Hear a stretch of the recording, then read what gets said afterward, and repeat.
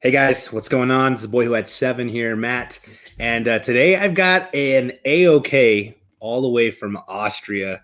Super excited to be able to open this finally. I've had it in my possession probably for like 2 weeks. But I just want to say thank you to everyone that showed up. We got a few people hanging out, watching. So, but right now, let me introduce you to the man that sent me the AOK. Most of you guys know him, but in case you don't, please sub him up. The description to his channel or the channel link is in the description below. There we go. And so let's welcome Varangian Vigilate. What up, dude? Hey. Welcome from the land of the forest cities and the explosive trees. I like it, man. I like it. How you been, man? I'm well, yeah. I had a hard time fighting through the forest to get to my flat, but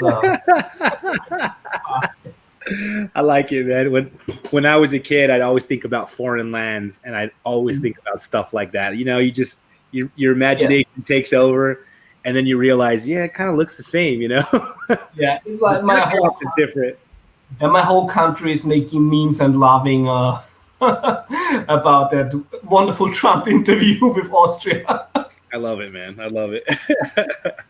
Man, I bet though it's totally different over there than it is here, in that I'm in a desert. Yeah. And I've got sand and tumbleweeds in every direction, some mountains off in the distance. But I bet there's a lot more green over there. Way more green, but also you have to see, I think Europe can totally fit just into Texas. Yeah, it can. So it's like our perspective for distance and everything is way different than the US. Like for us is when you have like a 2-hour drive or 2 hours, that's basically the other end of the country. Yeah.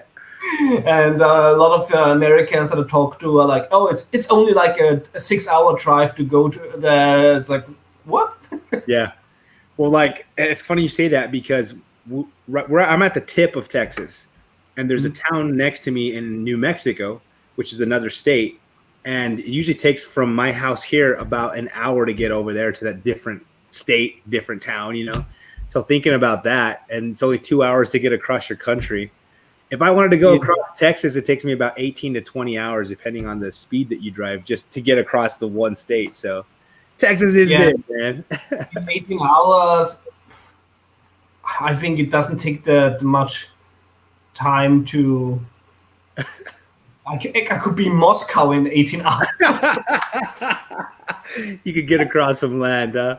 Yeah. That's awesome, man. Well, let's say what's up to everybody, because we got a couple people here watching. And man, before I jumped on, there were already a ton of people saying what's up and stuff. So first one that I see is Remy Q Studios. What's up, Remy? Thanks for stopping in. Ruben Guzman. What's up, Ruben? Cowabunga, man. That old comic smell. He's saying, I'm guessing Conan. I'm going to guess that there's not Conan, because I know you told me that this stuff is up my alley. Exactly. So I'm interested to see what's in there, man. But did you like my thumbnail that I used? Oh, perfect. I could barely tell the difference between me and Arnold. Right? That's what I was thinking, man. I kind of put it so it looked like you were taking a picture of Arnold. I don't know if you noticed that, man. But check it out. It was kind of cool. And then there you are, VV. So, guys, Varangian Vigilante right there. Sub him up if you guys are not subbed to him, please. Amazing friend all the way from Austria. And then let's see, if it's for Matt, then I'm guessing a 9.8. Yeah, you know what? If it's from the heart, it's always a 9.8. So let's see. Like old brittle pages on modern books. That's right. I'm down with it, as long as it's from the heart. I've weathered them myself. There we go. It's got to be white pages, though, bro. I'm just teasing, man. Steve Bradley popped in. I think I ran into Steve on Comic Book Canon last night. So thanks for coming by, Steve. Appreciate you, man. Sub each other up for sure. Magic Lasso, one of the greatest homies in the community. Yeah, fantastic. Always all over everywhere. Big old lover of Wonder Woman. Warlord's in the house. What's up, Warlord? Werewolf by Lunchtime, another one of our foreign friends. What's up, Werewolf? Good to have you in here. I'm the guy with the best name on YouTube. Oh, it's so cool, man. Werewolf by Lunchtime. I love it. And then we got Austin Lemmy. What's up, Austin? Good to see you, man. Always good to have you in the chat. Simply Incredible Podcast. How you feeling, brother? If I have it right, I know you had to go get some stuff done. Hope you're doing okay. Let us know, man. Bill, what's up, man? Let's see. Comic Mag Musings. House Till the End. Simply Incredible Podcast. I said, hey, DJ Sick Rick. What's up, DJ? Martha, hey, guys. Hope you're doing well. It's been a minute. Good to see you both. Carlito Classico. Every time I think of Carlito, I think about a real cool monster guy with a big old stogie in his mouth. And then let's see, Perry in the house. What's up, Perry? Hope you're doing good, my friend. Good to see you in here. And CFAP. What's up, CFAP? So, Varangian Vigilante messaged me, and he's like, Matt, I've got an AOK I want to send your way. So it came in the mail. Like I was telling you guys before, I've had it for a long time. We just moved. I'm in a new place. You can kind of tell by my background. I'm not in the same place as the old place. But, man, how long have I had this? 2 weeks? Yeah, we're around 2 weeks, I think, yeah. Yeah, right? Oh, man, I have an AOK from J Hood Creative. I think he drew me something, man. And J Hood's artist. Wow. Yeah, I know. So I'm freaking out about that one. And then Bonafide Comics, he sent me a slab, a 9/8 slab. So I got to open that still. And then who else is sent? Tony Fett is sending me something. So we're going to be doing some AOKs in the next couple of weeks. But it's I've come in and jumped out. But last night was kind of like my welcome back. I think I had 3 shows. It's up in October, so you're having a lot of things to unpack. Oh, yeah, man. Still doing that. But on Monday, we're going to be back to Comic Gories. I'm looking so forward to it. Comic Gories is the most awesome show on YouTube. Thank you. The weird thing is, because I was like, how long do I know you? And then I was like, oh, I remember the first time I've watched your channel was in October last year for the Halloween of Comic Gories. Yeah. Yeah, because, I was, I think, 1 month or like a few weeks ago on Rod's show, and then Sharon from Life with Two YouTubers messaged me on Instagram and said, you gotta watch Comic Gories. You gotta start to watch Comic Gories. Yeah, and so I watched Comic Gories and was like, oh wow, this is amazing. I absolutely love it, and I've been a fan ever since, and I'm staying up until 4 or 5 a.m. just to watch Comic Gories live. Man, I have such a blast. And hey, what's up, Unruly Simeon? I didn't say hi to you, but I see you in there. Thanks for stopping by, brother. I love that show so much. The way that the community comes together and just hangs out on that show is so good, man. And then the show itself is fun. Like when you're a contestant, you're freaking out, you're sweating, you're shaking, you know. I mean, it's crazy to be a contestant. And then when you are actually just sitting back and watching like John and I do all the time, and we watch everybody scrambling, it's just so much fun. So thanks, man. I appreciate that. It's kind of cool to think that you popped in at the Halloween special, and that's how you found my channel, man. I mean, I just love thinking about that. Oh, okay. Let's see who else popped in. So Simply Incredible Podcast says, looks like everything's okay with him. That's good, man. It's just not sure why his arm hurts. So sending prayers your way, brother. Get better. Bonafide is awesome. I love that guy. I love him. And so speaking of Comic Gories, I know I had messaged you and a couple other the guys and gals outside of the States, and we were going to do an international special. So we're still going to do that. So stay tuned, and we'll do it on a Saturday morning so that you guys aren't all up so late or so early. But we'll do it soon, man. On Monday, we're going to do like a exhibition special. Since it's been so long, we're going to try to get all the champions together, and then I'm going to be reaching out to people that haven't even won a round, and then we're going to get those people together. So we'll be doing a bunch of exhibitions to have fun for the rest of the year, and then we'll get the regular show kind of thrown in there. So we definitely in the next 3 weeks want to do the international special. So keep your Saturdays open, man. Exhibitions can get tough, as you have seen in Rocky IV. Yeah, that's right. Oh, man, I love that movie. I can't wait for the new cut. I didn't know about it. Stallone is bringing out a new cut of Rocky IV with new scenes and without the robot. No way. Yeah, really, it's gonna. I think it Holly. will come out next month or something. I didn't know about this, man. You gotta Google it later. It's Okay, I will. looking forward to because I absolutely love this movie. Yeah, dude, that's my favorite Rocky movie. I mean, I used to. My uncle had them all on VHS tape when I was a kid, and I'd always borrow them from him. And I'd watch, 1, 2, 3, and 5 because that's all that was out. And I'd dabble with those every once in a while, but I'd put on 4 all the time, man. Like, oh, I just love that movie, man. So good. So, Matt, do a Halloween comic goers. Yeah, we're gonna try to do a Halloween special again this year. So that'll be probably about a month and a week from now. It'll be a lot of fun. We'll be doing that. Carlito says, "Funny you say that, Matt. Tonight I'm planning on finally enjoying my first stogie." Oh, sweet, man. You're in your new place, getting ready to hang out and chill. That's good, Carlito, man. I'm happy for you, brother. Perfect. So cool. What are some of your favorite American films, man? Because I know you have a very eclectic, like of movies. But what are some of your favorite American?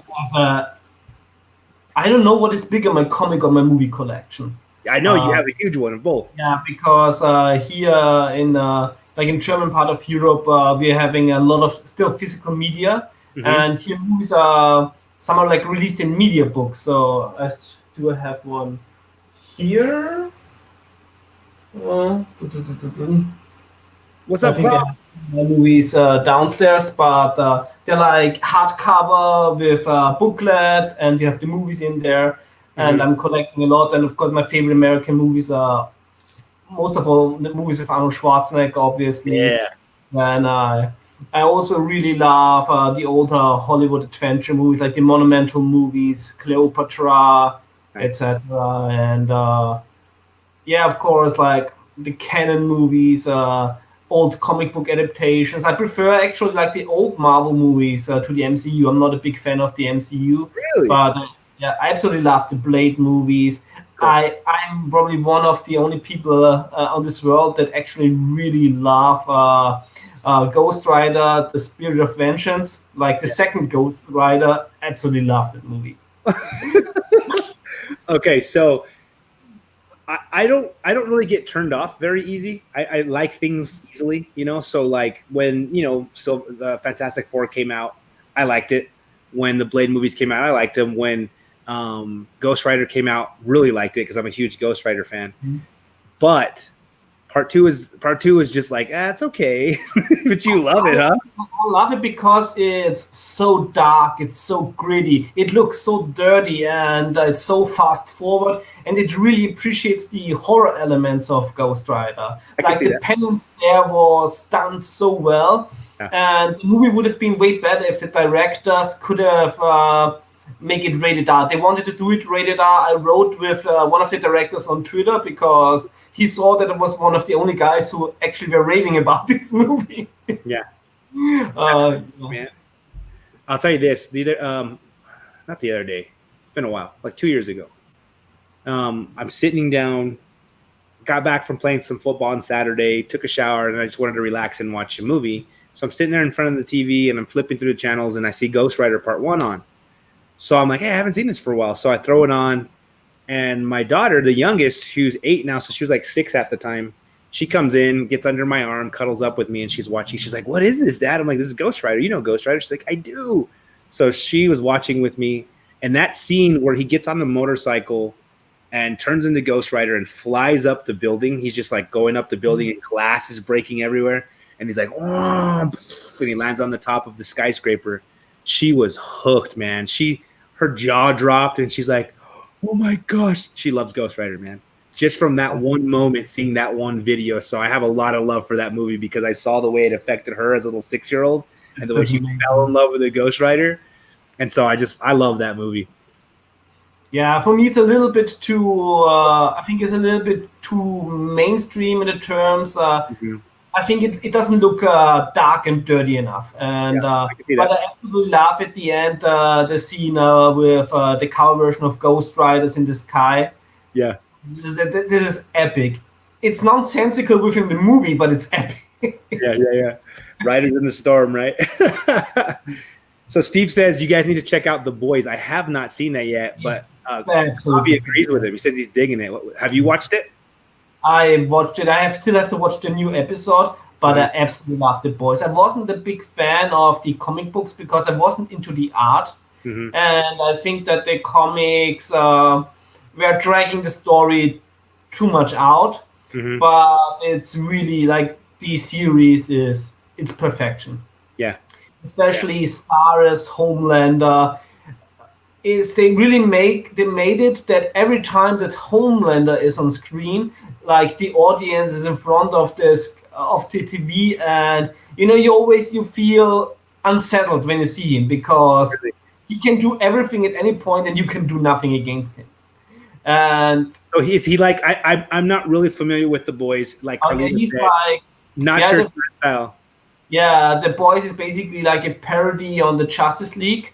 Okay. Like one of the Justice League would be corporate and basically like an evil version of the Justice League. And is he the guy that has like the American he stars on? So he's like the bad Superman. He's he's pretty bad, but of course, like through his eyes himself, he sees himself as very just and everything. Okay. But of course, like his actions are very like he's a sociopath. Okay. So let me see if I get this. So he's not really evil? I mean, I think the normal, regular human being would describe him as evil. Okay. But I think that his characters has many layers. Okay. So, and he himself wouldn't describe him as evil, and this makes him a fantastic villain because he does everything he does because he thinks he's doing good. That's crazy. Like through his eyes, and this is fantastic. But he has no filter, and he doesn't like calm his powers down, or does he just like rip people apart, or what does he do? Yes, like he has. He's the end justifies the means guy. Okay. So almost Werewolf says he is evil, almost like Punisher, where he's willing to do what he's got to do. No, Punisher. I personally see Punisher as a good guy.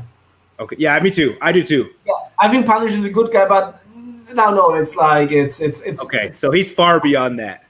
No, he's far beyond that. I think he's more like Black Adam. Okay. Black Adam is a great movie. I love Black Adam, man. Great character. Yeah. That DC animated film, Shazam Superman. Oh my gosh. That's my second favorite DC film behind Under the Red Hood. But that's cool. This sounds good, man. The Boys, that sounds interesting. Yeah. My three favorite, I think, DC movies like animated are like Under the Red Hood, Mask of the Phantasm, and Batman Beyond: Return of the Joker. Okay, cool. I love Justice League War. It's also so good. That was so good, man. I love the New 52 adaptation, like the whole run, like with the end of Justice League Dark, the final one, Apocalypse, and the ending is it rhymes so well. I love how Batman beats Darkseid, man. Like, Batman's just the best.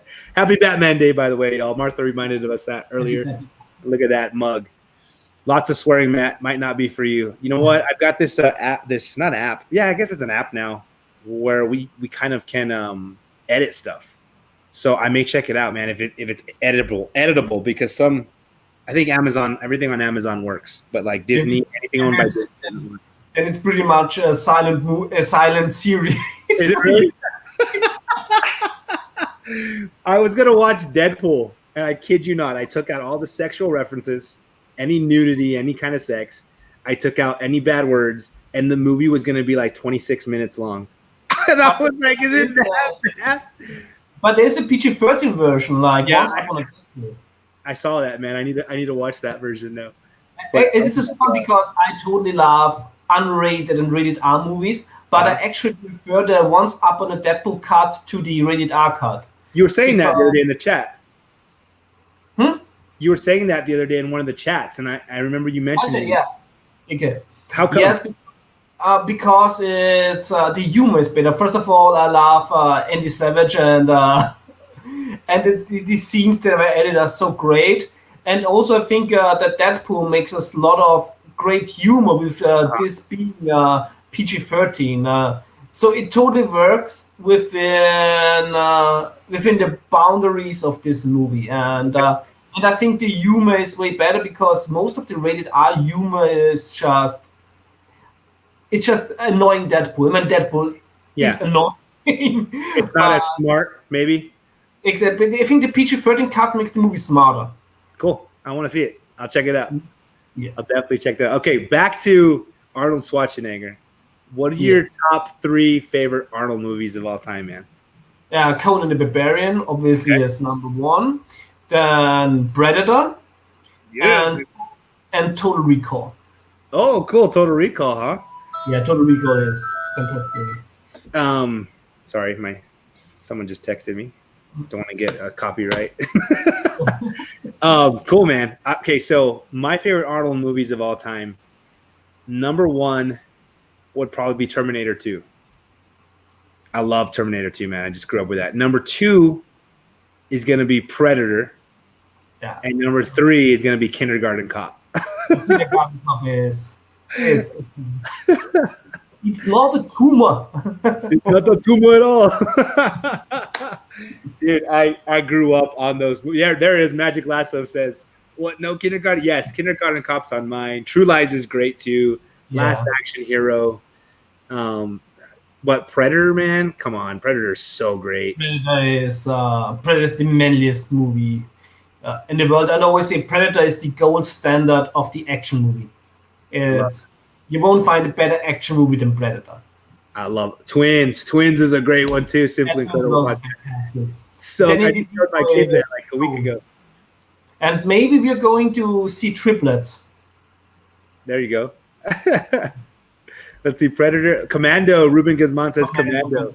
Again, man. Predator, T2, Kindergarten Cop. So we're real close, Carlito. You and I, man. And that's when I always see everything that John says is invalid because he didn't add Commando in his top 5 action movie list. That's true. He didn't have it in there, huh? And it's a big mistake. Terminator 2 is the best, man. I mean, the whole liquid metal thing. I prefer the first one. Do you like the first one better? I absolutely love the first one. The second one is too funny for me. Really? See, go ahead. And I absolutely can't stand Edward Furlong. Really? I prefer Dark Fate to Terminator 2. I know a lot of people are giving me flack for this, but...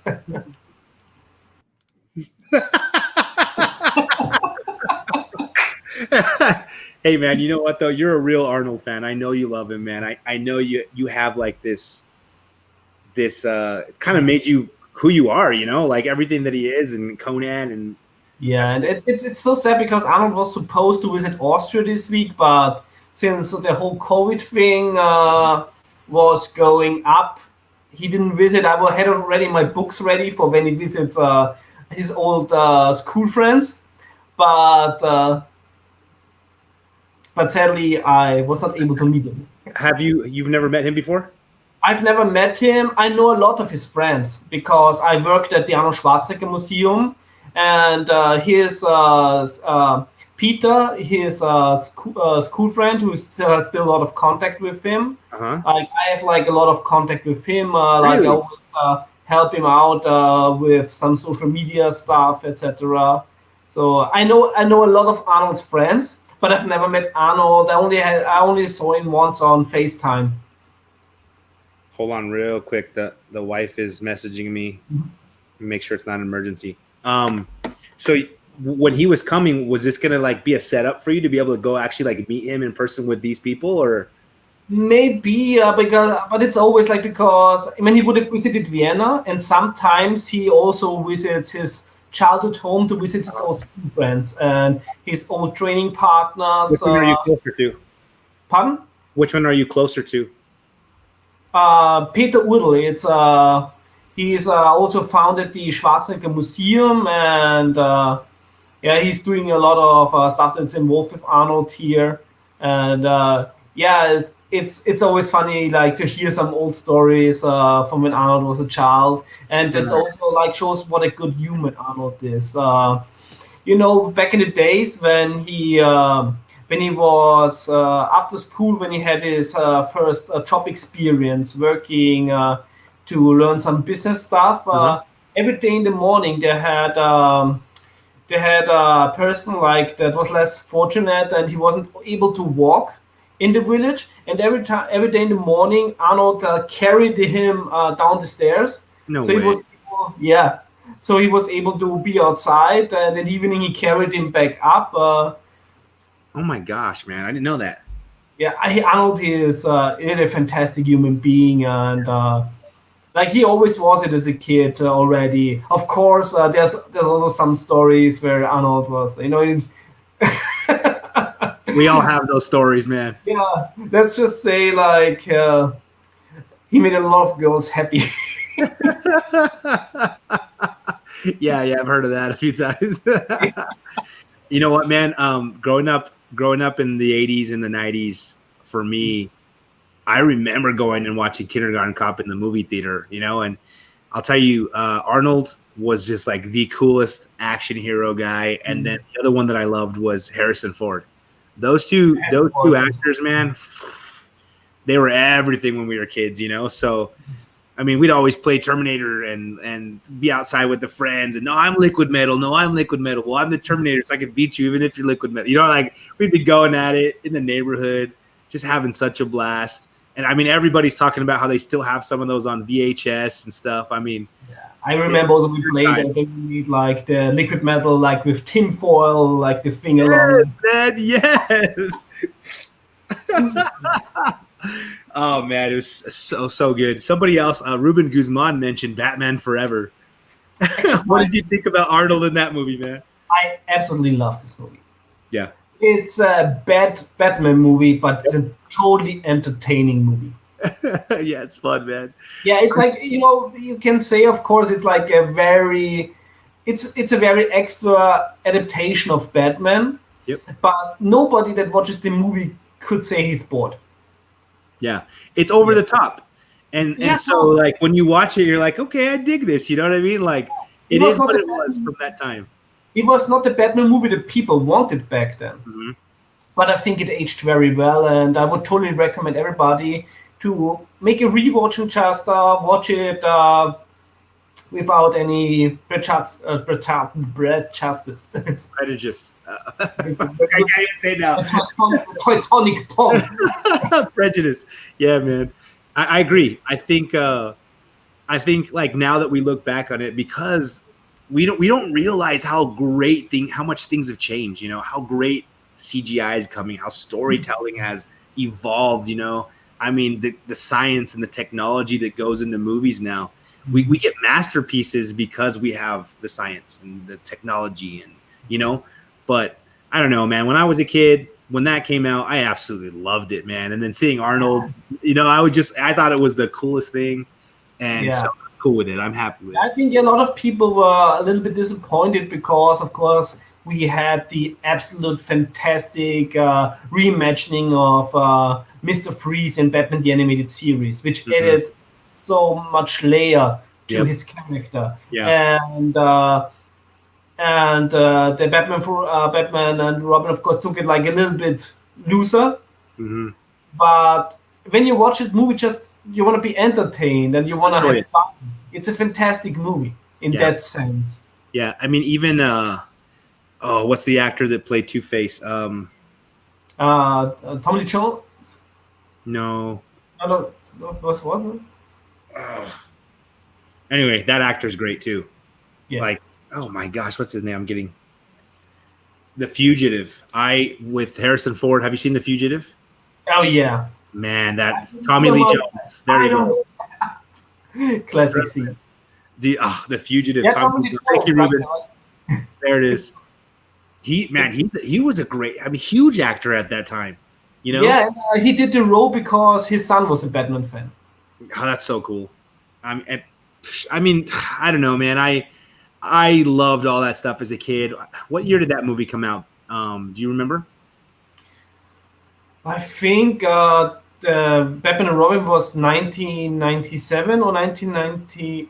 but I think 1997, and the other one must have been like 2-3 years before that. Yeah, I think in 95, maybe. But I think a lot of people, ignores some of the stuff that is fantastic in these movies, like the way Schumacher is using colors. When you have like this gang in Gotham with all the neon colors. Yep. I think this is mesmerizing. This is like so well done in terms of usage of color, so vibrant.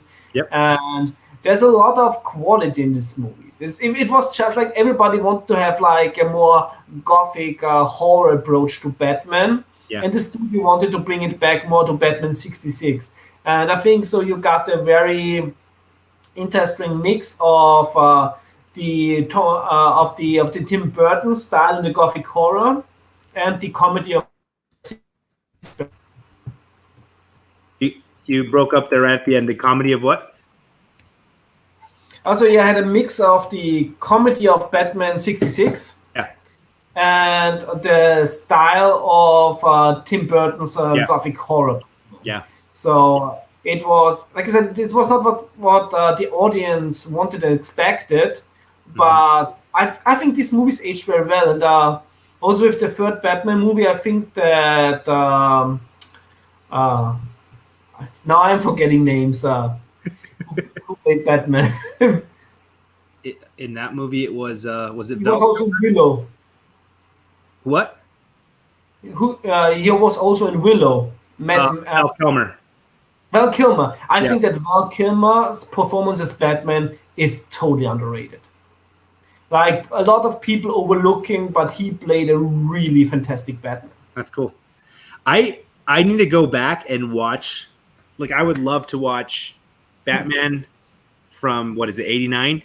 And then Batman Returns, then these other two films, then the Nolan movies, and then see what Ben Affleck did, and then, like, be able to see it all at the same time, take it all in, and then come up with who I think did the best, It's like there's no wrong choice because, of course, it's very subjective. Yeah. Like, personally, I'm not a fan of the Nolan movies because I don't like realism in Batman. I like the fantastic approach, and I think the Nolan movies had a way too down-to-earth approach to Batman, which is, of course, totally valid because every movie is a part of the multiverse, and so it's good that they're all different because they're playing in different universes. It's true. And it's totally fair to have like a down-to-earth Batman, and not every movie should please everybody, and it's totally fine to dislike or like a movie. It's just like, don't ruin it for anybody else. Yeah, I agree with that. I'll be honest. Everyone might kill me in the chat. I don't know how you feel about this, but my favorite Batman so far has been Ben Affleck. I think Ben Affleck was I think Ben Affleck was so far the best Bruce Wayne. Carlito says, VP, you're asking to get blocked right now. Man, I loved Ben Affleck. Like, when I first heard that he was going to play Batman, I was like, no, what is happening right now? I was not on board with it. And then he came out, and I think he did a fantastic job. I really do. A fantastic job. And I also must say, I like Batman v Superman. Yes, it's an incoherent mess. Yeah. But it has a beautiful visual storytelling. Yeah. Oh, man. When Wonder Woman lands and then her music comes on in the back, you know what I mean? Like, and all the wind. That whoever did the title song of Wonder Woman created the perfect theme for a character. Yeah, man. Like, there's a lot of fantastic themes in superhero movies, but and ask for who it is, I think most people would automatically guess this is Wonder Woman because this movie totally nails the character. Mm-hmm. Yeah, I agree, man. My favorite. I mentioned this. What were you saying? Like Carlito said, the Ultimate Cut is amazing. I think that the Ultimate Cut, despite being longer, feels shorter because it's more well-rounded than the Cinematic Cut. I haven't seen that, Carlito. I need to check that out, man. One of my favorite things to do, and I kind of mentioned this earlier, is when I'm introducing fantasy to my kids, to be able to relive it and see it in their eyes as they're living it for the first time is one of the coolest things ever, man. Yeah. And when we went and saw Wonder Woman, and we both experienced that for the first time, I remember the scene where she drops down and you get the music, and I'm like goosebumps everywhere. And I'm like, oh my gosh. And then the next thing I think is, look at your daughters. I got my 3 daughters in the theater. So I look down at them and they're just like mesmerized. Like, that's me on a screen. I'm a woman and I can do that. Like, oh my gosh, Wonder Woman, she killed it in those movies. The whole Martha thing, which, not Martha that's here, but the whole Martha. Like, that was so corny, man. I was like, you know what the sad thing is?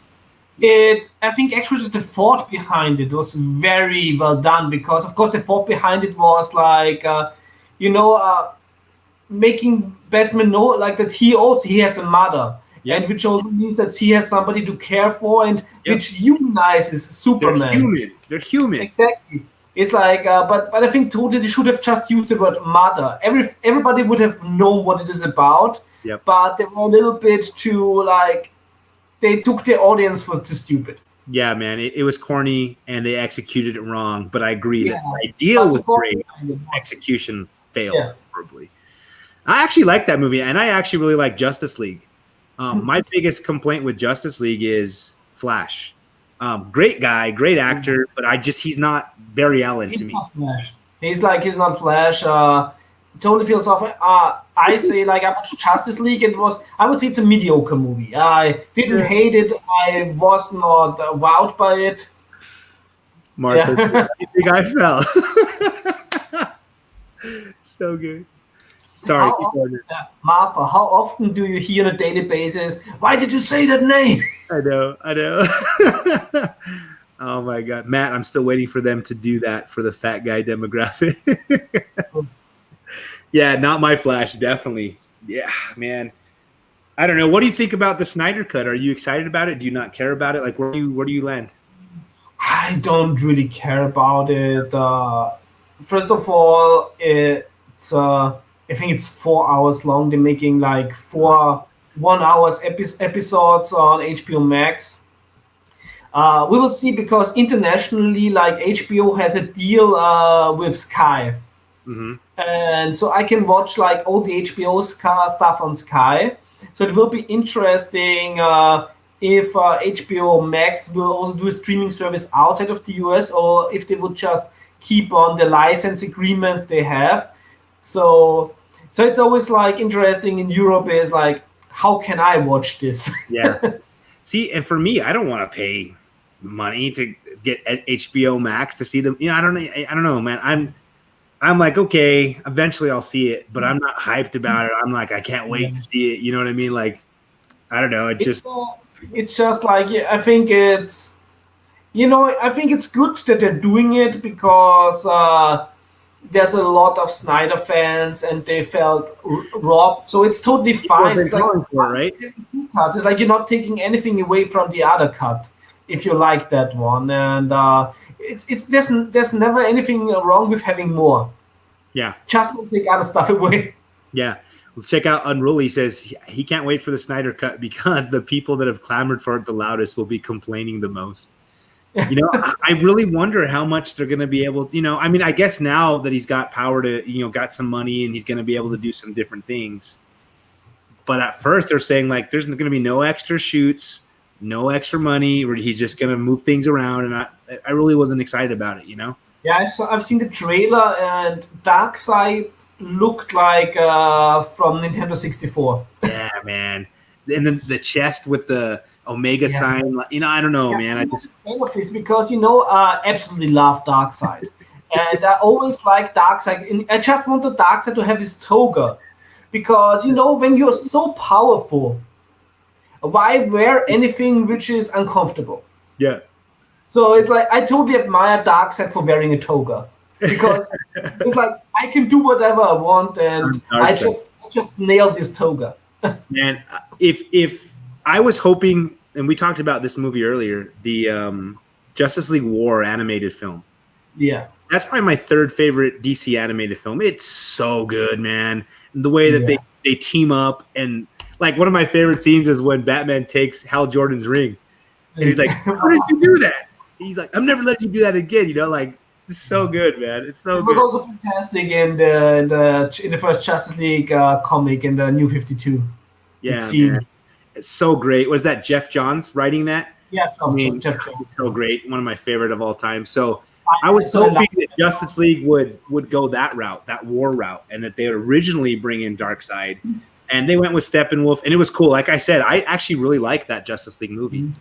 So I mean, I hope the Snyder Cut turns out, to be something that makes me like people are like, hey, it's great, go see it. I hope so, because like you said, the more the better. I'm okay with that, Exactly, yeah.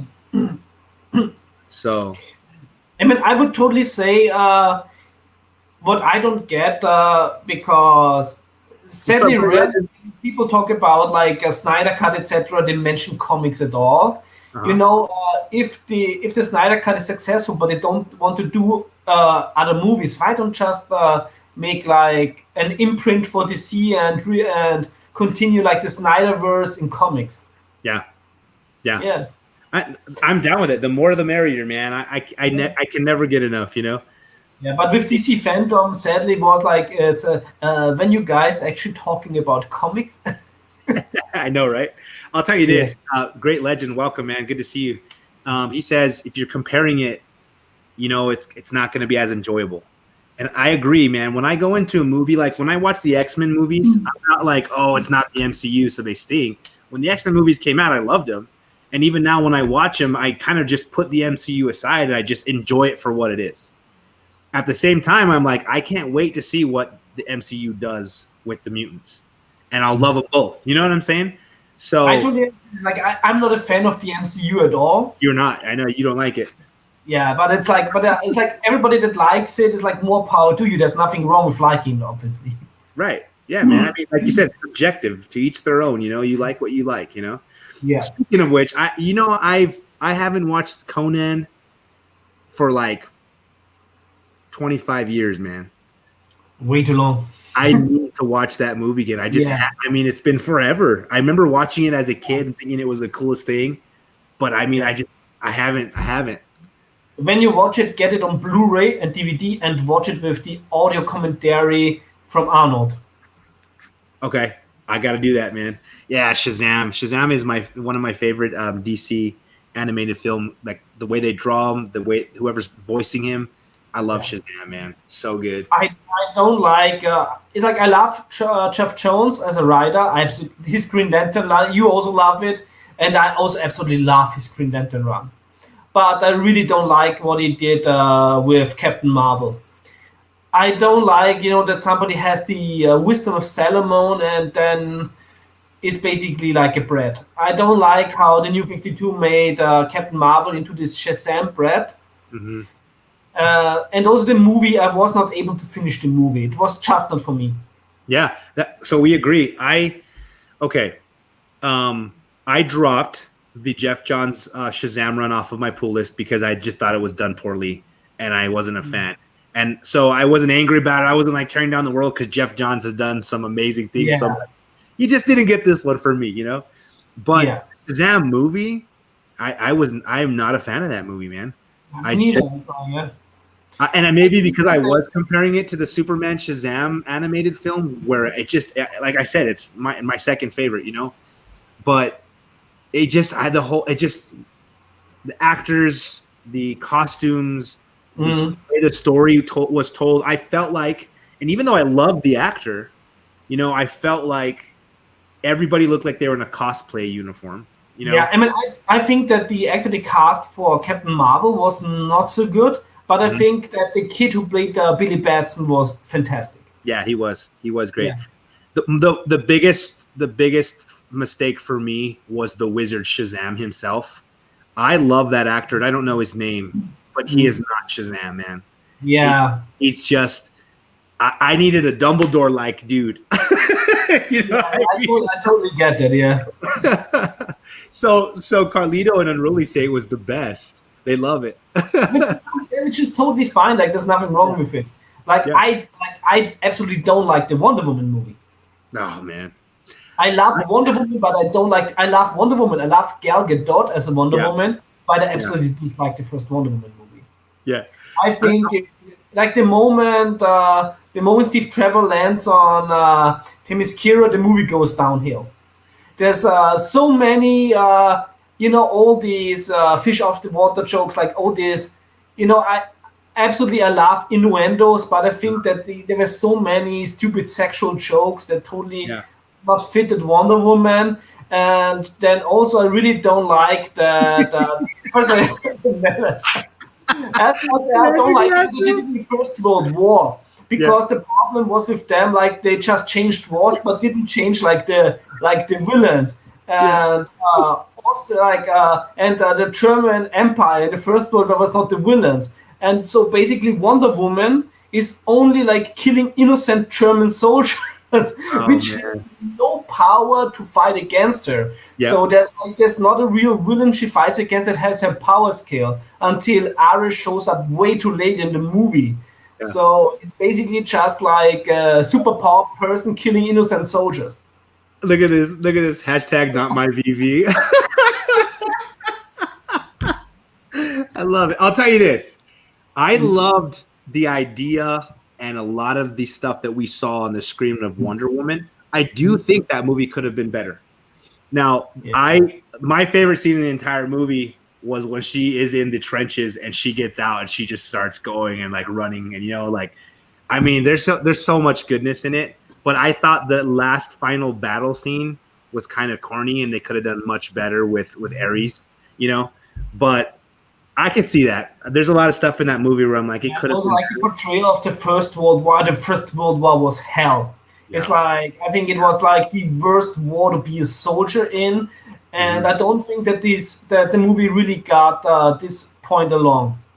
Yeah. And I think also that in Europe we have a different connection to the First World War.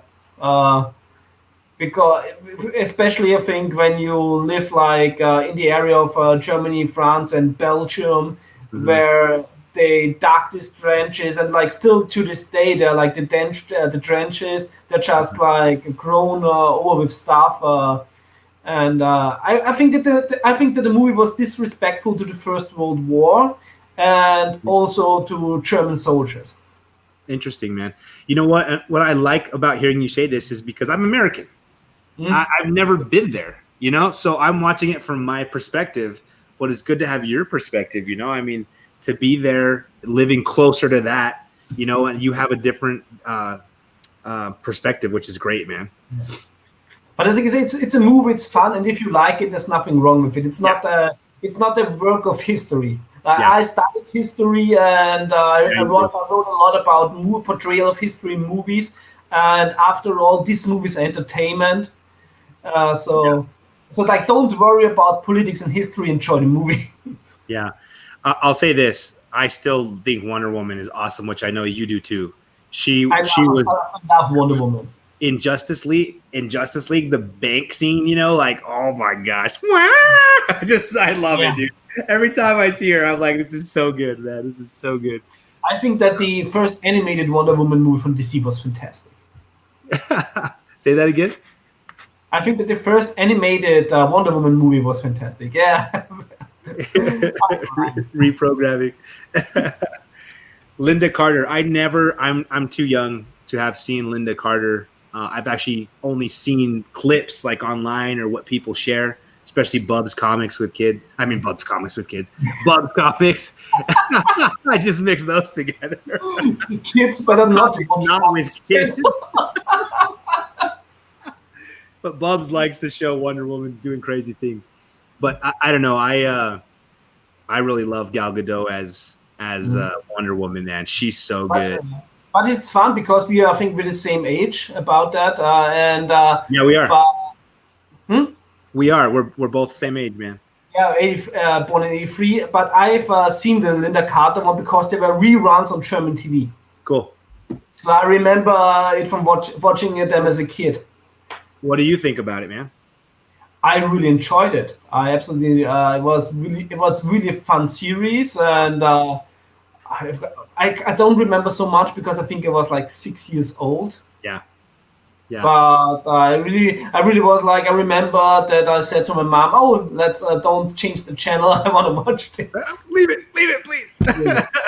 Who was your first comic book crush, man? My first comic book crush. You remember being young and being like, "Dang." First comic book crush. It's a good question. Oh, I could tell you mine easy. X-Men animated series Rogue. Because Man. I think for me it was for. I mean, it's weird, but I think it was like must have been Acri, like in the Transformers comics. It's Really? like the pink Transformer, like in the from the Transformers movie. That's interesting, bro. Oh my gosh, that's great, man. So let's see. Steve Bradley says, "I was a kid when I watched Wonder Woman. That's awesome." Batgirl on the TV series. That's Unruly's first crush. Let's see here. Carlito Magic Lasso says, "Fuchsia. I'm old enough. I watched Linda when it wasn't reruns. She was awesome, man. That's cool, Azkaban. I there's a lot of DC stuff that I missed because when I was a kid, I was all Marvel and Batman. But everything else, I dabbled. I saw it here and there. I read a few comic books, but I just wasn't heavily influenced by it. So I didn't watch the original Superman movies. I've never seen them to this day, you know? And I remember I was going to get ready to watch the first Superman movies and share it with YouTube. And then Perry started doing his movie watching, and I didn't want to look like I was like jumping on his coattail. Yeah. So I just stopped that idea. I still haven't watched it yet, so I need to watch those. I need to watch the Linda Carter. I think you will totally love the Christopher Reeve Superman movie. Yeah, I do too, man. The older I get, the more I read Superman, the more I fall in love with him. And I used to talk smack about Superman, okay? Yeah. I was a anime kid. I was like Dragon Ball Z all the way. Goku would kick his butt.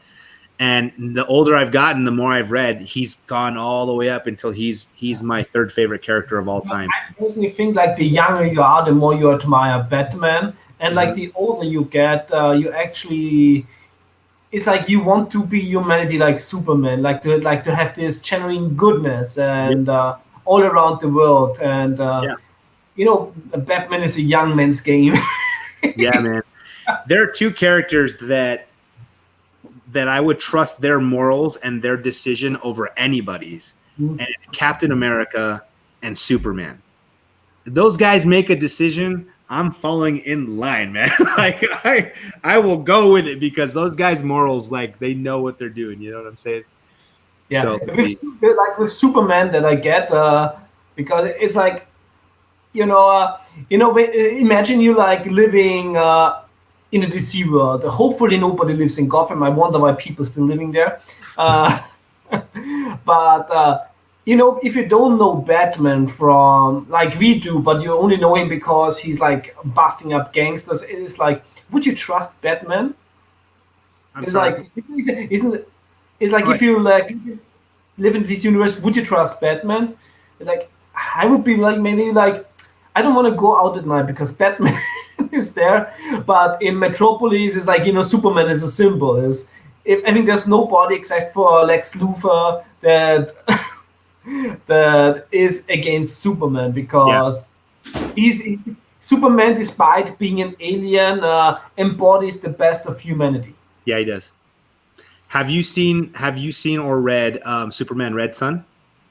I absolutely love the comic. Yeah, the comic. I'm not a fan of the animated adaptation because it dumped many things down. Yep. The soundtrack was amazing. I really didn't like also that they spoke with a Russian accent because many of the awesome talent they got as voice actors were not able to bring in like their value. Huh? But they dumped it so much down that I think it was, it's like the comic is fantastic. The comic's phenomenal, man. The story, the animated movie was off. After watching it, I was like a little disappointed. I told my kids because I showed my kids the movie, And then I'm like, that wasn't bad, but we need to go read the comic because it's much better. Mm. Yeah, the comic is like really fantastic, and I also really like the Multiversity, of course, from Grant Morrison with Earth 10, with Überman, which is very interesting. Yep, so good, man. Yeah. Let's see what Carlos says. I'm picking up what you're putting down, guys. I thought different about this recently, especially considering I was so excited when they killed Superman in the 90s. You know what, man? Death of Superman is what got me into collecting comics, but it was much later. I love Infinity Gauntlet, my favorite story from when I was a kid, and it's still my favorite story now. But my favorite story of the time. Is it really too? Yeah. Yeah, baby. But after watching Man of Steel, which is a movie I actually love, I love it. What do you think about Man of Steel? I think it's a little. I don't like the color palette. Mm-hmm. I think it's way too gray, but it fits within Snyder's vision. Yeah. I think the movie was a little bit too much railroading. I always get the intent that Snyder wanted to do, but I think sometimes, especially when he comes up with his own story, it's a little bit too on the nose. Like with Kevin Costner, when he with his death in the movie, I think it was a little bit too much on the nose. I get what he wanted to be, what was the meaning behind it. But I'm not a big fan of it. But I don't hate it. I'm not a fan of it. It's just like an interpretation of Superman that I can understand. But that was not the Superman movie that I wanted to watch. Yeah. See, for me, I went in there, and when I go see a movie, I'll put away all of my thinking brain and like to rip it apart. And I usually just enjoy it at the surface level and just let that mess with my emotions. And I'm very emotional. I usually wear my emotions on my sleeve, so things affect me very easily, right? Which is very great movies. Yeah, man. And I'll tell you this, I didn't really like Superman up to that point. I think this 2013 or 14. So I went in there and I was like, okay, I'm starting to read a little bit more of Superman again. I'm starting to dabble. Let's check this out. And I fell in love with it, man.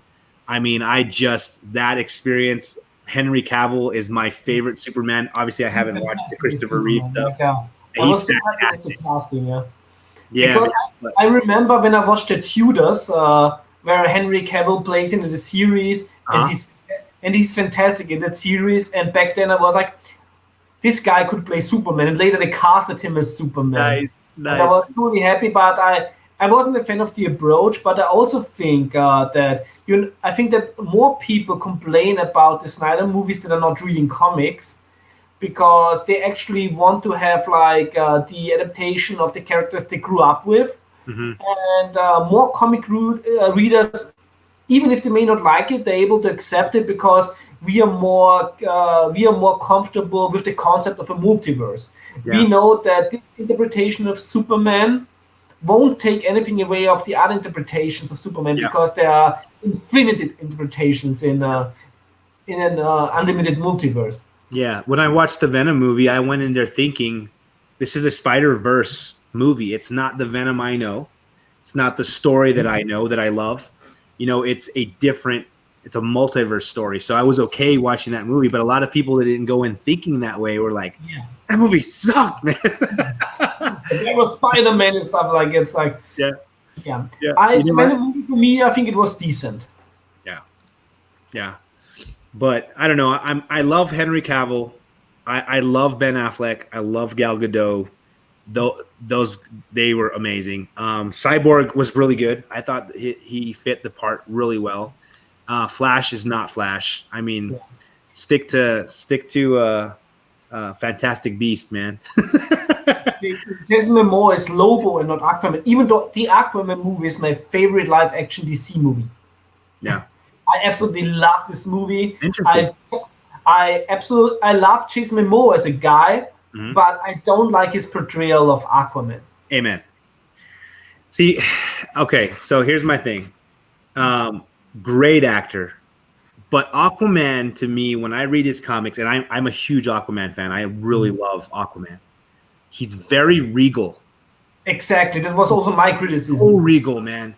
And Patrick Wilson, Aquaman than Jason Momoa in that movie. Yeah, my man.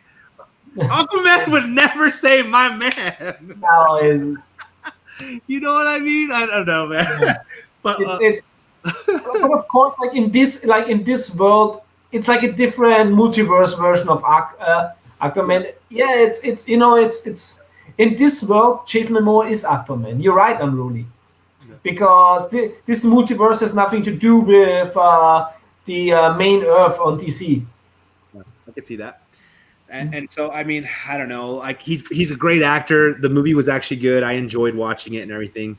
And the actor who played Black Manta is one of my favorite DC villains, and Black Manta was so fantastic in this movie. Yeah. And also Patrick Wilson as Ocean Master. Patrick Wilson, I love him in Watchmen. Watchmen is my favorite comic book movie of all time. Really? Yeah, absolutely love this movie. And yeah, it was so well cast around. Like, just I wasn't that happy with the Jason Momoa casting, but yeah. We got a lot of great comments. So Unruly, of course, Momoa is Aquaman, so he's a fan of it. DJ Sickrick says DC was going for an MCU Thor. I can see that. That. And you know what? A lot of people love him. A lot of people get the grittiness and the long hair, my man. I love that the Aquaman movie it's a fantastic movie on such a big scale. You have epic fights in it. You have a lot of lore storytelling. You have adventure style. I absolutely love that they went to places in Sicily, especially because I was in Sicily for 2 weeks from a university, and I absolutely love this area. And I fell in love with it, and seeing it again and being portrayed in the movie. Mm-hmm. Fantastic. Cool, man. So you feel it because you've been there, you know. Geeky GMT said he's never read any Aquaman. Dude, check out the Rebirth. I'm gonna be honest with you. Or just get the omnibus, the Geoff Jones omnibus. Geoff Johns. Yep. It was a fantastic guy, yeah. And I really did want to see a blonde-haired, blue-eyed, regal. I really did, man. I also wanted to see that. I just wanted to see him the way I picture him in the comics, man. I mean, even if they got a blonde guy that was like, going for the gruff like they did in the 90s when he loses his hand and stuff, I'm cool with it. But I really wanted the short hair, blue-eyed, blonde. Yeah.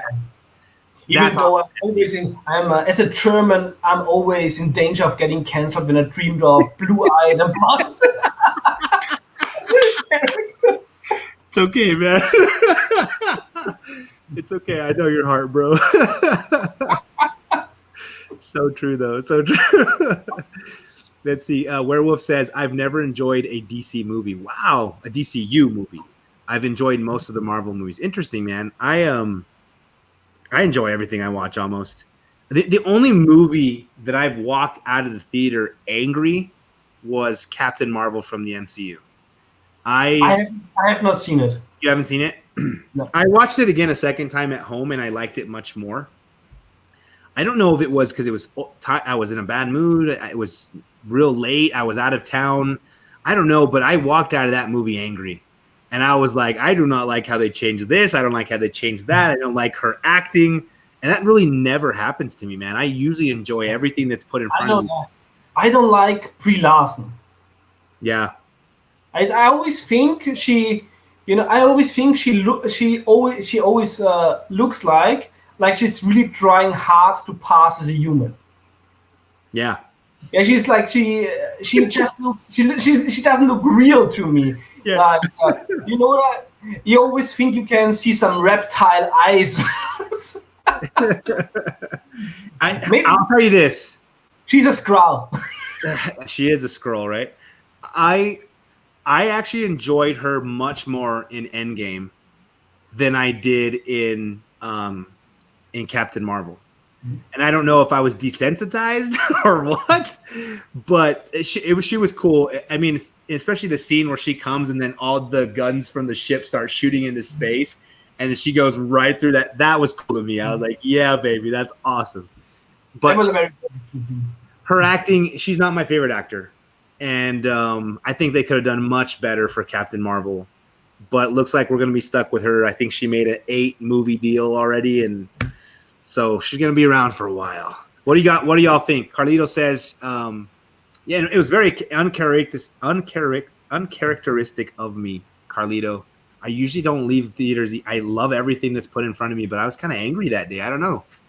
But he says Iron Man 3 for him. I hated the bait and switch. I did not like that in Iron Man 3. Yeah, that was totally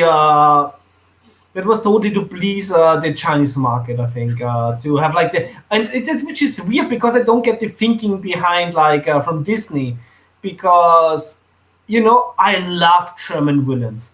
And the more evil they portray them, the more entertaining. So I'm not getting offended by this. Yeah, and you're cool with Red Skull. I don't think that anybody in China would get offended by the Mandarin. Yeah, same here. Yeah. There's touchy people everywhere, right? But I think as a whole, we get it. It's fantasy. It's fiction, Offense is taken and not given. Yeah. Yep. Let's see. Magic Lasso says, when I think I don't like the Captain Marvel movie, I remember I watched the last Fantastic Four movie and the Catwoman movie, and it all seems better. I have not seen the Catwoman movie with Halle Berry to this day. Never watched that. I wasn't ever seen it. Fantastic Four. I've watched both of those, and there are some parts in those movies that I actually really enjoy. But overall, I like the early ones, but I haven't watched the recent one. By Trench, I haven't watched that one. What they did to Galactus was the biggest travesty. Yes. And, he's not a cloud. I'm sorry. I like in the part. I really enjoy. I think they really got the family aspect right in the first with Jessica Alba and Chris Evans. Like the family part, they totally nailed. I think in the first two movies, but like you said, the Galactus part, because you really wanted to see this Kirby goodness. Yeah, man. If you're gonna do Galactus, you better do Galactus. You know what I'm saying?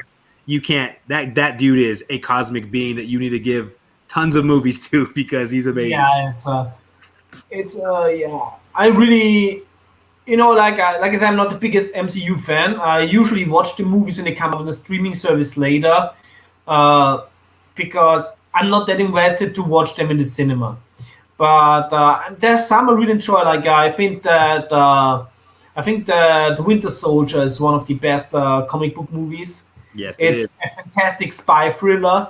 Yes, the first Iron Man is fantastic, but it was also before Disney went in. The first Iron Man movie is amazing. Mm-hmm.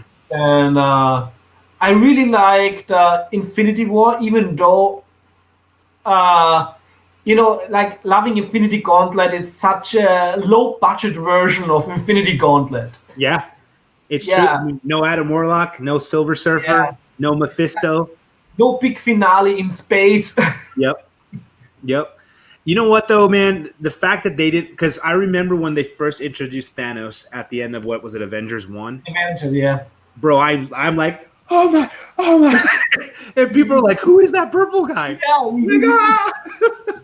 But it's like, they're going this route? Yeah, man. I mean, I knew at that point they didn't have Silver Surfer. They didn't have Adam Warlock rights. They didn't have Mephisto. So... I knew we weren't going to get what I dreamed it could be from the comics.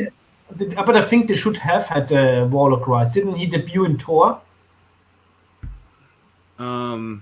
Yeah, but I think there's a difference between having the rights of Adam Warlock and him. And all she said was, I think we'll call him Adam. So they hinted to it, but I think because James Gunn, I think if I read this correctly, James Gunn had said he wanted to bring him into the third movie because they'd finally have the rights. Okay, yeah, I know this rights thing is very complicated sometimes. It's like the same with Sony and Spider-Man. Yeah. I think because I think Sony has also the rights of every new Spider-Man character that's created. So it's a complicated thing with these things. So yeah, man. But I don't know. So you didn't like Endgame? I already have mentioned that on my top when I talked the top 10 comic book movies with Sean on my channel. I really like. I think I gave it like 5 out of 10. Oh man! Because I'm gonna have to kick you from the stream again, dude. But I don't have a problem. It was not like the the faulty sci-fi aspect, because I can totally deal with that. But that movie made no sense in the world it is in. And the Avengers were, in my opinion, the villains in this movie. Because basically a lot of the universe moved on. And the Avengers acted on their own without asking any authority on Earth whether or not they should do it in the first place. And what is with all the other planets? Maybe so many planets in the universe moved even more. And nobody asked them if the Avengers should do that. So they totally acted on their own accord and figured out like 5 years, and also 5 years passed. Yeah. Okay, what happens within 5 years with 50% less population? Yeah. All the production of food, etc., goes down for 50%. When you introduce 50% more 5 years later, you will have wars for food on the earth immediately, because we can't feed the people. So are you saying you agree with Thanos? I totally agree with Thanos. I don't, bro. I like your take, though. I've never heard. I didn't watch your other video. I should have, but I've never heard anyone take this perspective, man. That's interesting, bro. Oh my goodness! The Avengers basically made the world long for war, because you can't feed all the people, because you don't have the production. You only have production for 50% of world population anymore. That's crazy, man. And this is only the big scale. Then think about in the little scale, with people remarrying and suddenly the old husband or wife comes back. Like, this creates like PTSD for so many people. I never thought of that, bro. You're like moved on, you've gotten over it, you get remarried, and all of a sudden your old husband pops up again. Yeah. That's crazy, man. I didn't think of that. That's crazy. Great perspective, man. But I'll tell you what, that is my favorite comic book movie of all time, man. And I think it's because, like I said, there's nothing wrong with it.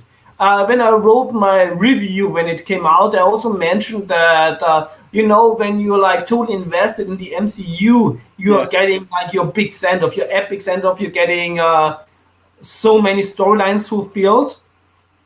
But in terms of seeing this movie for its own, it's very much flawed, and it doesn't respect the rules the world itself set up. That's interesting.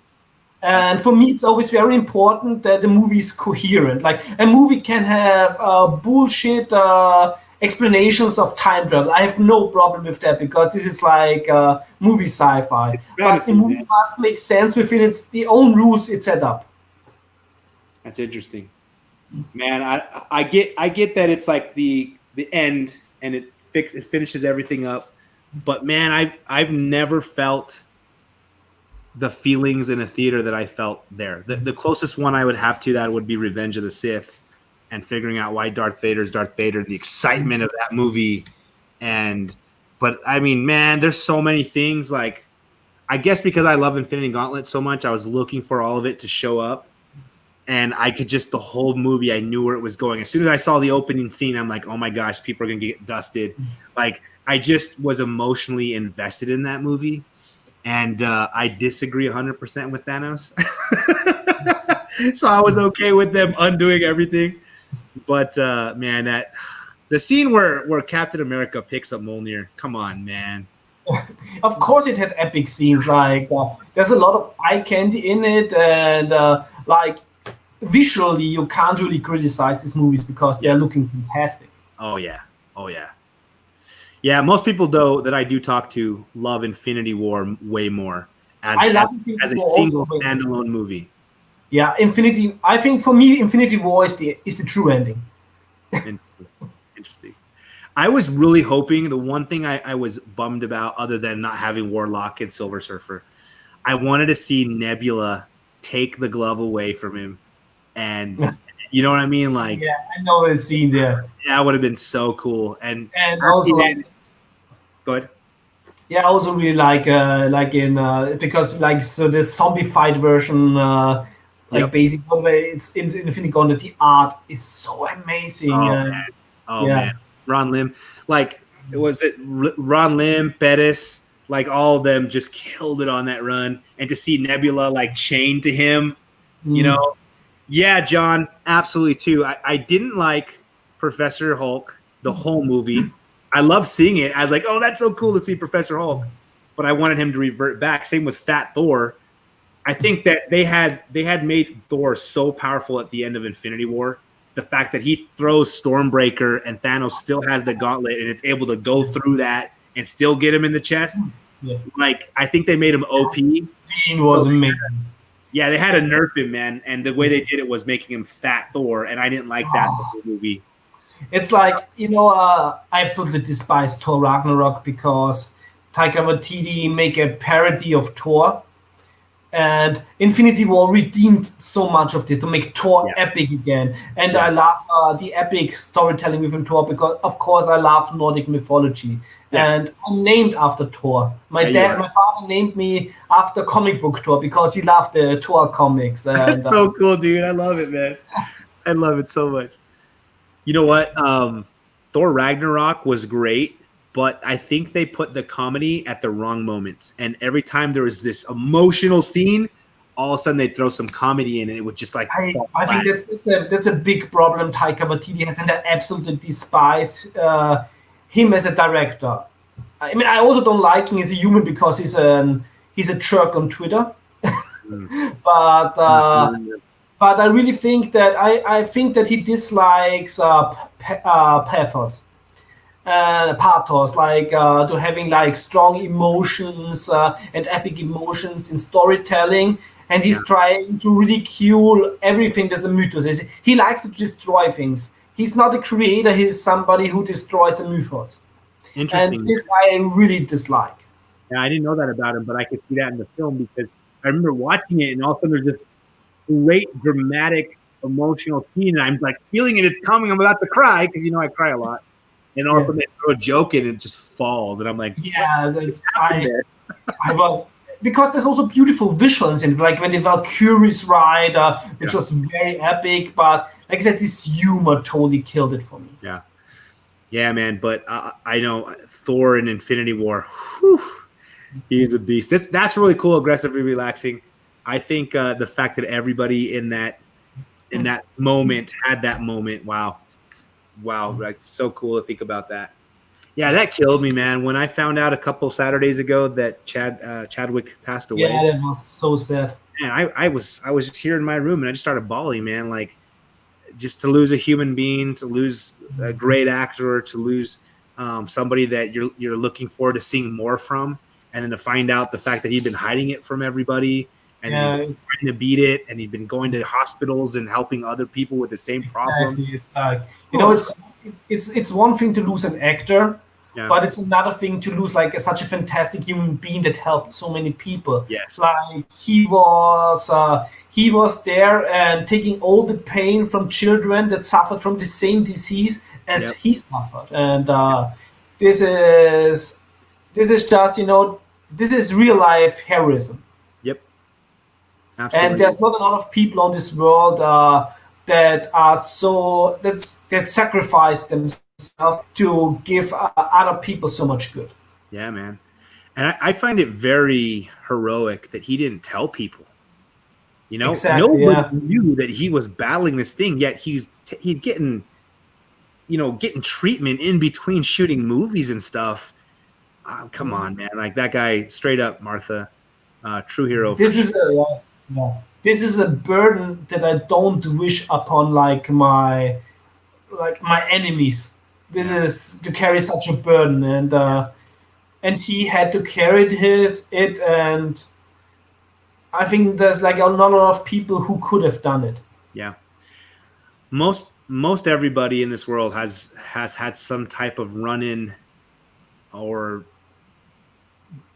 cancer has affected them in some way, a friend, a relative, themselves, and when my brother-in-law passed away from cancer, he was healthy as a whip in October, and then he started getting sick, and then he passed away by February, and it just consumed him, man.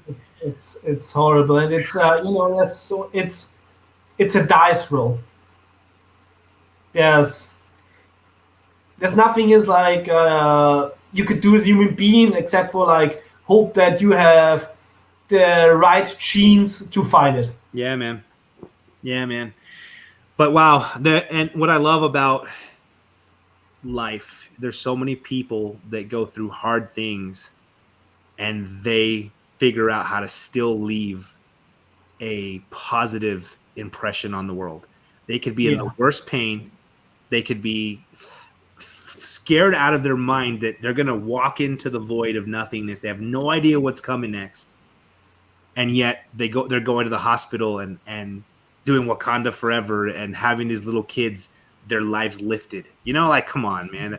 I got so emotional when I heard about all that stuff. And yeah, me too. Like usually, like I don't care about. I mean, of course, I don't wish anybody to pass away. But usually, when there's like an actor dies, it's like it doesn't involve me. But he was such a fantastic human being, and we need more people like him on this earth and not less. Yep, I agree. But he inspired me to be better, and that's all I can worry about. Like I heard his story, and I'm like, I need to be better. His legacy lives on, and there are people that live like way longer than he did, and not leaving such a legacy behind. Yeah, man. Because you also have to think, of course, like people say he was an actor, but when I've seen the stuff like what was happening in the US through YouTube. It must have been even more impressive when you live in the US. But also like the burden you had to carry, starring in the Black Panther movie, because it was not a normal movie in the US. Mm-hmm. Because it had so much cultural relevance, and doing this is hard enough. Doing this while battling cancer is inhuman. Yeah. I watched a lot of clips about how that movie came together and the passion that people put into it. I remember sitting there watching the movie in the theater and just falling in love with these different African cultures that they were sharing with us, And after the movie, I went and did some research, and you see that, we took from this culture, and we took from this culture, and we did this, and we made it Wakandan by mixing it together. And you're just like, this is gorgeous. This is fantastic, Yeah, because it's a movie adaptation, so you can totally see that the starting point was Kirby, and then they added more and more lore to it and created something new, which is respectful to the comic book source, but also respectful to the continent it is based on. Yes. So, and this is so hard to achieve, and they've done it so well. Black Panther is also one of the Marvel movies, the MCU movies that I really like, because it's a movie that works on its own, which a lot of the Marvel movies sadly not do, because they're like there to set up other things. Yeah. But this movie was a fantastic standalone movie, and it enriched the world it was set in. Yes. You had also fantastic actors, then also a fantastic villain, where you were able to understand why he was doing what he did. Yes. And this is also worth a lot, because I don't like when I like when you have like a funny movie and you have like a mustache twirling villain. Yeah. But of course, when you have like a movie that should make sense, you want to have a villain that has his reason, and the best villains are the heroes in their own story. Yeah. I was telling my kids the other day, because we see in the world right now, there's so many opposites clashing right now, right? Yeah. Here in the United States, there's a lot of opposites clashing, whether it's in politics or color of our skin or ideologies, right? And I told them, look, we all need to stand up for what we believe in. Mm-hmm. And a lot of people think if you stand up for what you believe in, you have to hate the person that believes opposite. And that's totally wrong, yeah. And it's wrong. And so I told them the way you can really tell a good human being from others is those that how they treat the people that believe differently than them. So if you can treat somebody by saying, let me take a step back and step into their shoes and try to see where they're coming from without letting go of my beliefs or without having to change in any way, but being able to understand them and then coming to some type of agreement or understanding between the two of you, that's when you know you're a good human being. And so Killmonger, he's so interesting because he's passionate about his point. He's seen pain. He's seen wrongs happen. And so in the story, he's taking an approach at it where he doesn't care who he hurts back. Exactly. He's blinded. He's blinded. Like Yep. He's blinded by his own hate. And so I love that Black Panther gets him. He's like, dude, we're the same skin color. I get you, but I don't like the way you're going about doing it. Let's do it a different way. Let's build bridges instead of tear everything down, you know? Yeah. And that's a real huge lesson that the world needs right now. We need better people like Chadwick Boseman who go out there and are heroic, who can understand what people are going through and help the world be a better place instead of rip it down, you know? Yeah, so, exactly. Whew, man, I have very small feet, but I know where you're coming from. Yeah. Killmonger was very well written adaptation, underappreciated antagonist, and I just watched it about 2 Sundays ago, the Sunday after he passed, so maybe 3 weeks now, and man, I sat there and I just love with that movie. So, what's up, Jeff? Guten Tag, Thorston. All right, I think it's time I open up an AOK. Should we do that now? Yes. All right, let's mess with this screen, see if we can do this. So, Thorston, Varangian Vigilante, sent me a package, and we're ready to as well packages as possible within the limitations of international shipping. This is cool, man. I really hope that there are some international comics in here, man. Yeah, they are all international. Yes, this is awesome. The first person that ever sent me comics from outside the States were from Sweden, and it was Klaus. And he sent me a couple of Swedish comics, and it's the coolest thing, man. And I love that I've been seeing a lot of international comics like spread around the community here in the States. It's cool, man. Iran and Sean have some very interesting points, but it's true. It's like when you watch an unboxing by Matt, and you want to see the unboxing, you have always to tune in 1 hour later. That's right.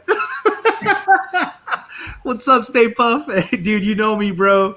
I get to talking 45 minutes, an hour later, and now we're finally opening up. What building is this, man? Yeah, that's from the Armory in Graz. Is one of the Renaissance buildings from the 15th century. Oh, that's beautiful, man. Yeah, that's like in the city center of the city I'm living in. Oh, dude, and it's the biggest armory of the early modern period in the world. Dang, dude, that is so cool. What's up, D? Good to see you, man. Wow, dude, that's pretty cool.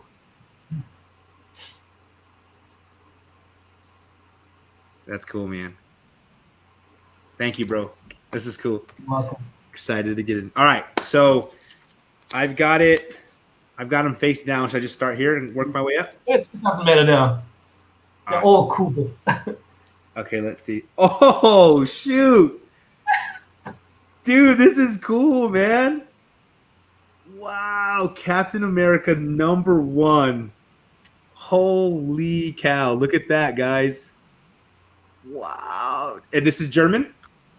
Yes, yeah. Can you see the difference? Yeah, man. Because the swastikas are censored. That's crazy. Look at that, guys. Look at the swastika. It's censored right there. Yeah, there was a reprint from 1999. There were a lot of German reprints of original US comics in 1999 from Panini. But it's very interesting because I think they could have printed the swastikas because it's art.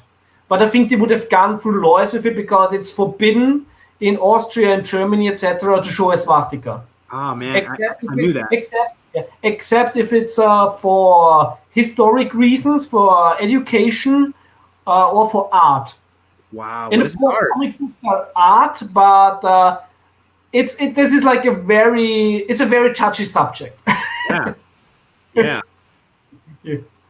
Dude, this is really cool, man. I love that I've never had a copy of this at all, not even the English version of the reprint. So this is really cool, man. Awesome.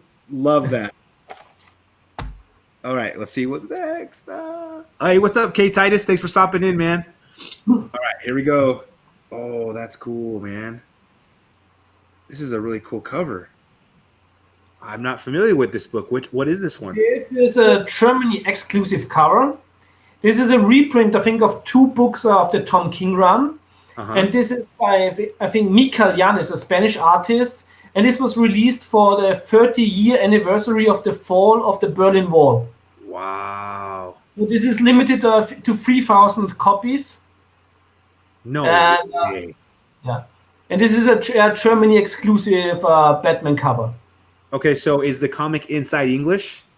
No, it's the German reprint. It's it reprints it's a Panini for Batman. I think they bring the comics out and they put 2 US comics in there, but of course translated. Man, that is so cool. Wow, that looks clean too. Better have white pages. That's right, baby.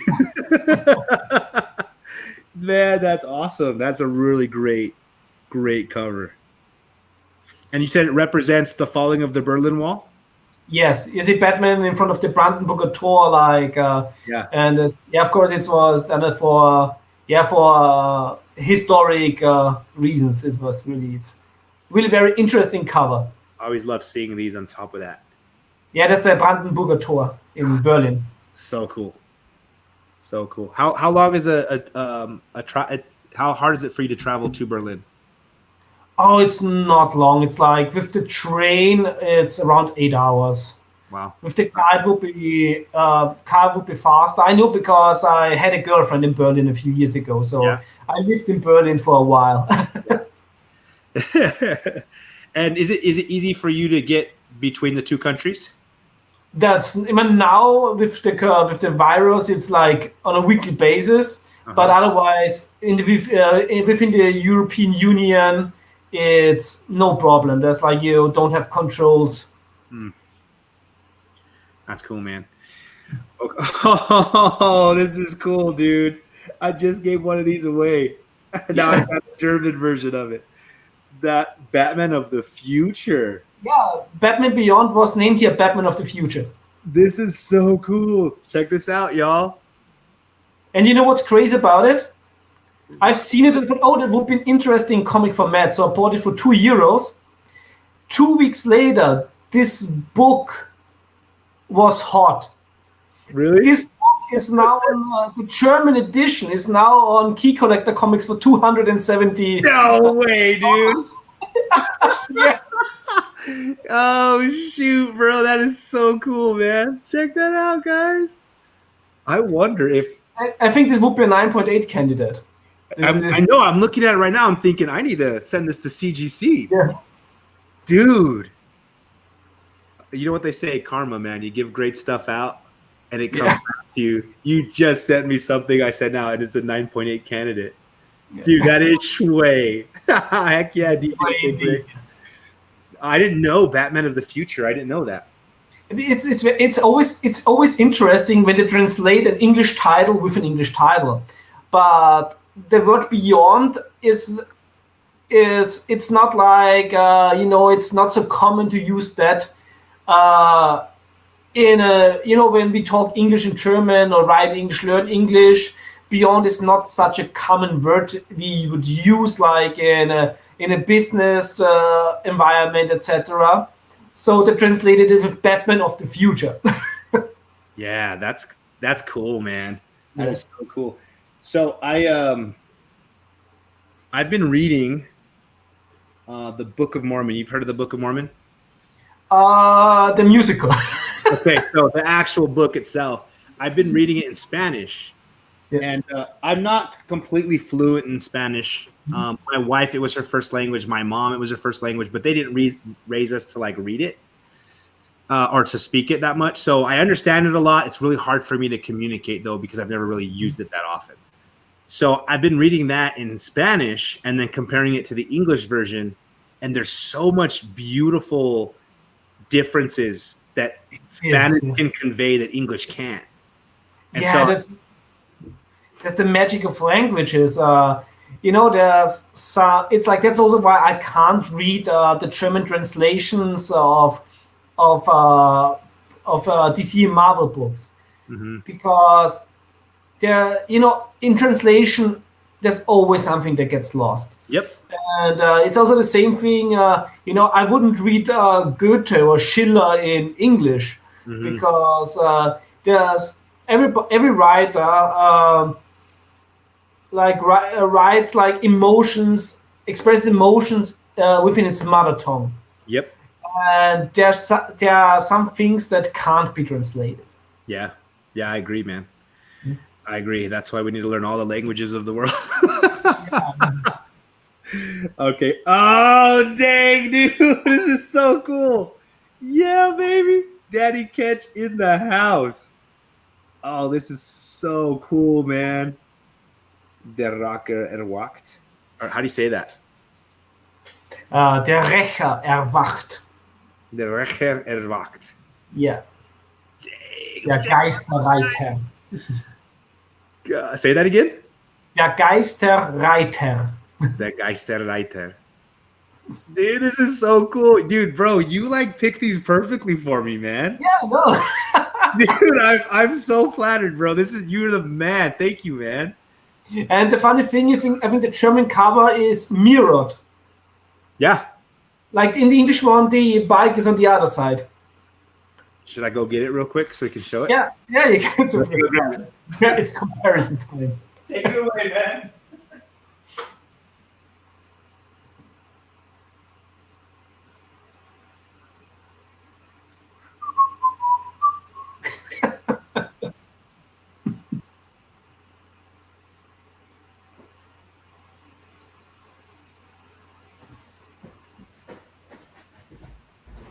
Let's see. Yeah, it's gonna be cool. Was ist los, Chiho? Yeah. Yep. It's mirrored.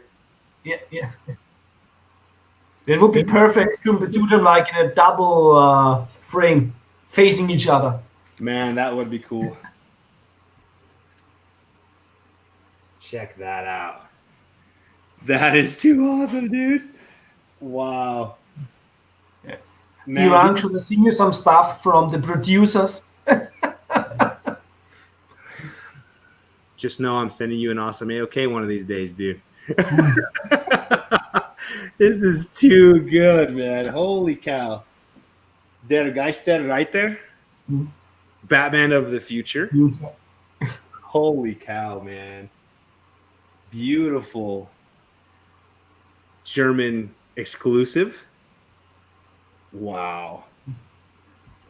And then Captain America #1 in German with the swastikas edited out. Censored.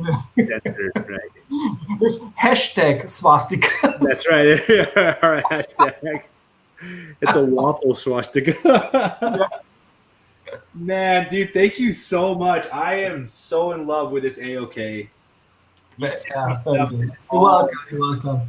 I've seen these books and I thought those had your name written on them. Dude, I'm so tickled, man. This is awesome, bro. I'm seriously going to send that Batman of the future to CGC. It looks clean, man. And then to have I've looked at it and I was like, I can't believe it. Like, as I got this for €2 and 2 weeks later it's a 270. So like, this is clean. You're all, where's the package at? No, it's like when I decided to give them a book, it doesn't matter if it spikes or not. Like, this is already in my mind a gift. And dude, thank you so much, man. I mean, sheesh. I would say if I was at a German store and I saw these books myself, I would have been like, oh, I'm taking that one. Oh, I'm taking that one. Dude, that is so awesome, man. Like, you know me so well. Thank you so much, man. I watched too much of your channel. Oh my goodness, dude. That is so great. Now I have German books and I have Yeah. Swedish books. This is too cool, man. It's also so. I also try to collect like Conan comics from all over the world. Hmm. Uh, and I think that when you look at some of the international reprints of variants, there's so many beautiful details in there. They're different from the US original, Yep. but also the cover is beautiful. And the other thing is also, which is also where I really like to give away books when I find them here on flea markets or in comic book stores, because I think they're like highly undervalued here. And it's so nice to give people like a cover they can't obtain in the US because the book is out of price range. Yeah. And it's really nice to look at this cover art because also with German covers, like a Kirby cover is still a Kirby cover. Hmm. You know what, man? I'm gonna agree with you because Geeky GMT, he has the coolest Amazing Spider-Man 300 I've ever seen.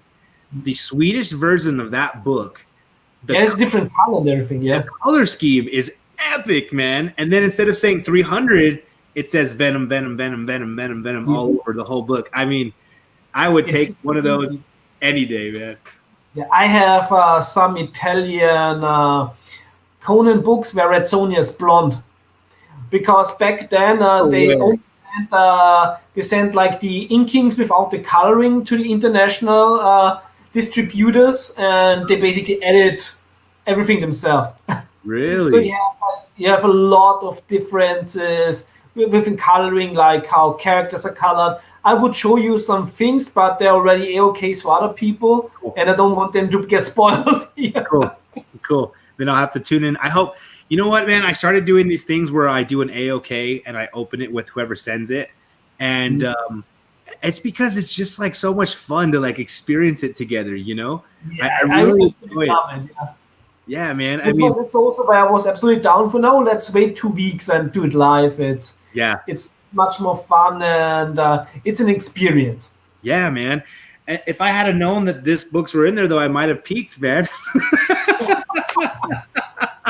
Not really. All the time I was like, it's like also tough, you know, when you send an AOK and you believe it's like, I want to tell you what's in there, but I won't.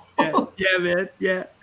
Like I said, I still got Jay Hoods to open. I'm freaking out about that one because I know he did some artwork. I think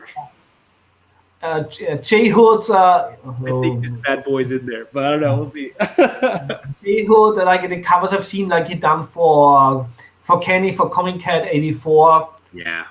It looks like right out of the golden age. Oh, it's beautiful, man. It's beautiful. There's some stuff that he's done, and I just like jaw dropped, like, and now he sent me something. It's been sitting there for even longer than I've had yours for, and I'm like, if I were a comic book publisher, I would get Jay Hood to do variant covers. Oh yeah, man. Because when I compare his stuff with Peach Momoko, I would take a Jay Hood cover every day. Dude, that's high praise right there, man. Awesome, man. I agree with you. That is too cool.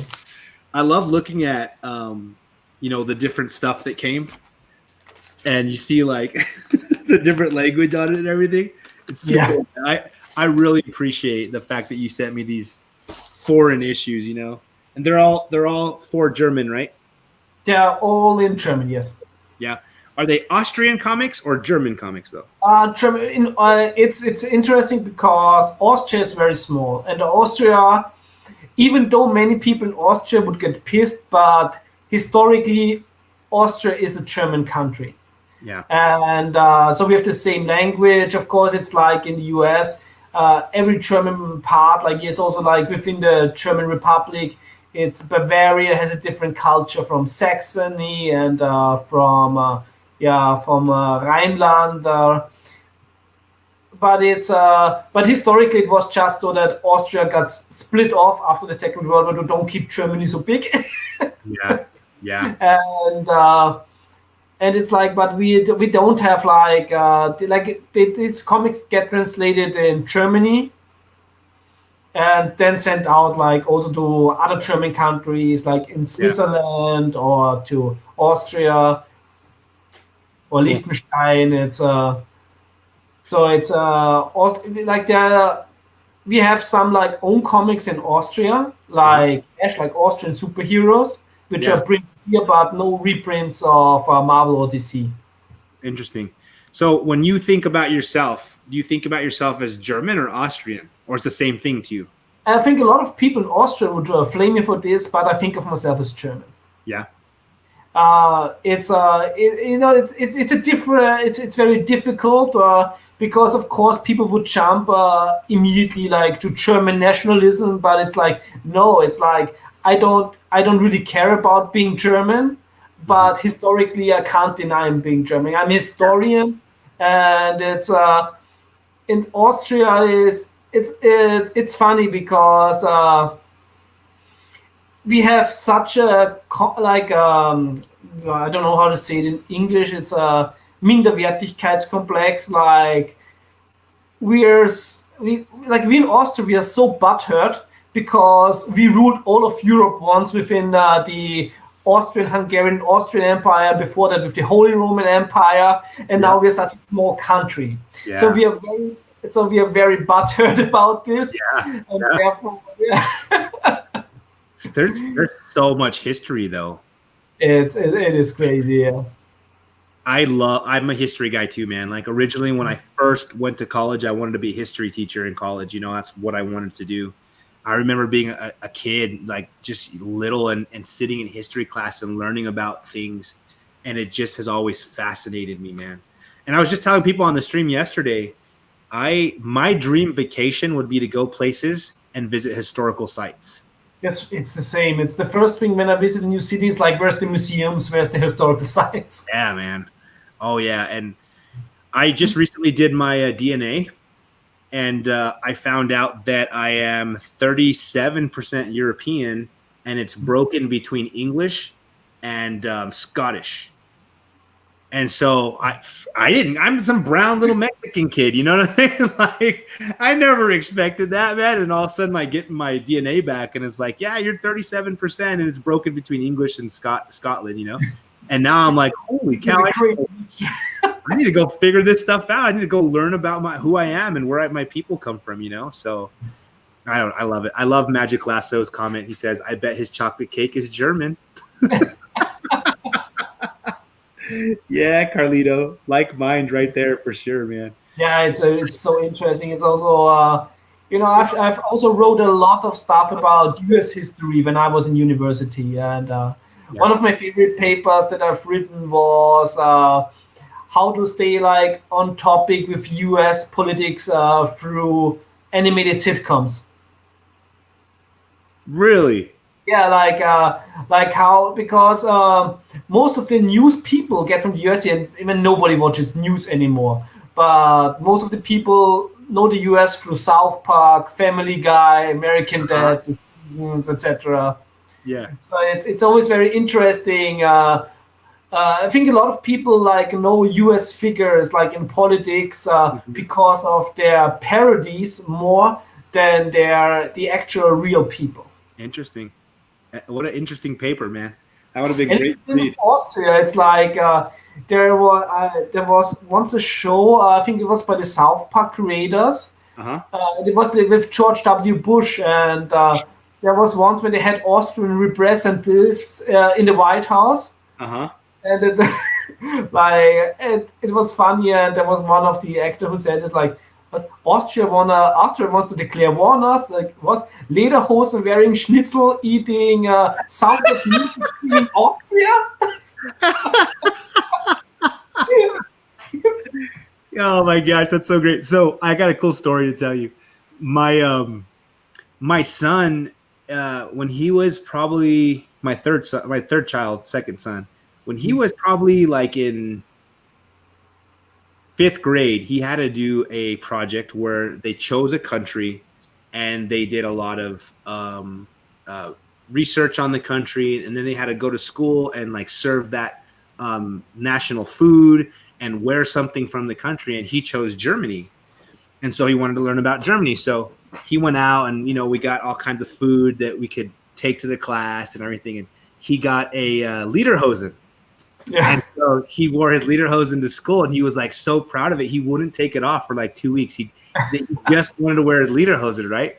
So his younger brother, who's right under him, he's about a year and a half younger. My son went to take a shower and left it on the sink while he's in the shower, and his younger brother sneaks in there and he steals it and he puts it on, right? So my older son comes out and he's like, "Where's my?" And right as he opens the door, my other son's right there, and he's like shaking his butt in his face. He's like, and he starts running around the house, and they're chasing each other, man. And all kinds of stuff got broken, and I got really angry. But it was hilarious to see like my two kids running around the house and like chasing each other, one with a lederhosen on, and good times, man. It's crazy. The moment they start wearing lederhosen, they're getting all ready for war. I know, right? Baroque. Werewolf by Lunchtime says, "I love German architecture." Yeah.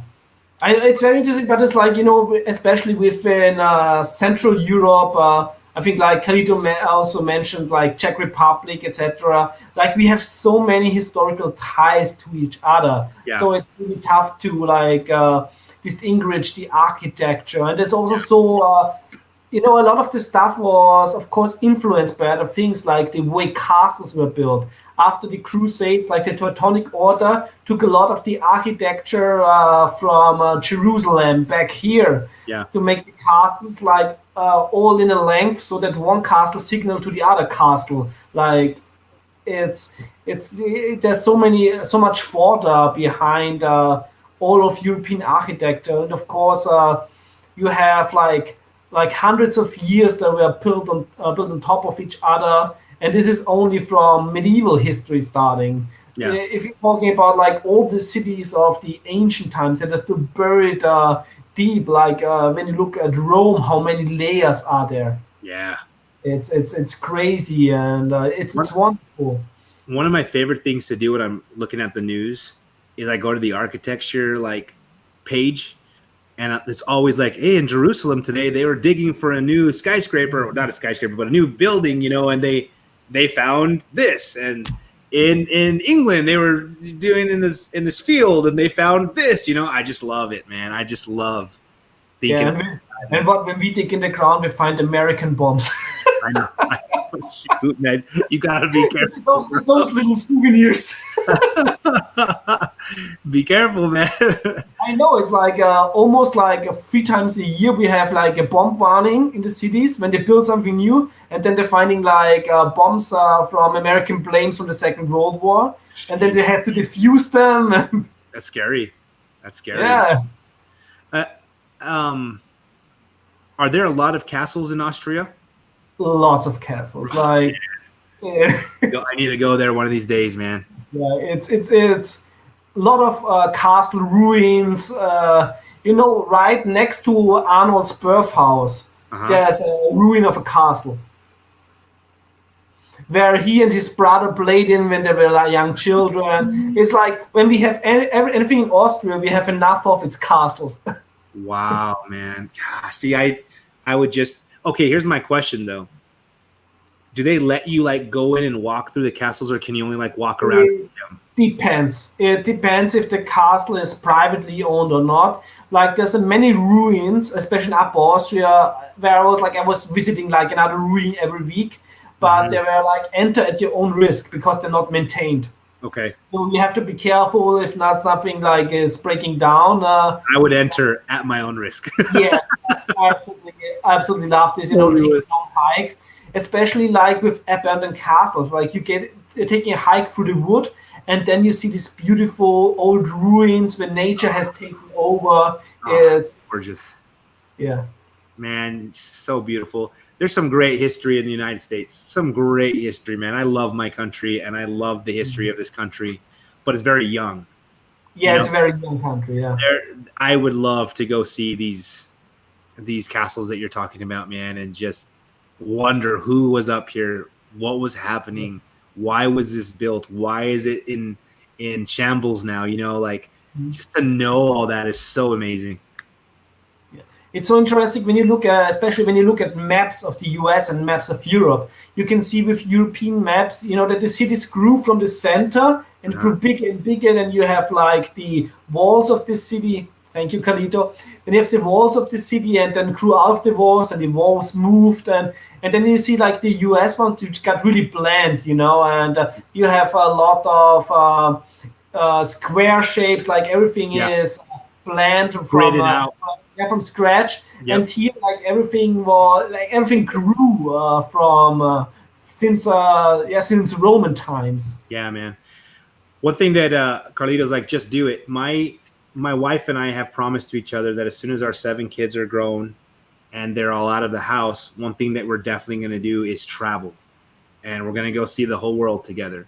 If not the boy who had 8 is created. All right. This is the boy they can't produce anymore. So I've been neutered. Now we actually. To quote Chef Goldblum, life finds a way. I know. This is true. We've worried about it a few times, man. It's funny because my wife actually has been talking to me about adopting. And so who knows how long we're going to have kids in this house. We'll see what happens. So I may have to change my channel name to the boy who had 9 because she wants to get twins. But one of these days we're gonna go around the world, and we're going to stop by and have a fantastic time.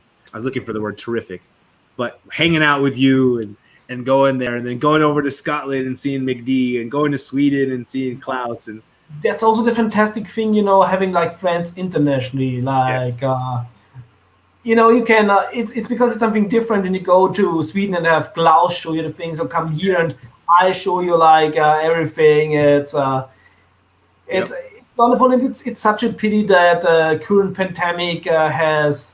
Yeah. Totally destroyed traveling. The biggest regret of this year has been that I didn't get to go to MegaCon and meet everybody that was going to go to that con. There's going to be something like 40 YouTubers at that con, and I was going to hug and cry with every single one of them. I'm just so bummed out, man. It's really tragic because it's, I had no chance to go there, but I was excited for everybody because everybody was so hyped to go to MegaCon. Yeah, man. But have you ever thought about coming to the States? Yes, there's some stuff I would really want to like to see in the States. Mm-hmm. It's because it's very interesting because it's always like in Europe we see the biggest horror stories of the States. Like you're getting out of the airfield and you're getting mugged. You know what? There's some places you don't want to go, dude. What's up, Johnny 5? And I must also say that I would totally like to visit the US. There's so many beautiful sites and interesting parts, especially I would love to see, of course, also the other Arnold statue, like in Ohio, and of course visit Muscle Beach and the original Gold's Gym. Like historic places, I guess the Alamo, and also like all the battlefields of the Secession War. Yep. So even though US is young, there's historic places get created every day. Yeah. And what I sense personally is, when you're like in a historic place, it's almost like you're getting a magic feeling. Yes. Yeah. When I was in Sicily, I had a speech about Gelon of Gela, who was a Sicilian tyrant, and he fought and on a big battlefield where he fought like North African invaders in Sicily. And I had this speech right on the battlefield, and there was like, it was almost a little bit stormy, wind was blowing. It was such a magic experience. Wow. And I truly think it's like, it's a metaphysical theory, but I think that these places have a sort of magic. Yeah, I definitely agree, man. When I went we left a lot of stuff in France. Yeah, I bet they did. Nicholas, are you from France, man? My brother lived in France for 2 years. He loves that place. He speaks French wonderfully. It's like the German France history was not always very kind, which is totally a pity because especially with Charlemagne as a Karl the Great, or we call him Karl the Große, it was like one empire which got later divided to his sons, and which caused the division of West Francia, Eastern Francia, and Middle Francia. Yeah. And I think that was like one of the biggest mistakes in history, because united as it would have, many wars would have not fought if it would have stayed united. So I thought after the Second World War, one of the biggest achievement was the deal of the Cold Deal between Germany and France, which bound these countries together economically, so that any war between France and Germany would destroy both economies. Yeah, it would hurt them. They made it like, so basically, it's like, thankfully it's impossible for Germany to go into war against with France, and I truly hope, because I believe personally like in a united Europe.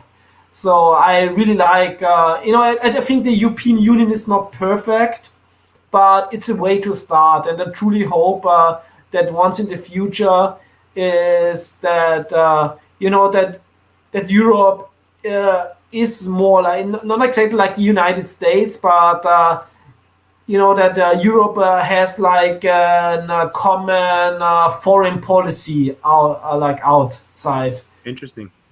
So that would be truly great, because especially like in the current global situation, if we are not united in Europe, we would not matter between China, the US, and Russia. Yeah, those are the big powers right now, man. Yeah, Greece is. I still need to visit Greece, because I want to visit like all the old battlefields, and of course the statue of Leonidas, which inspired, of course, like Frank Miller for 300. One of my favorite comic books and comic book adaptations. I absolutely love ancient Greece. My brother-in-law that passed away, he lived in Greece for 2 years, and he spoke Greek, and such cool stuff. He brought back some real amazing meals that we make to this day. And he lived in Greece in 2000 to 2002.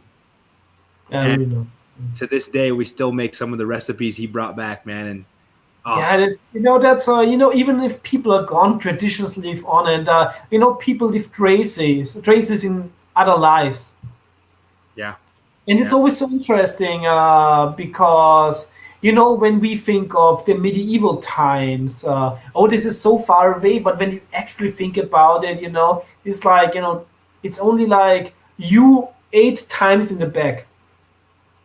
It's like 9 generations. Yeah. So it's actually, it's such a short amount of time. Yeah. Especially with Earth history, like how long we have created like a culture and civilization. Yeah. Man, I love the fact that there is diversity in this world. Yeah. I love natural diversity. I don't like forced diversity. Exactly, yeah. I love natural diversity, and I love it because it works off of freedom. You're in Austria. I'm here in the United States in Texas. We're getting together and we're having this conversation of history and culture. Yeah, and we're doing that because we enjoy each other's company. We're friends, and we have this technology, and we're using our freedoms to come together and learn from each other and share things with the community. And people are watching, and it's great, And the diversity of this world is beautiful, and there are so many people, so many cultures, so many religions. There's so much greatness that I love to learn. There's no wrong culture. It's like yeah, man. I mean, we're humans. We feel the same thing. Go ahead. Yeah, it's always so sad that, especially nowadays, it's like also what I see a lot in the US is you can love being yourself without putting others down. Yeah. And this is something we have to learn or to relearn, that there's nothing wrong with being a part of any culture. Yeah. And with movies, just don't ruin it for others. Yeah. I agree, man. I agree. I I think it's special to have pride in where you come from and to love it, Yeah. and to know the good and bad of what you come from, you know? It all works together. Like we are all part of, like nobody is predetermined except for like genes, whether you're healthy or not, etc. But nobody's culture is predetermined. This is like all things we learn from when we're a child on, and this is the knowledge of generations of people. And when you look in the US, like the US is like. A culmination of so many cultures around the world. Yeah. Even I was talking with some guy at work the other day, and he was telling me how he gets frustrated when people say African American or they say Mexican American. And he's like, we're just Americans. Like every race, every culture, every country in the world is a mixture of a whole bunch of people that have come together and then been mixed up again and again, you know? It's what we are. We're just a mix of people that live in a certain demographic. You know what I mean? And it's always interesting when I also talk with all of you, with my American friends, because in Europe we have so many different conceptions, like also with race. Because when you look at Spanish people and Italian people, we would never for us, they're Europeans, like they're white, and while like in the US, where I think there's like also like Hispanic people are not considered white, and yeah, and we also have a different conception like of white, and because for us it's it's just European basically. Yeah. I mean, I think one of my favorite things to teach my kids and to really to push is we don't need to see the differences in each other. We need to concentrate on our similarities, the things that we have in common. Yes, so many problems will disappear if we did that. You know what I'm saying? Totally. And but it must also come from both sides, obviously, because when I want somebody else that comes to my country and to respect the way things are in my country, yeah, I also have to listen to the other person. I don't want like the other person to to take the culture of the other person. So you have to be that and that, and you have to forget everything you have known before, which is also completely wrong. And it's just a thing that it's like the first rule I think is basically it's just don't kill each other. It's like respect each other and just don't kill each other. I can agree with that rule, bro. Just don't kill each other. You know, it was funny when I had you guys on the international version show that we did like a while back, and we had Simon from Australia, we had Klaus from Sweden, we had you, and it was funny when you're in there and Zlata from Israel's in there, and you were like able to joke. You know what I'm saying? Like, it's so great, man. It's like it's really crazy because it's like a lot of people, especially like here, are still very much afraid to joke about anything. Yeah.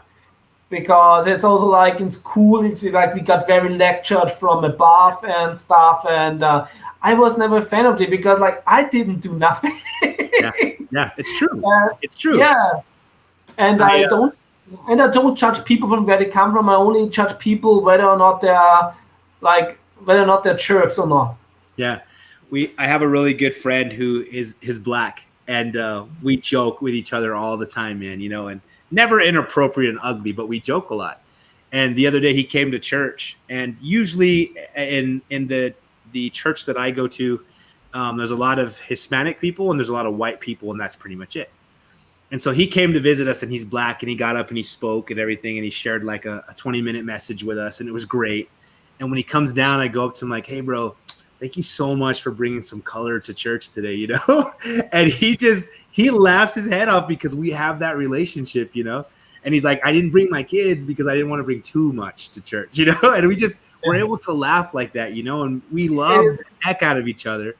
And it's important that these things like start in small circles. Yep. But these things can only start with when we really have like respect of each other. Exactly. And then it's like says to start small and grow and hopefully like heal a whole country, because I think the US needs a lot of healing. Yeah, we do, man. There's too much anger and too much finger pointing. And I'm going to go back to Michael Jackson. It starts with the man in the mirror, you know? And if I do something wrong, I'm the type of human being where I'll be like, okay, I can own that and I can change it, you know? If somebody thinks I did something wrong, but I still am, you know, I'll be able to, you know what, I'll be a little bit better around you next time. You know what I mean? And that way I don't offend you or make you think the wrong thing, you know? But not enough people do that today. You know, everyone's just digging their trench, making their line, and they're like, you either get on my side or you don't. And it's so sad, yeah. Because it starts with having respect, and it's like, I curse like a sailor. But when I'm a guest on your channel, I don't curse because I know you're a Christian and you don't like cursing. Thank you, man. It's like I would consider myself as an agnostic. But I respect I respect other religions. Like I'm not criticizing like your religion, like on your channel, because why should I be a bad guest? Yeah. And also, I don't get being an agnostic. I don't get when people are getting offended when religious people say, "Oh, I'm gonna pray for you." This is like so crazy because it's like I'm not getting angry for somebody else who wishes well. It's like pray to all the gods that you like to, as long as you wish me well. It's like it's so true, man. I agree with you, man. Like even me, first of all, I appreciate that you think about that, you know, and that you want to respect me and have the relationship, you know. If I were on your channel and say you were cussing like a sailor, I'm not gonna be like, hey, you know what I mean? I'm not gonna be that way either because I respect you. That's you. That's how you live. And I'm totally cool with you doing you. You know what I'm saying? And so I love that, man, because first of all, it shows me that that's how you make the world a better place. You just wish people well. You just respect each other, you know? I don't care. I don't care to whom you ever pray, as long as it's positive prayer. Right, that's true. This is very true. If you're praying for bad things, I don't know if I'm going to agree with that one. Yeah. Carlito says, well said. Yeah. So let's see what Jackson Kirk says. Respect is a huge part of it. Many who disrespect others don't have much respect for their own family and friends nor themselves. It's very true, man. Exactly. And I find the people that are disrespectful and angry, it's because they've got some type of chip on their shoulder or they've got some type of insecurity, you know, or they've been taught the wrong thing, you know. Exactly. It's the same thing, you know. It's with all relationships. It's also why a lot of relationships, fail. Is because people that are unhappy alone think they're going to be happy if they have another person. But first, you have to be, learn to be happy with yourself, with who you are, and then another person can add to that happiness. That's right. But when you like miserable because life has treated you bad or for whatever reasons, you won't get any better with other things if you don't start healing yourself. Yeah, that's very true, man. That's why we like examples like Chadwick Boseman. Exactly. Because, we've all been hurt, we've all been down, and we all go through different things, but we're humans, and we've got to figure out that the things that inspire us, we can do that. We really can. And it's not easy. It takes struggle. It takes perseverance. Life is a struggle, right? So when somebody's down and they just don't have it in them to get up, that's where friends come in, and we can be that moment to help pick up and everything. But it really does reside within us. And that's why I love comic books so much. That's why I love these characters, because it's not a cakewalk. I know. If they're like skipping down the street, and not battling, I don't know if I'd care as much. But the fact that they're persevering through something hard inspires me, I think the Bronze Age did it the best. This is why I love Bronze Age comics the most, because I think this was a time when comics were the most universal. Comics always were like politics was always in comics, but in the Bronze Age, it was more like universal truths, like, don't hate other people because of their race. Don't hate other people because for whatever reasons, like don't generalize hatred. Like also Stan Lee said, you're allowed to hate people for reasons. Just don't generalize and hate a certain group of people because there are a certain group of people. Yes.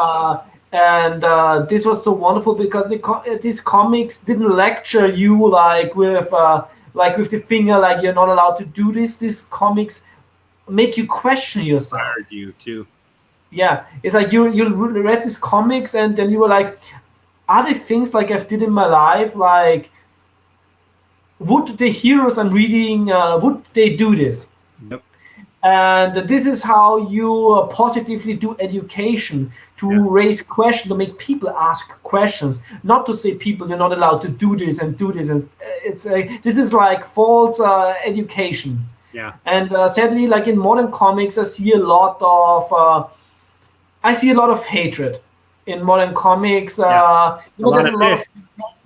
a lot of fantastic modern comics, but there's also, sadly, a lot of think they have the wrong approach to cure things. I think they're coming from a good place. Yes. But it's the wrong way to teach. I agree. We got to go back to those universal truths. Yeah. And like treat others the way you want to be treated. Freedom. Just these great ideas that are universal. Exactly. And then inspire people instead of point the finger and make you feel bad if you're not doing it. And it's the same way as parenting. If I'm always like, you stupid kid, you know what I mean? My kids aren't going to grow up very, very healthy. You know what I mean? But if I'm like, hey, let's try this approach instead of that approach, and I inspire them to become something better, they're going to be healthy human beings, Exactly. And they're able to make decisions for themselves. This is the most important. It's like the freedom to make your own decisions. Yes. Yeah. I had a conversation with my kids because a lot of the teachers that are teaching them now, especially like in history classes or political classes, first day of class, you already know what side they're on. Yeah. And I'm like, oh, that's not a good teacher. Like a real good teacher teaches you how to think, not how to be a sheep, Yes, exactly. And it's like also when I was at university, I argued. I studied to be like a historian, not to be a teacher, but we also had so many people that studied to be a teacher, and I criticized like the living hell out of them when I said, no, like you're not going into classes and say people how to think. You're presenting them with all the options they have and let them make a choice. Yeah. When I was in college, my favorite professor would make us argue both points of the politics. So this was a political science class, and they'd be like, okay, today, this side of the class for this whole 2 weeks, you are going to be a Democrat, and you are going to argue from a Democrat's point of view, and you're going to research everything, and you're going to do that. And then 2 weeks later, you're now going to argue the same thing, but from the Republicans' point of view. That's debate club, and it's important. Yeah. Yes. And you just start thinking and seeing it all. And then you start formulating your own beliefs. And because you've used your brain on both sides, you're like, okay, I really like this about this one. And I really like this about that one. I think we can compromise here. And that's how the world like should run. We need to compromise and make these work. What's up, yeah, that's the thing. It is a lot missing nowadays, especially like with the young generation that got raised by a lot of the teachers that are teaching the Frankfurt School that came up here in Europe in 68. And which is basically just to criticize, but not finding solutions. And I think this is one of the biggest problems nowadays because we have to compromise. Human civilization is only obtainable when we can forgive and when we can compromise to find solutions that somehow work for the bigger picture. Yeah. Because otherwise, it's you see it like on Twitter with people canceling people left and right. It's like at one point it's like at one point everybody's canceled and then nobody's canceled. I always say this, man. If you knew the worst things that I've done in my life, and that's all you judge me on, I would not have any friends. You know, Yeah. I've been a scoundrel. I've been a jerk. I've been a bad guy. You know what I mean? Like, but those moments don't define me. Exactly. You know what I'm saying? What defines me is what I've done since then. You know, it's a journey. You're right, man. And so we can't judge people off of the worst thing we do. People. And especially, teenagers and stuff. I said bad things when I was a teenager. Yeah, we did. Yeah. Oh my gosh, man. That's also what I say. It's like the also studied rhetoric, and I always say the least requirement for a discussion is that you assume that the other person could be right. Yeah. Otherwise, you are just throwing opinions at each other with no outcome. Yeah. Just hitting the wall, man. You just exactly. Yeah, it's very true. I love, and I'm most embarrassed when I have political conversations or religious conversations, and it hasn't happened in a long time because I've really worked on it, where I come away angry and heated. And then I realize there was nothing good that came of that conversation. You know what I'm saying? I am so embarrassed of those moments in my life where I've had those anger and those contentious moments. And it's like, what did I do? Like, I just put a wedge between me and that person. Nothing was solved. Neither of us listened to each other. And it's just worse now, you know? Yeah. And now I love finding people that are like-minded who don't want to come away from conversations like that. And even though we're on complete opposite spectrums, we respect each other and we come to an understanding where we love each other more. We may not agree with each other still. You don't have to agree. Like I always say, as long as you don't want to kill me for my opinion, I can understand you. I don't have to agree with you, but we can live together. Yeah. Right. So be kind when judging Thanos. That's right. That's also funny because the thinking behind Thanos is totally right. There's a limited amount of resources on the world, and humanity, and of course in the Marvel universe, other civilizations are growing rapidly, and it would come to that point that there will be war over resources. This is completely logical. But of course, if you have the Infinity Gauntlet, you can also just wish for more resources. You could have done that, right? It's like, dude, you could have made more planets. You could have made more resources. You could have helped out people. Yeah, it's of course. We both know that he was doing what he was doing for death, right? I know that exactly, because in the comic it makes sense, because of course it was he was simping for death. Right. That's right. He's just trying to make more death so she can fall in love with him. Yeah. Yeah, I totally did come up with the wrong solution, Jackson Roy Kirk. Yeah. That's awesome. DJ Sick Rick says, I was just about to put that. Oh my gosh, man. I'm blown away by what you sent me, bro. I really am. Thank you so much, man. Thank you so much. I will. But what was Joseph Stalin's big secret of making everybody happy? Say that again? What was Stalin, the Russian dictator, from the Soviet Union, Joseph Stalin, to make everybody happy? To kill everybody that is unhappy.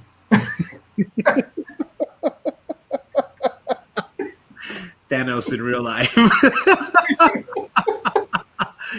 I thought you said Starlin at first, so I was like, okay. Not the writer Stalin, but the Soviet leader Stalin. Yeah. You went from Infinity Gauntlet, so I had Jim Starlin in my mind, Yeah. Think about when you saw him in Endgame. Did you think it was cool that he made a cameo in the movie? Yeah. I absolutely think one of the greatest creators, and I really like when the movies appreciate the comic book creators, because, it's unfair. Comic book creators not getting a lot of money. Yeah. Now even less than before, and these movies make billions. Billions.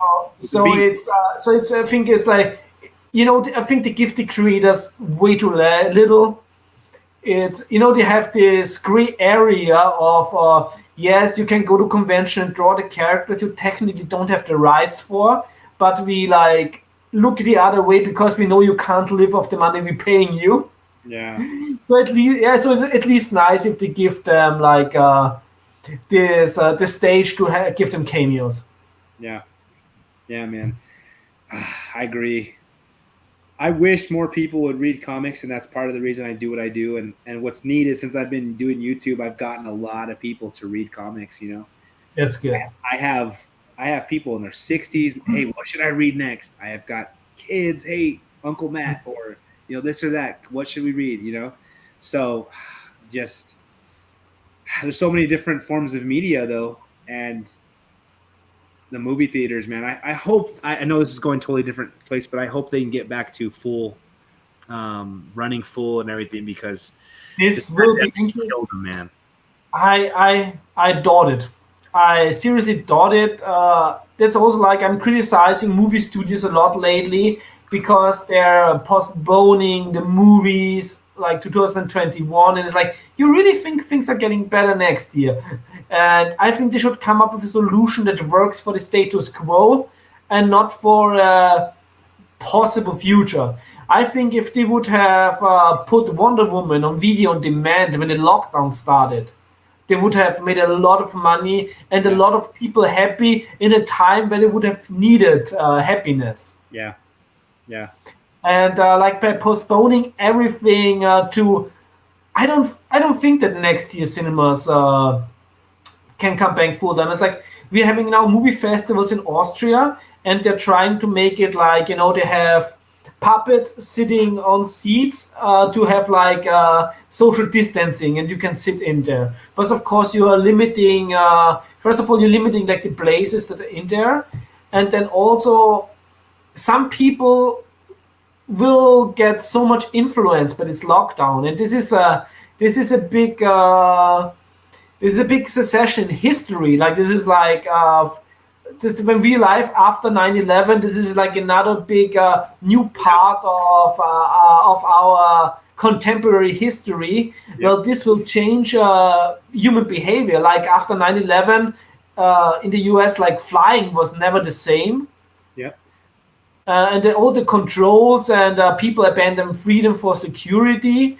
Not saying it's right or wrong, but it's like it's a natural evolution because as a humankind we wouldn't be around today if we would not adapt to a changing global situation. And the same is with COVID. This is a pandemic that hit the whole world, and we will come out strong of this, but different.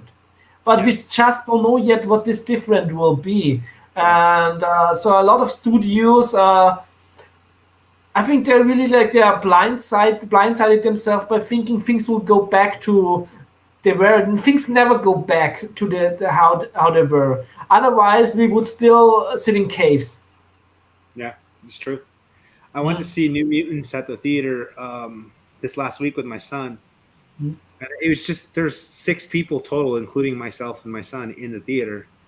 And I was just like, if we don't get back to doing this soon, like this is not gonna last, Yeah.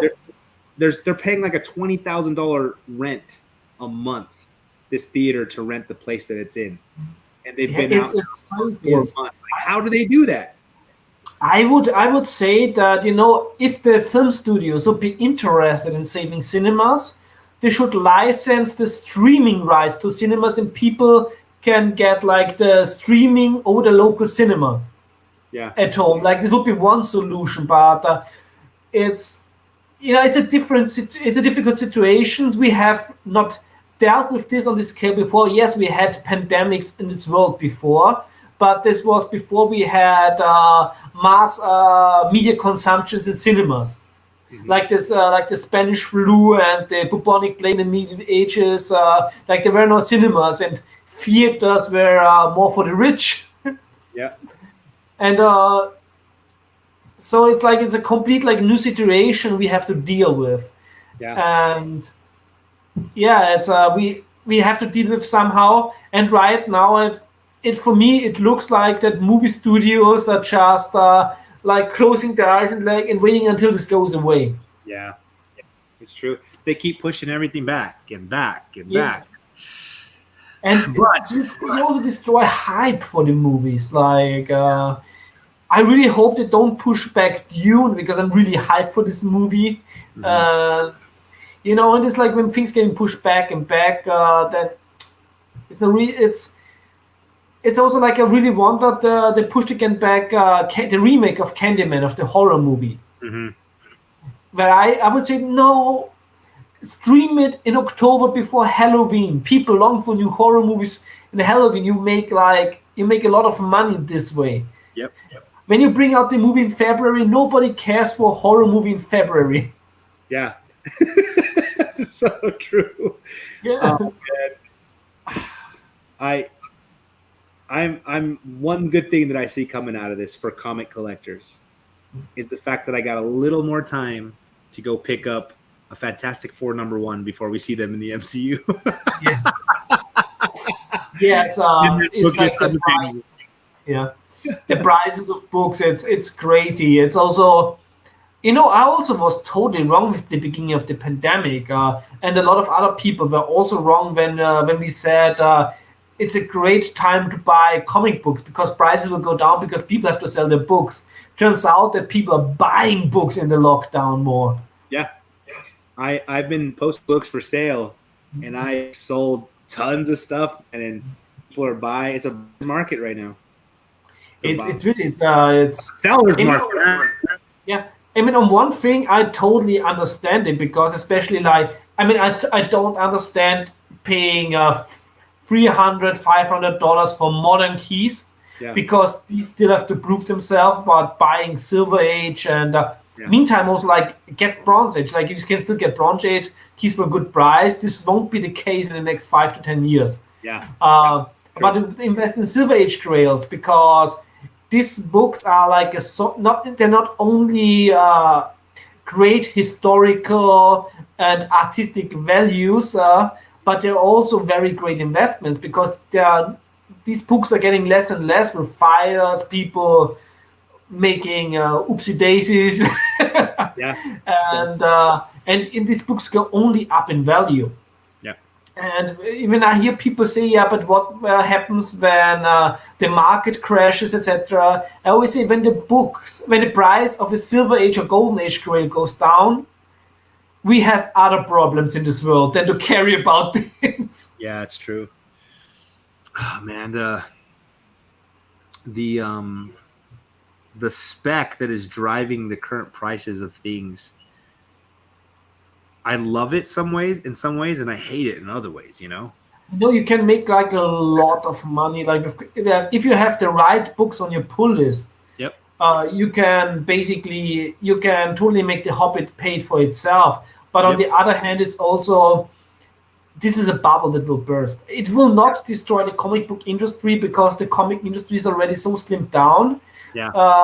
It doesn't have outside speculators like in the 90s, so the comic book industry won't be destroyed by that. Yep. But I think the trust of a lot of people for comics will lack then. Will lose they will lose the trust, and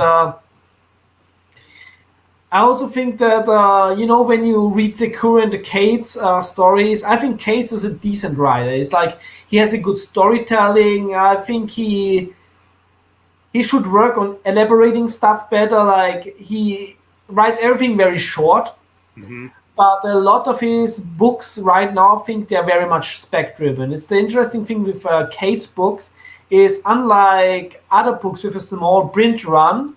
It's not the #1 issue that is the most expensive, but it feels like the books, they're like within the run. Yeah. So I think a lot of the Cates hype is created by spec. Like I said, he's a decent storyteller, but he has yet to prove that his grand storytelling will stand the test of time. Yeah, I agree.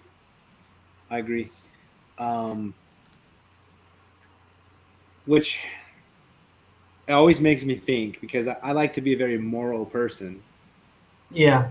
I know that if I'm selling these keys, there's a chance that it's just going to die down. No one's going to care about them, and people are going to get stuck with books, you know? Yeah. And then on the other hand, I'm like, well, yeah, I can make some good money, you know? So what I've kind of settled on is if this is what the market's doing right now, I'm going to put my book at a fair price, what the market's doing. And if someone buys it, they're buying it, you know? Yeah, But it's there's a lot of stuff that I did think though that Cosmic Ghost Rider and the Batman Who Laughs would already have died down by now. And they're still going strong, man. You know? So we'll see. We'll see. I mean, I have changed my views to I really want Silver Age books and Bronze Age books that are going to they've already withstood the test of time, you know? So, and of course, I'm going to collect stuff that I love. That's really what it is. yeah, that's the most important thing. It's it's the same with me. I sometimes especially collecting comics in Europe. I don't have the luxury of having like so many offerings, which means that sometimes I have to overpay to get a comic that I want, especially like an older key comic. On the other hand, sometimes I have the chance of getting it way cheaper because the seller doesn't find a buyer here. Yeah. Yeah. So this is like, it can work in my favor, it can work in my disadvantage. But when I overpay like for a market value for a book that I love, Yeah. I don't care in the end because this is like a book that I want to keep with me until like I don't want to say they should bury the book with me, but I want to value it myself until I think Steve Whiting. I absolutely love Steve. He's one of the most fantastic people in the community. And he always say we're all collecting for the next collector. Yeah. In the end, in the end, and so it's like I wanna have the books in my personal collection. When I look at them and read them, that make me happy. Yeah, man, exactly. And then it doesn't matter how much you spend as long as it's not money you need for food or rent or whatever. Yeah, I was telling people yesterday on the stream because people are always like, "What's the one book you won't sell?" But man, I got 7 kids. There's not one book I have that I wouldn't sell. Even the ones that my brother who passed away gave to me, you know. If I needed to sell those books to feed my kids, I would do it like that. You know what I'm saying? So I collect things that I love. I keep them. Hopefully nothing happens. I can keep them for a very long time and then pass them on to my kids. Or one day turn my Hulk #1 into an amazing trip to Austria. You know what I'm saying? Like where those memories will last way longer than that one book. You know what I'm saying? Exactly. Yeah. It's in the end, it's like it's all memories. It's My wife just said, "What about if you were to sell some comics so you could buy me some Louis Vuittons?" She wants some shoes. She's a shoe lover. That would be horrible. That's hilarious. Carlito, Matt is a new Thanatos streamer. The last couple streams I've done on a Saturday, right now, this one's 2.5 hours. The other one was 5. And we're going hardcore, man. But Jackson Roy Kirk says, bury me with my FF 155. I wonder why that book, man. Tell us about it. I want to know. You know what would be really interesting? Just think about like all the civilization going down. And in a few hundred years, his grave, I mean, if he had like the comic like a Myla created, and it's like the only book that is dug up, and you think like this must be like a religious text. Yeah. Yeah. It's all in Myla. Oh my goodness. Gosh, man. I hope I get to keep my books for a long time, but like I just sold my X-Men 1. I didn't think I was going to do that. But we moved into this house. We've got some stuff that we need to get, some bills that we need to pay. And COVID's hit me really hard to where I've made probably a quarter of what I made last year. And that for a family of 9, that's a huge difference, you know? Yeah. So I'm like, okay, 1, this really sucks. And I have to sell my X-Men 1. And when I sold it, I just wanted to go throw up, man. I just felt so sick. But then 2, wow, how blessed am I that I bought this book a few years ago, made a humongous profit on the price that I paid compared to what I sold it for. Oh, my goodness. And so I'm like, you know what? I'll get another one. Well, There's like, there's always another chance in life to get something back, and then you will be happy again, and you sold it for a very noble cause, and you will and you meet also somebody very happy for getting an X-Men one. Yes. Oh man, the guy was ecstatic. He's been showing it off on Facebook and Instagram, and everyone's like, "Dang, look at that book!" And so I'm just really happy for him. That. Yeah, and I mean, Steve Whiting gifted me a Conan #1. Oh man, I remember. I watched that. Yeah, that's like, it is amazing, and this is, and he also said like, he has more than one copy, and he's always a guy, when he sees a comic cheaper on the market, he buys it and gives somebody, but it makes it happy. Yeah. Do you hear Biggie Shack? Get to the chopper. I love Biggie. Biggie is he's the man. He's probably the best international community member. That means a lot because there's many awesome international community members. Yeah, there are, man. Thank you, Biggie. Yeah. I absolutely love Biggie's streams, and I also love how uncensored he is. You know what's funny? Whenever Biggie has a show or he's on somebody else's show, I go into the room and shut the door because Biggie likes to say things, And so my wife the other day was watching it, and Biggie was being Biggie. And she's like, "Are you seriously listening to that?" I'm like, "Well, you don't understand. It's Biggie, okay? Like, it comes from a place of love, all right, babe?" She's like, "It's come from a place of love, and it's art." Yes, man. Immortal Biggie Shack is an art persona, and it's fantastic. It is fantastic. I would really love to quote what he said yesterday about Bob's channel, but I can't. Okay, when we go off air, you're gonna have to tell me, because if it's this whole thing between him and Bubs, I totally want to hear it. Let's just say Biggie gave a little history of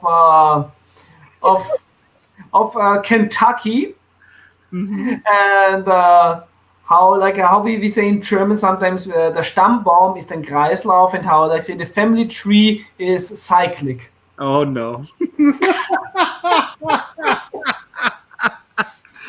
Brothers and sisters. Oh, that's awesome. Yeah, I love you, Biggie.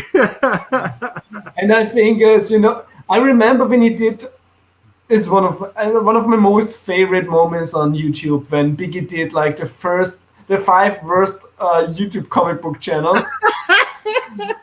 And Burke was in the chat. It's like, Biggie, please don't do it. And it's like funny because he was the worst one.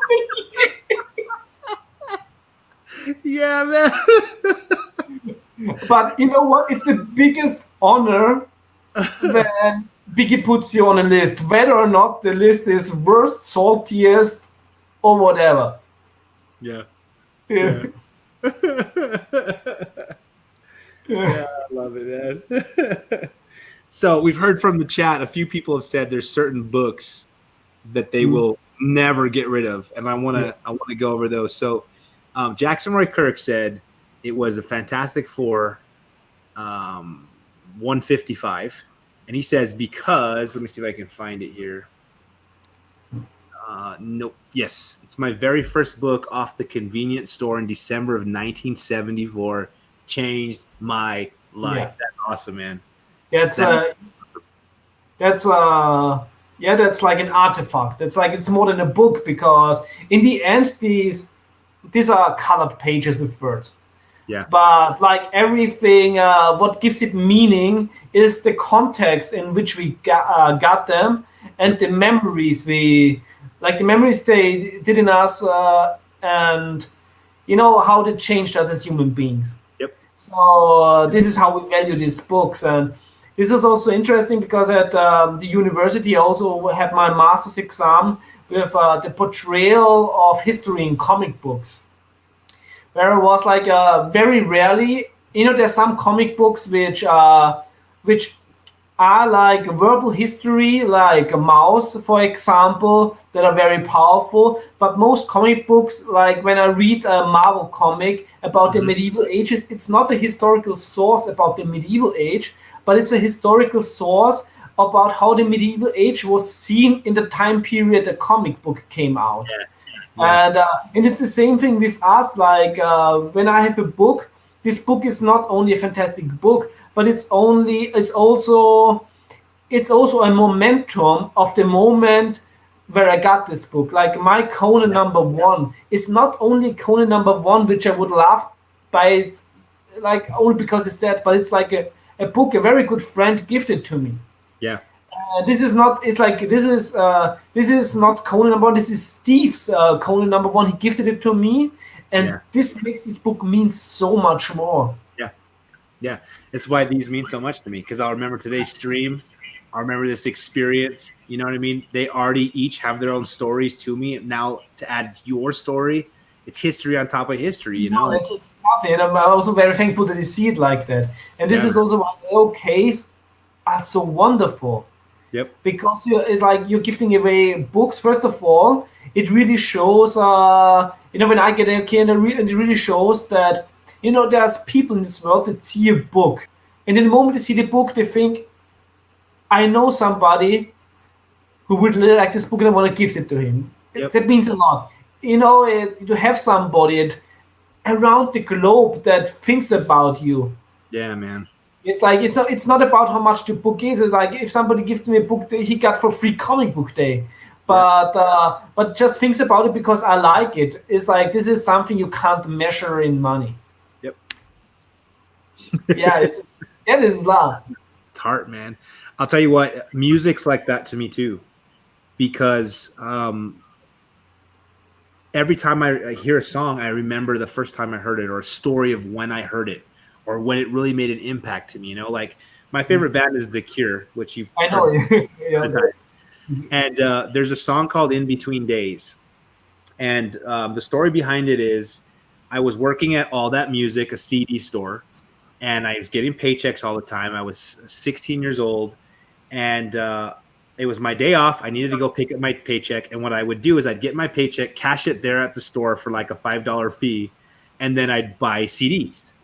And so my sister was taking a shower. She's the only one with a car. And so she was in there. I'm jacking her car. I didn't have a license or anything. I snuck into her room, stole the key to her car, thought by the time she gets out of the shower, I could be back. So I jumped in the car, drove to my girlfriend's house, who's now my wife, picked her up, sped to the shop, got my check, cashed it, grabbed the CD, got back in the car, ripped it out of the plastic, put it in. And as we're driving back to my house, like at full speed so I don't get in trouble with my sister, we have the windows down. It's probably like November here in Texas, so it's crisp outside, kind of cold. We're going fast. The wind is blowing through my girlfriend's hair, and it's whipping all over the place, and this song is playing in the background. And every time I hear that song, I can see myself, I'm going to get emotional, look over at my wife, my girlfriend, and be like, I'm marrying this woman. I love her more than anything, So every time I hear that song, that comes back to me. It's great. I love that, man. Comics. It's fantastic. The plan works out. Yep, it is, right? I'm lucky because it's a sore point. It didn't. Yeah. Now it's music, comics, like everything we pinpoint like to a very important point in our life is so powerful, and like this memory, it's so wonderful. You have like a song, and this song will always bring you back at this point of time. Yeah. So it's like this is like time travel is possible in our minds. Yeah, it is. It is, man. For me still, when I hear songs when I was young, and there's like these special nights, you're sitting there 3 a.m. and suddenly you hear a song you haven't heard in ages, and suddenly like in your mind you're like you're a teenager again. Yeah. It's almost on the verge of sacred sometimes, man. Just like this holy moment where you have this out-of-body experience. It's just the best, man. And it's art. It's some form of art that always has to do for me, Yeah. So Carlito says, bury him with his new Teen Titans 2. How did I know that would be the book? Mr. Deathstroke himself. Let's see who else. Ben Compton says, my book I would never sell is my Commandi 29. That's my very first comic. That's awesome. That is so awesome, man. And then bury me with.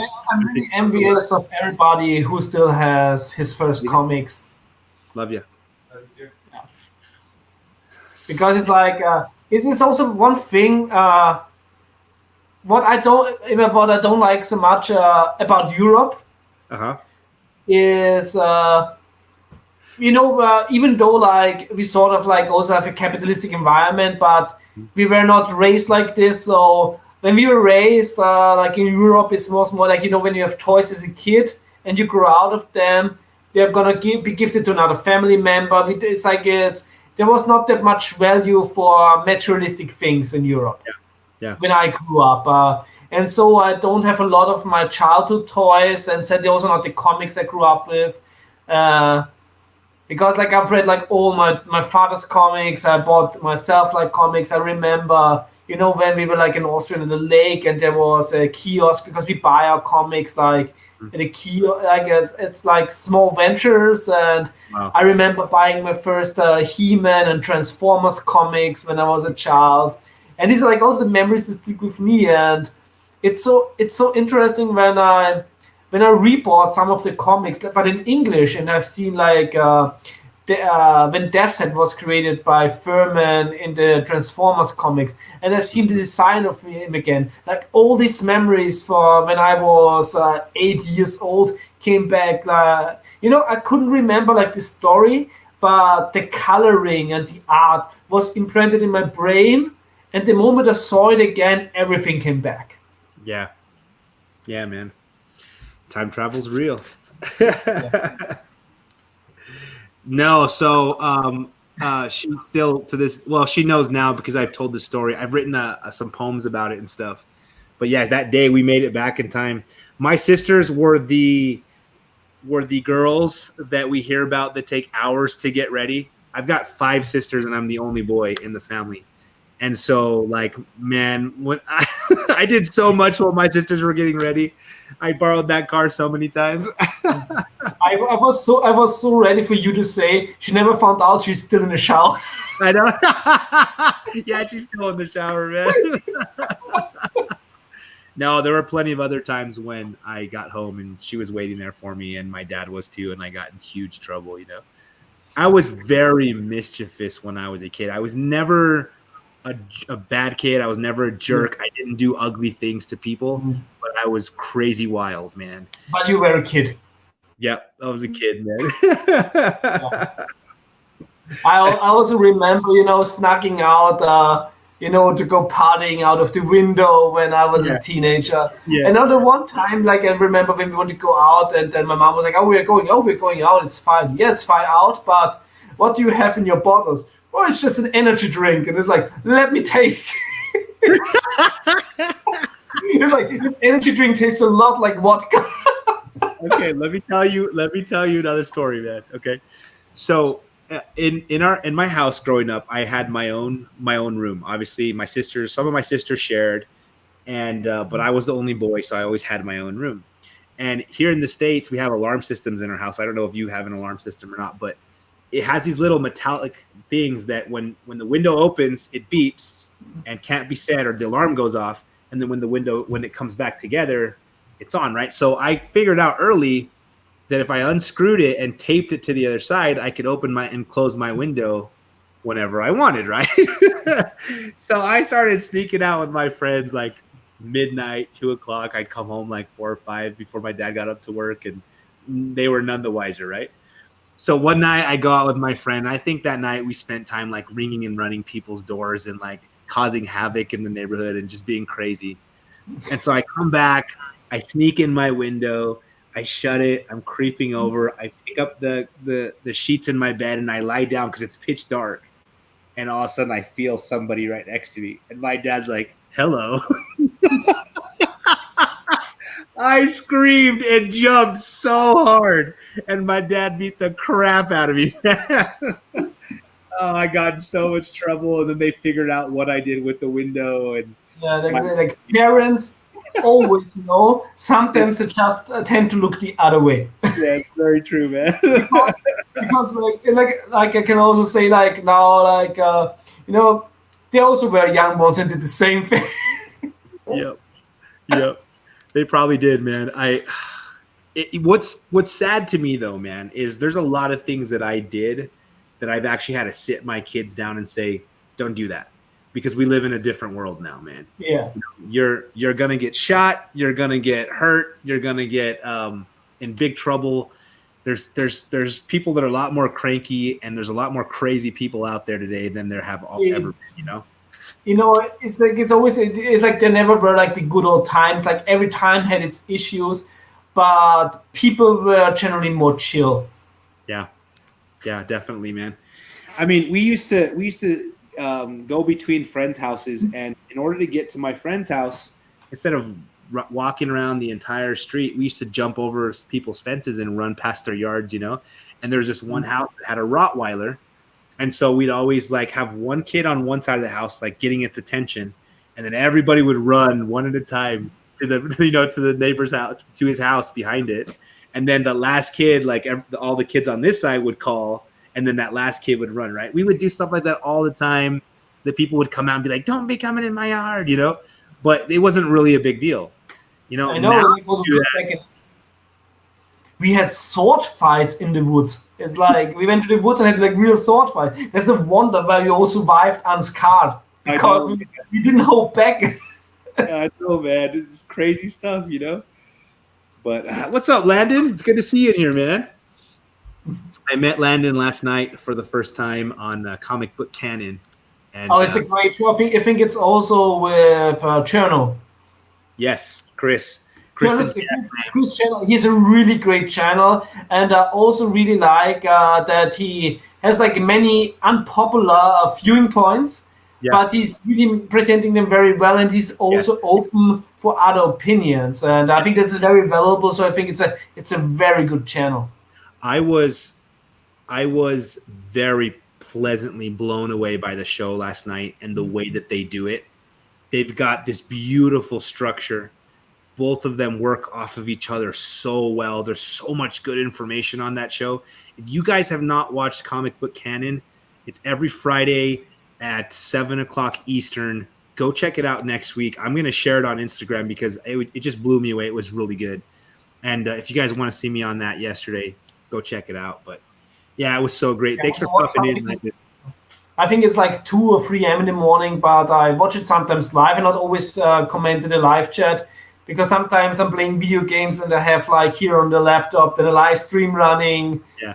But it's a really nice show, and they really play off well at each other, and it's also interesting because both know how to discuss, and it's so important. Yep, they're really great at it, man. I mean, I was just like blown away yesterday. I'm like, this is a good show. People need to watch this, and it's gonna blow up. And there's just Go ahead. There's so many fantastic like chemistries on YouTube, like like Landon and Chris, and also like you and John. You play off each other so well, like in Comic Gories. My bad, Kavi. Thank you, dude, for saying that. Kavi's like, I've been wanting to do a haul all day, but Matt won't stop his broadcast. Kavi is also one of the most awesome people in the community. Yes, I love that guy. He is. Yeah, he has such a great sense of humor. Yeah, he does. Jackson Roy Kirk says a new series, Matt, once a week, my teenage stories by the boy who had 7. I'll tell you what, I have some of the craziest, most unique stories of all time that I've actually been asked by a few people to write a book about them, man. And that kind of sounds like something that would be fun to come hang out once a week, just talk stories, come up with different kind of categories and go into it, because I've seen some crazy stuff, man. I've been involved in some crazy stuff. It would be a lot of fun, but I might have to keep some of it on the DL because I could get myself in trouble. I just wanted to say you have to name it The Boy Who Had Troubles. The Boy Who Had Troubles.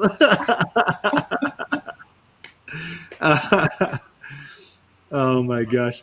Look at Kavi. I was going to catch the rewind, but I might have to cancel my vacation to do it. Shoot, man. That's hilarious. It's like we are going right on Monday from this into Comic Gories. That's right. We're just not even stopping this. Just straight into Comic Gories, man. Speaking of which, I need to reach out to all of the champions. So what I'm hoping for Monday, if everyone's available, I want to finally do our champion show where we take anybody that's won 2 or more shows and we have them go head to head, and we crown like the definitive champion. So that'd be a lot of fun. Oh man, that sounds so cool, Jackson Roy Kirk. Maybe some art or a Lego stop motion to go along with the story. That would be so much fun. Yeah, we gotta totally do that. I don't know if you guys know, but I write kids books, and I write young adult fiction novels and stuff, man. So one of these days, I'm gonna get on YouTube and I'm gonna share my stories, and hopefully get published one of these days. But it'd be fun. Yes, Carlito, we are gonna do the loser show too. That's gonna come up right after the champion show. And what we're gonna do is anybody that hasn't won a round, we're gonna take them, and then we're gonna go to all of the categories that people have lost with, or no. How do we say we're gonna do it? Not lost with, because everyone's lost with something. All the ones we haven't used, that haven't been picked, or no. I know it is. All the ones that have been skipped, that people have used their practice. We're gonna go back and get all those together. So, it'll be a lot of fun, man. So Landon, let's see. I write a lot of kids books, literally about my kids and things that they do, and it's all like my kid in a fantasy world. So one page of the illustration is reality, like my kid on a bunk bed, and the next page is his imagination, where he's on top of a mountaintop doing certain things. So I've written a bunch of those. And then my young adult fiction books, one is about a fantasy world where there are elves and dragons and all kinds of stuff like that. And then the other one is called Villains and Heroes, and it's about this little kid named Crix Wolf, who finds out that he can control electricity, and he has a very huge tragic event happen within the first 3 chapters of the book in his life, and then he has mind-blowing experiences after mind-blowing experiences. And so that one I have actually pitched to a couple of people, and I had some local people want to publish it, but I decided I wanted to kind of go a little bit bigger. So that one's a comic book story through and through, and I suck you in because you fall in love with the main character, and then you go through all these ups and downs with him, and eventually, I'll just say this: the book is called The Making of a Villain.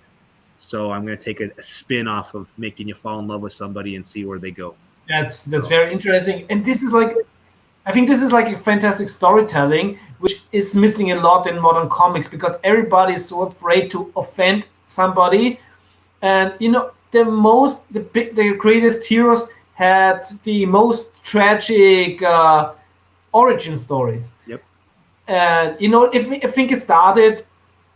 It was the crazy thing when they made the variant cover by Albuquerque with Joker and Batgirl, which so many people got offended by that they scrapped the variant cover, which was crazy in my opinion, because the Killing Joke story gave Batgirl, or later Oracle, so much depth, and it created a fantastic character that so many people that were bound to a wheelchair were like finding they had a hero. And this was the creation, or more like the evolution of a character that was totally organic, and it increased the reader's pool and increased like the empowerment it has given to people. Yeah.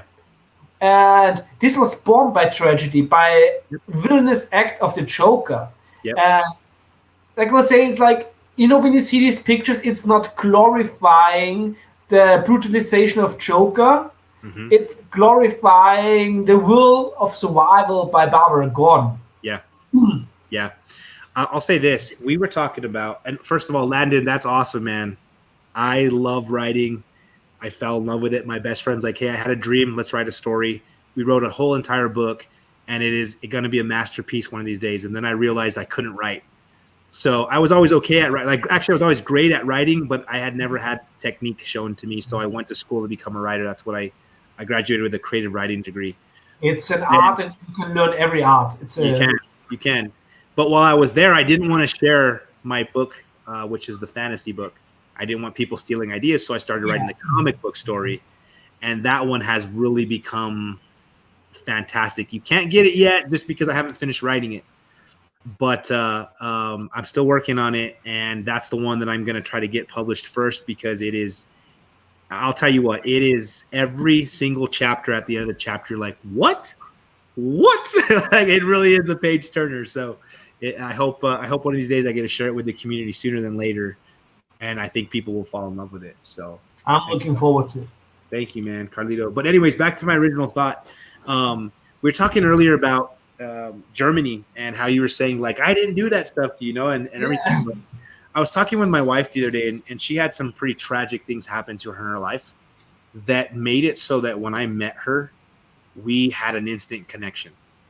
We had a connection in the passion we had for each other. We had a connection in the fact that I'm a human being that's very. I have a lot of empathy. When people go through hard things, it's very easy for me to feel it along with them and to want to help them, And so we were talking the other day, and I was telling her, if you had never experienced the tragic events that you did, do you think we would be in love as we are? And she's like, no. She's like, as much as I hate the things that happened to me in my life, she's like, I would never change it because when I met you, I was in such a soft state where I needed somebody that was you. I needed you, and I didn't even know you.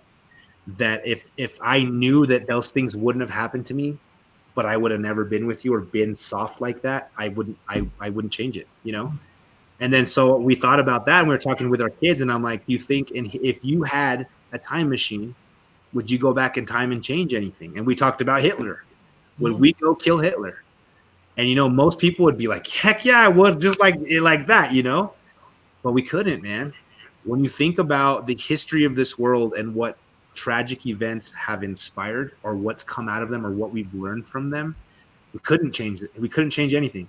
It's like I think it's like how there's one thing I like the setup in the Terminator 3, which was one of the only good parts of Terminator 3, when they established that you can't. It's like Judgment Day will happen, you can only postpone it. Yeah. And if we don't, the Second World War was such a humanitarian catastrophe, like for everybody, for some more than others, but everybody suffered from it. Yeah. Like my ancestors that caused it suffered from it. Other countries suffered from it. Everybody suffered, and without this suffering, a united Europe in that form wouldn't have been established afterwards. And it's sad like that that history. I think it's a quote by Mussolini, but he was totally right when he said that the wheel of history is turned with blood. And it is a sad fact. When we look at human history, also nowadays, it's like even though we have like in Western civilization like inner peace within Europe, within the US, sort of inner peace, but wars are getting fought around the world. Yeah. Like they still have colonization wars, like in Chad, in Africa. Yep. So it's like also in Fallout, war never changes. So it's very much important to learn from that. And it's like the world is not perfect, but at least within Europe and the US, like we've learned like. That we shouldn't fight each other. Like it's really sad because the war goes on in other parts of the world, which I'm pretty sure there are wars nowadays in countries that have changed names that I have no idea that exist now, but it's just not in public eye. But on the one hand, as a historian, I always say. Learning from history is complicated because things never are the same again. Like we can look at history and take some lessons, but we have to find like our own solutions that work within our time. Yeah, man. I think that evil is. I hate saying this, but it's necessary.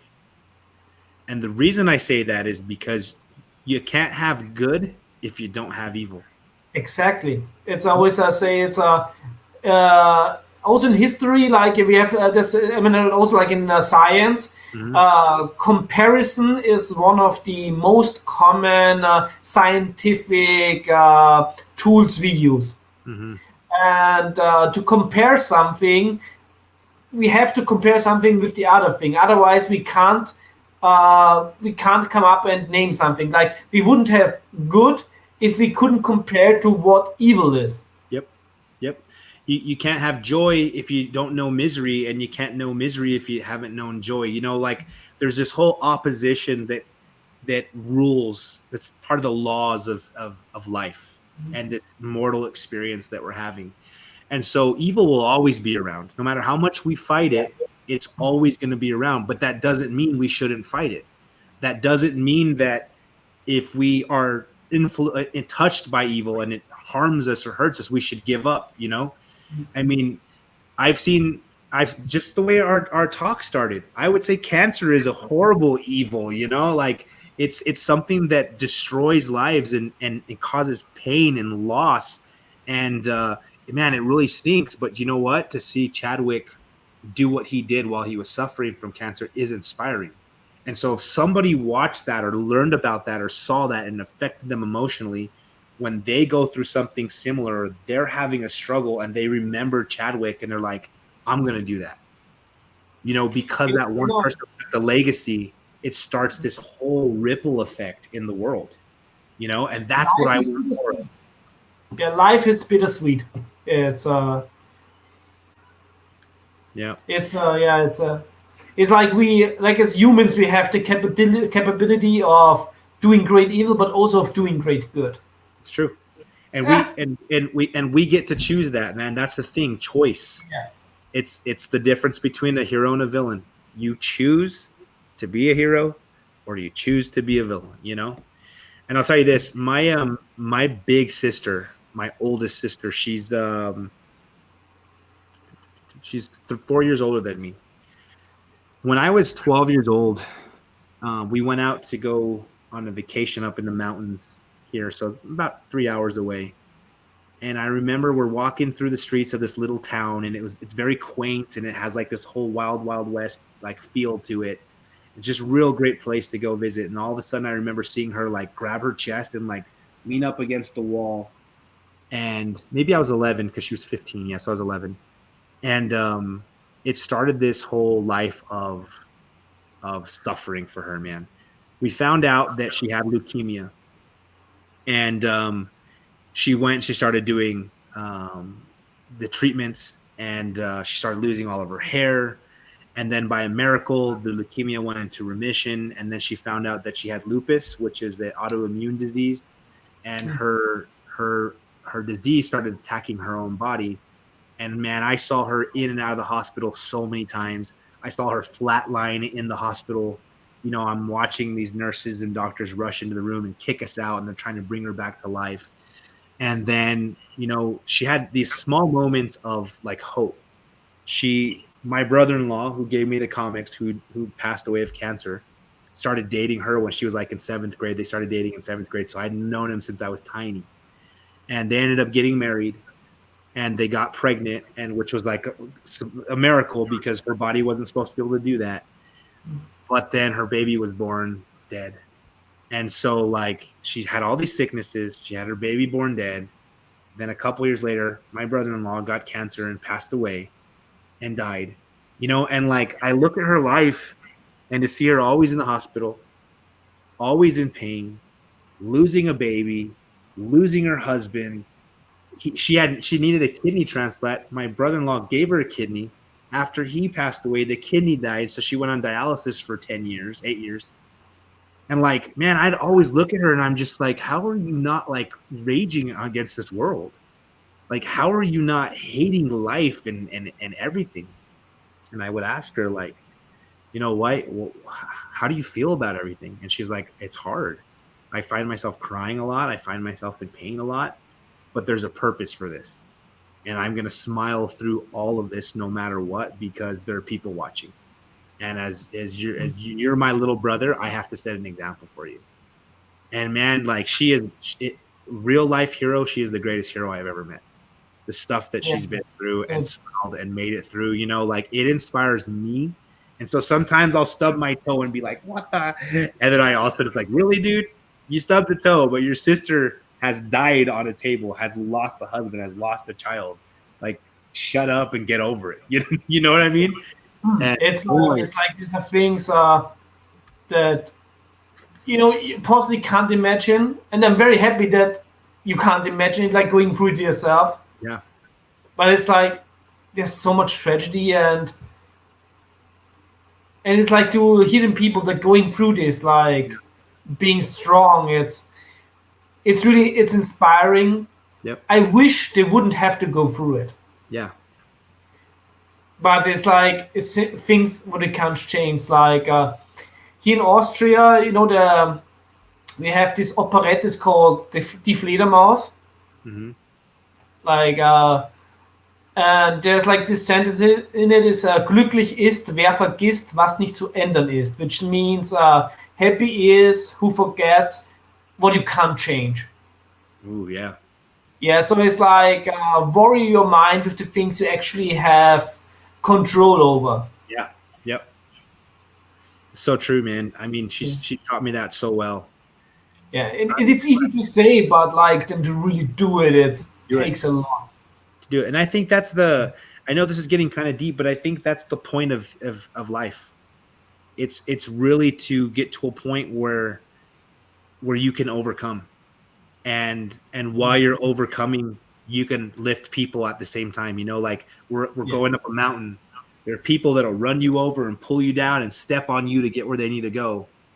But people don't remember those people with good feelings. Do you know what I'm yeah, saying?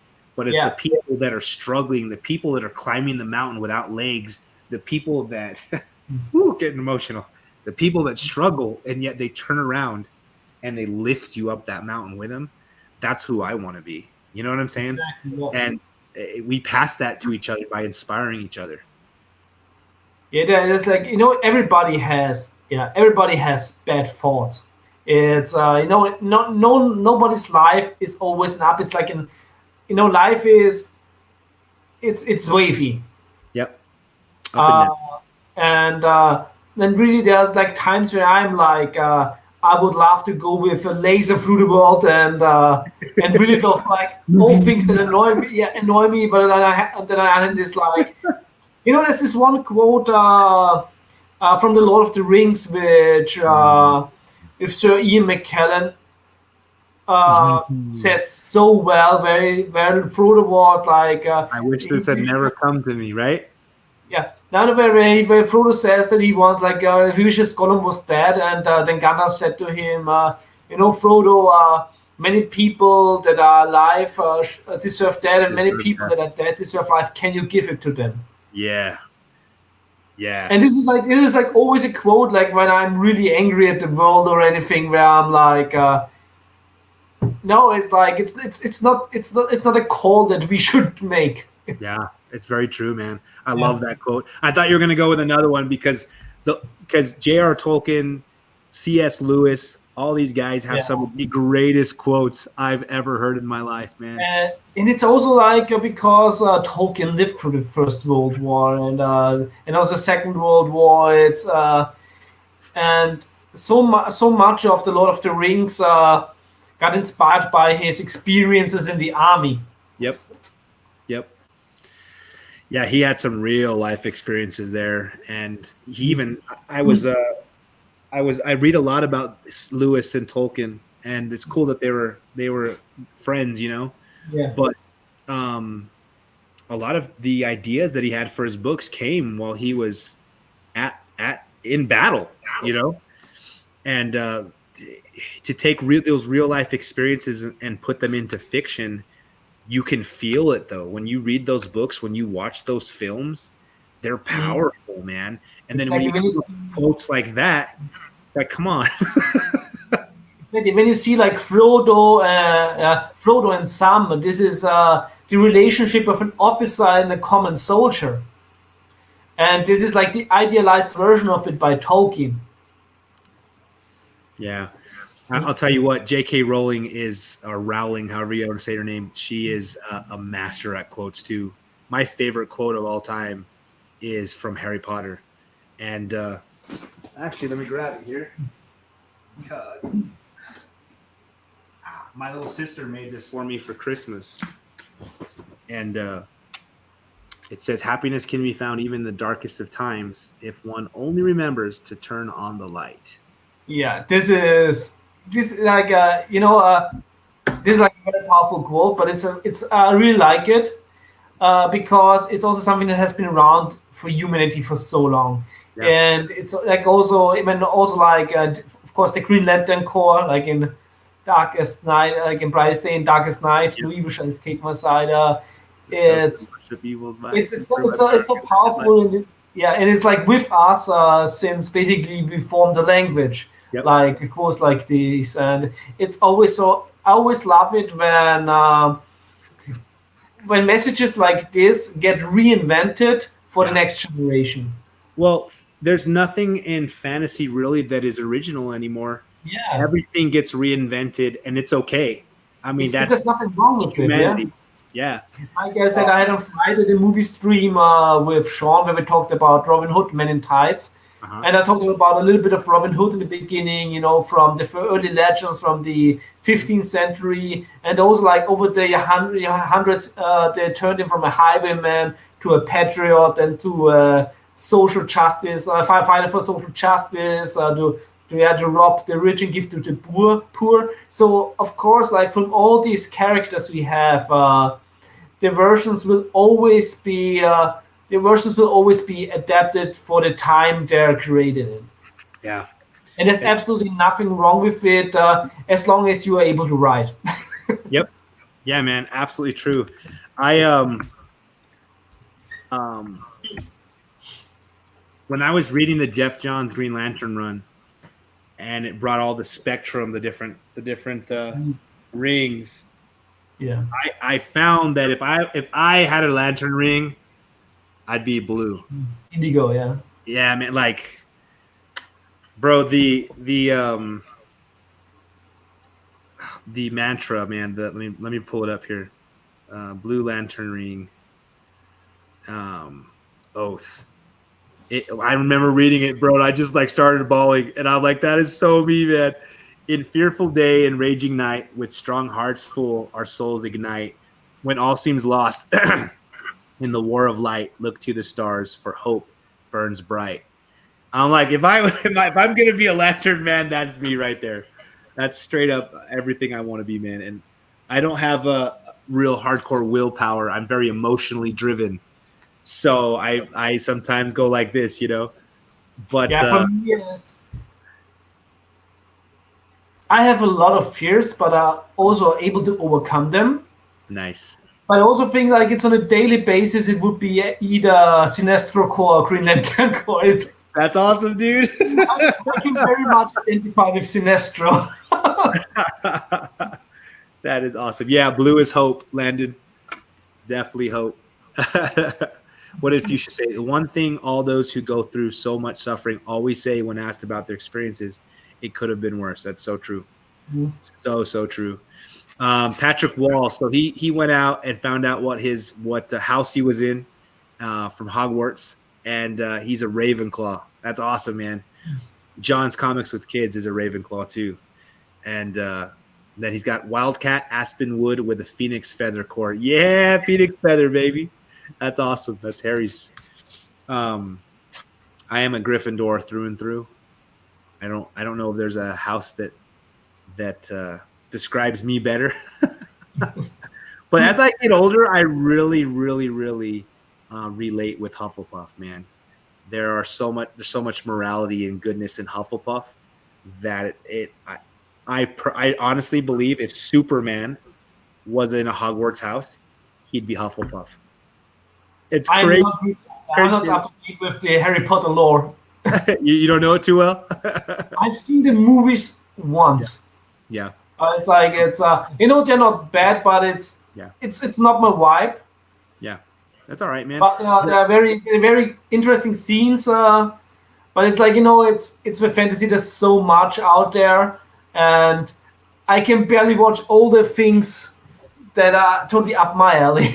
Yeah, there's more stuff that you want to concentrate on that you got to get to. I get it, man. Yeah. If you ever get to read the books, though, they blow the movies out of the water. I totally believe it. That's what everybody tells me. Yep. And this is like one of the things that make me really sad in life is I will never ever read everything that I wanted to read.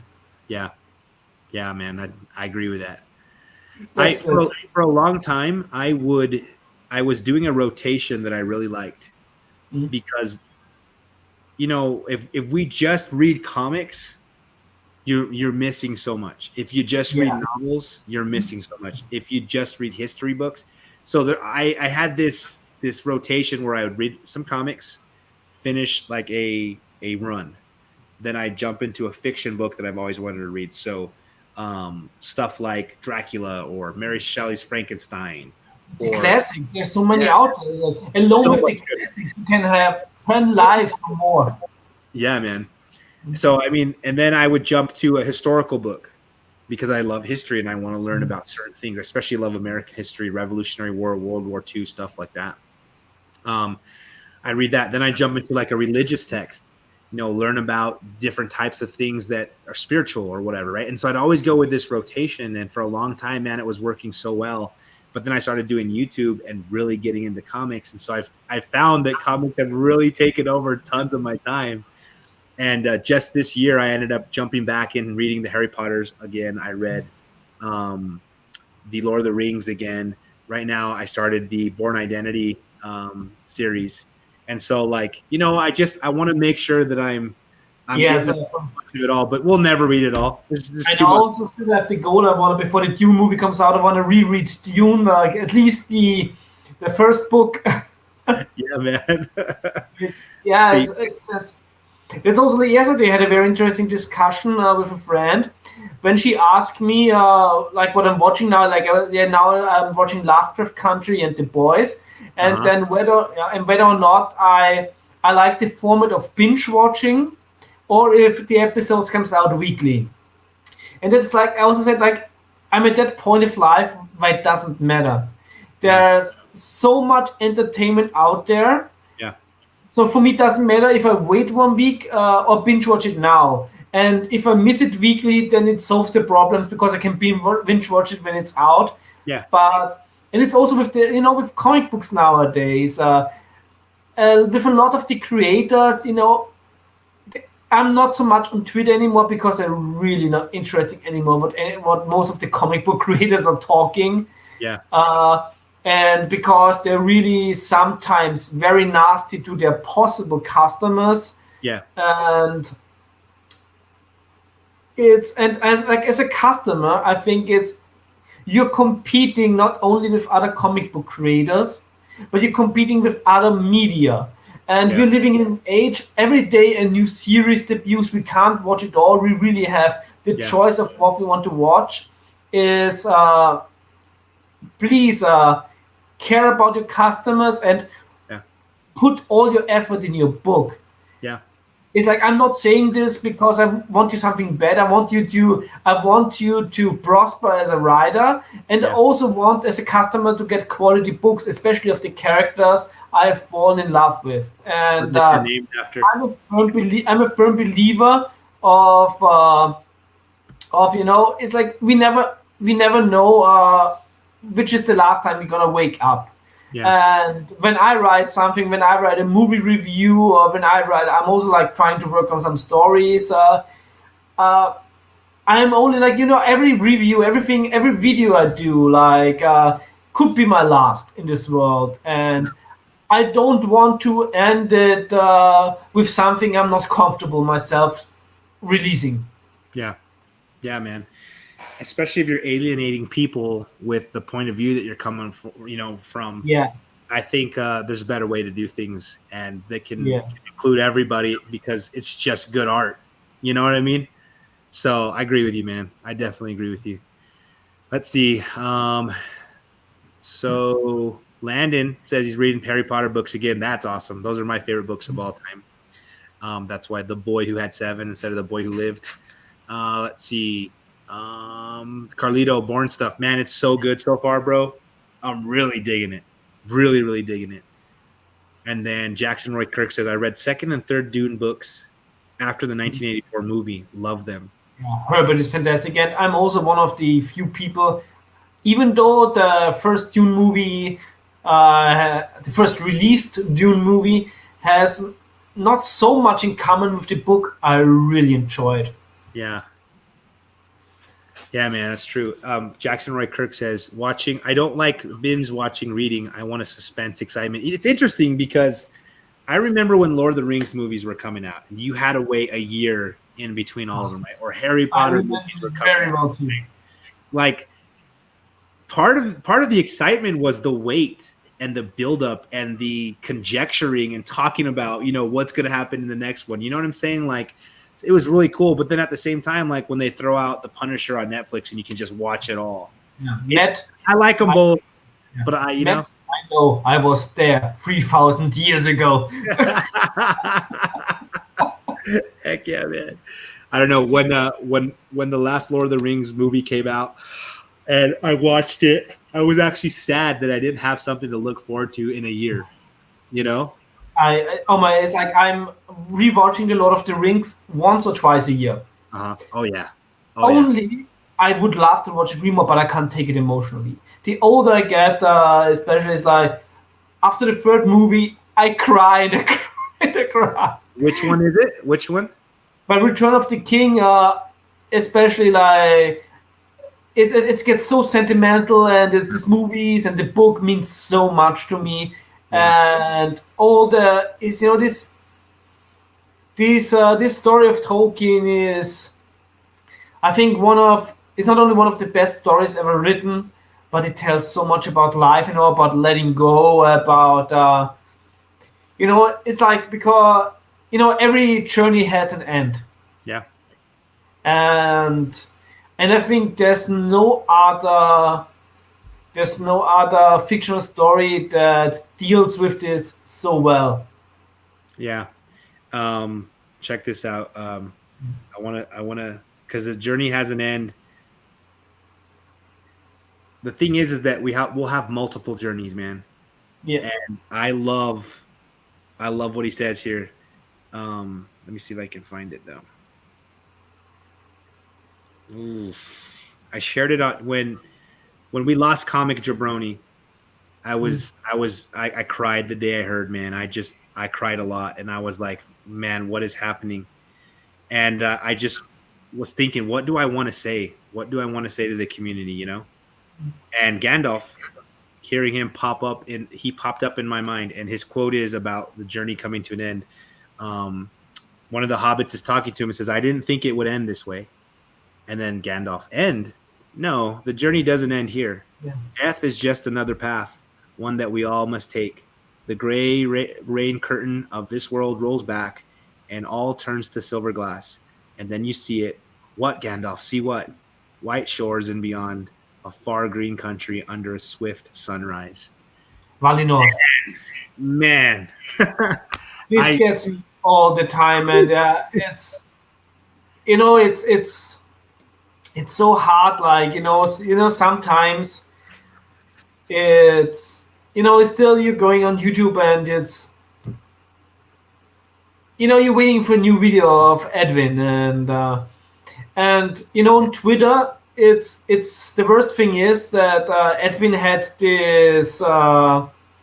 He had like this program on Twitter which automatically tweets as soon as somebody follows him. So we're still getting tweets by him, and it's like it always breaks my heart when a new tweet of him comes up.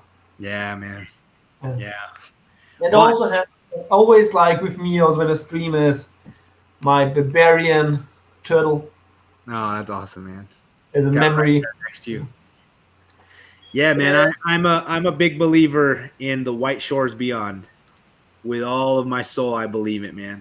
I hope you're right. Yeah. It's for me like as an agnostic, it's a metaphysical theory. I can't prove it. I can't disprove it. It's like whether you believe it or not. And I fear big dark emptiness. Oblivion. Oblivion, yeah, but I hope you're right. I really love to be wrong on this. Yeah, man. Well, I'll say this, man. Hope is one of the most powerful things that there Yeah. is, and the God that I love and the God that I believe in respects hope. And so I hope that I'm right too. And if all you could do is hope with me, then let's do it together. You know what I'm saying? And, Yeah. and if you're right, like at least I have somebody who can vouch for me. That's right. That's my boy over there. Heck yeah, man. Like Woo. I'm a big hoper for feasting and partying in Valhalla. But There you go. I I like it. we will I like see.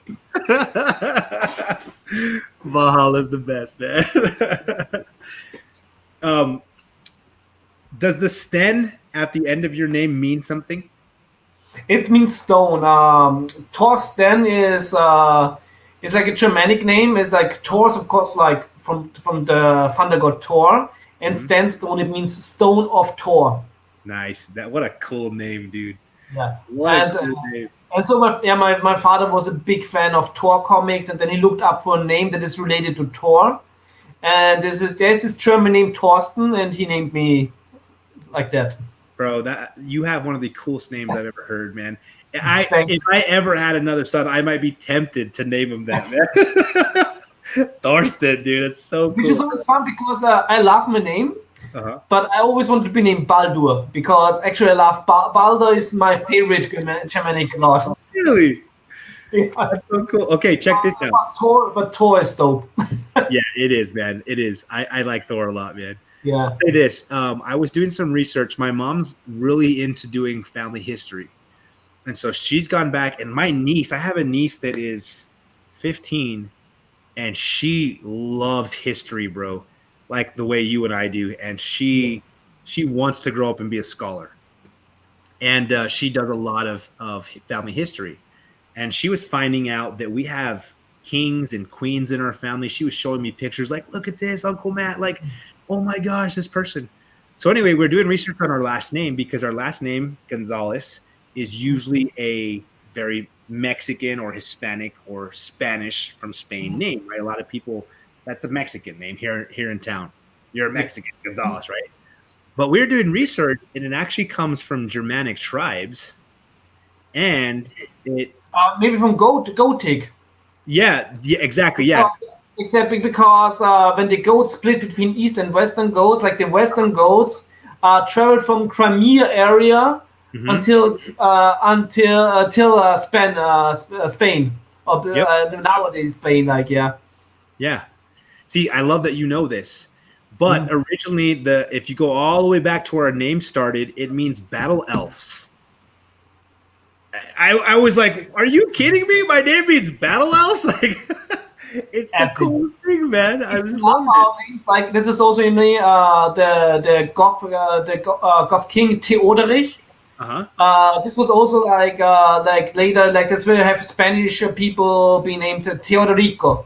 Uh-huh. It also comes from the Gothic Spanish. And it's like names are so interesting Bro. because it's always so interesting, especially in the US.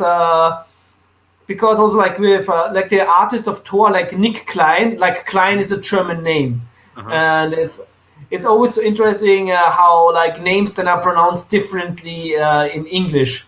Uh-huh. Like how would you say it in German? Pardon? How would you say that in German? Like the names in German opposed to English? Like Nick Klein, I would say Niklas Klein. Uh-huh. Like Klein means little in German.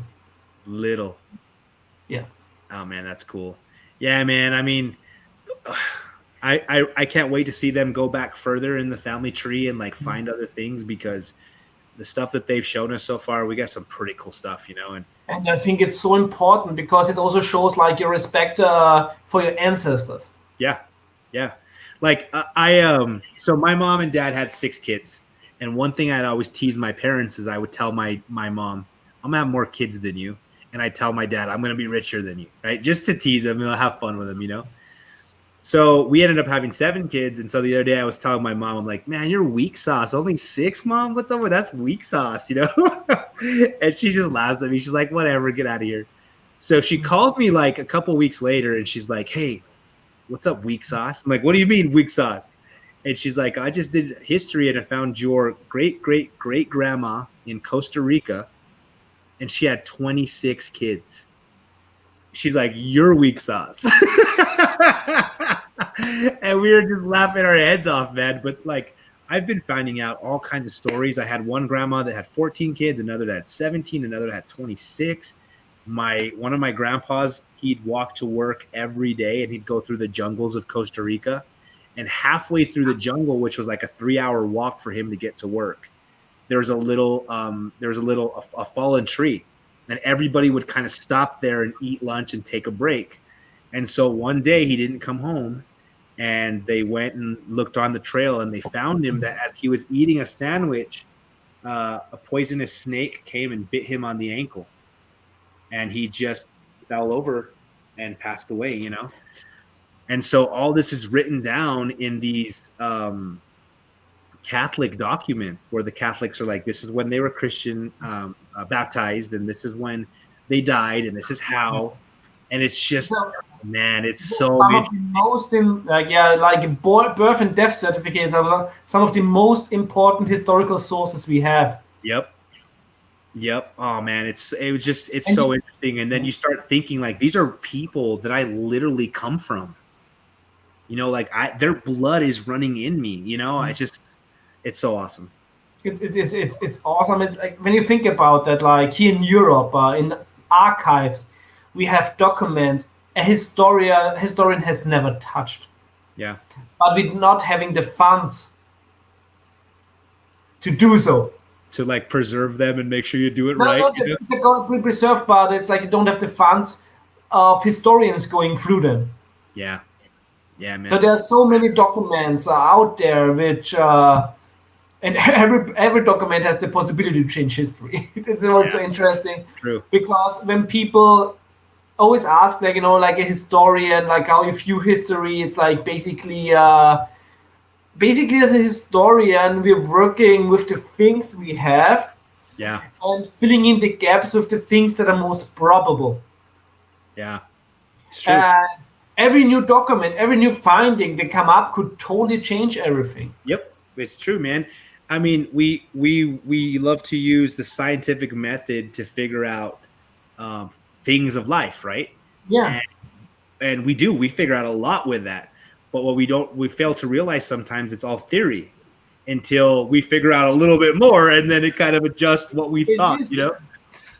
It's always like it's historian is always so fun at university because there's so many, of course, also views on history within the historic community, and I'm a big believer of AF constructivism, where we say like we create these things, like we ask sources and we create these things, but these are constructs that we built.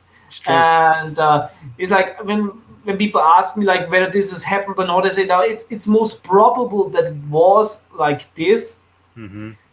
But nobody can tell because we don't having time machines, and of course historic sources.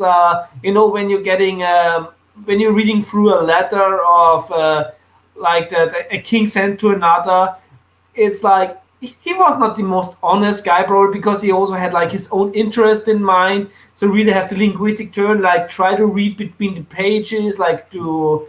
But then it's like my interpretation of this letter, which doesn't mean that it is like written in stone. It is like this. Yeah, man, it's true. Even if we did have time machines, you take 5 people back to witness something, they're all coming back with a different angle. Story, yeah. You know what I'm saying? And they're all going to build their own construct, and they're all going to say, winners usually write history. You know what I mean?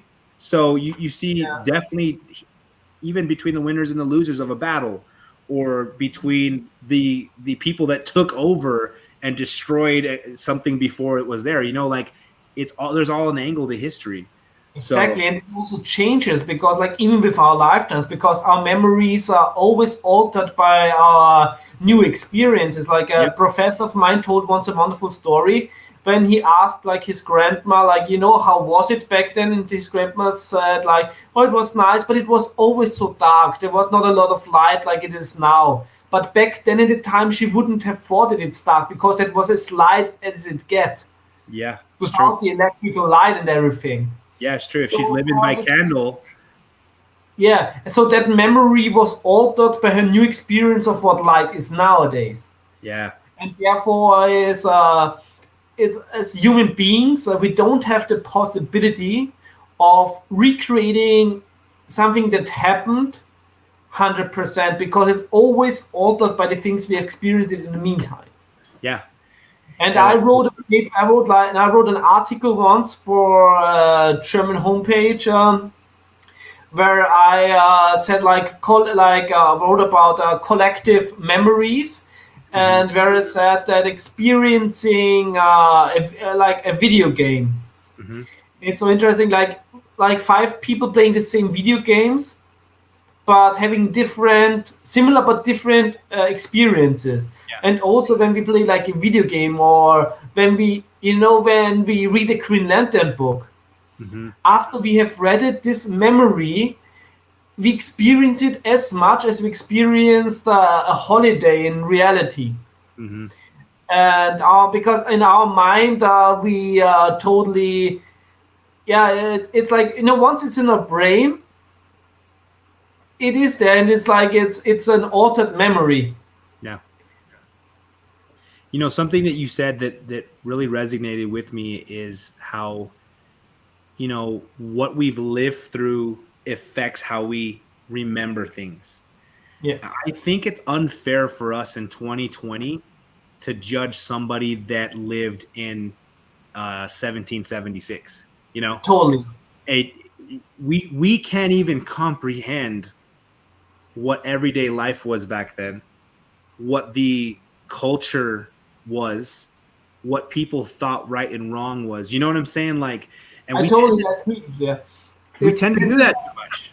This is a big discussion within like historic circles in Europe, especially. I mean, like all over the world, and you have so many different opinions because Friedrich Nietzsche once wrote that history needs to be judged by the current generation. And I totally disagree with Nietzsche at that point because I read some of his books, man.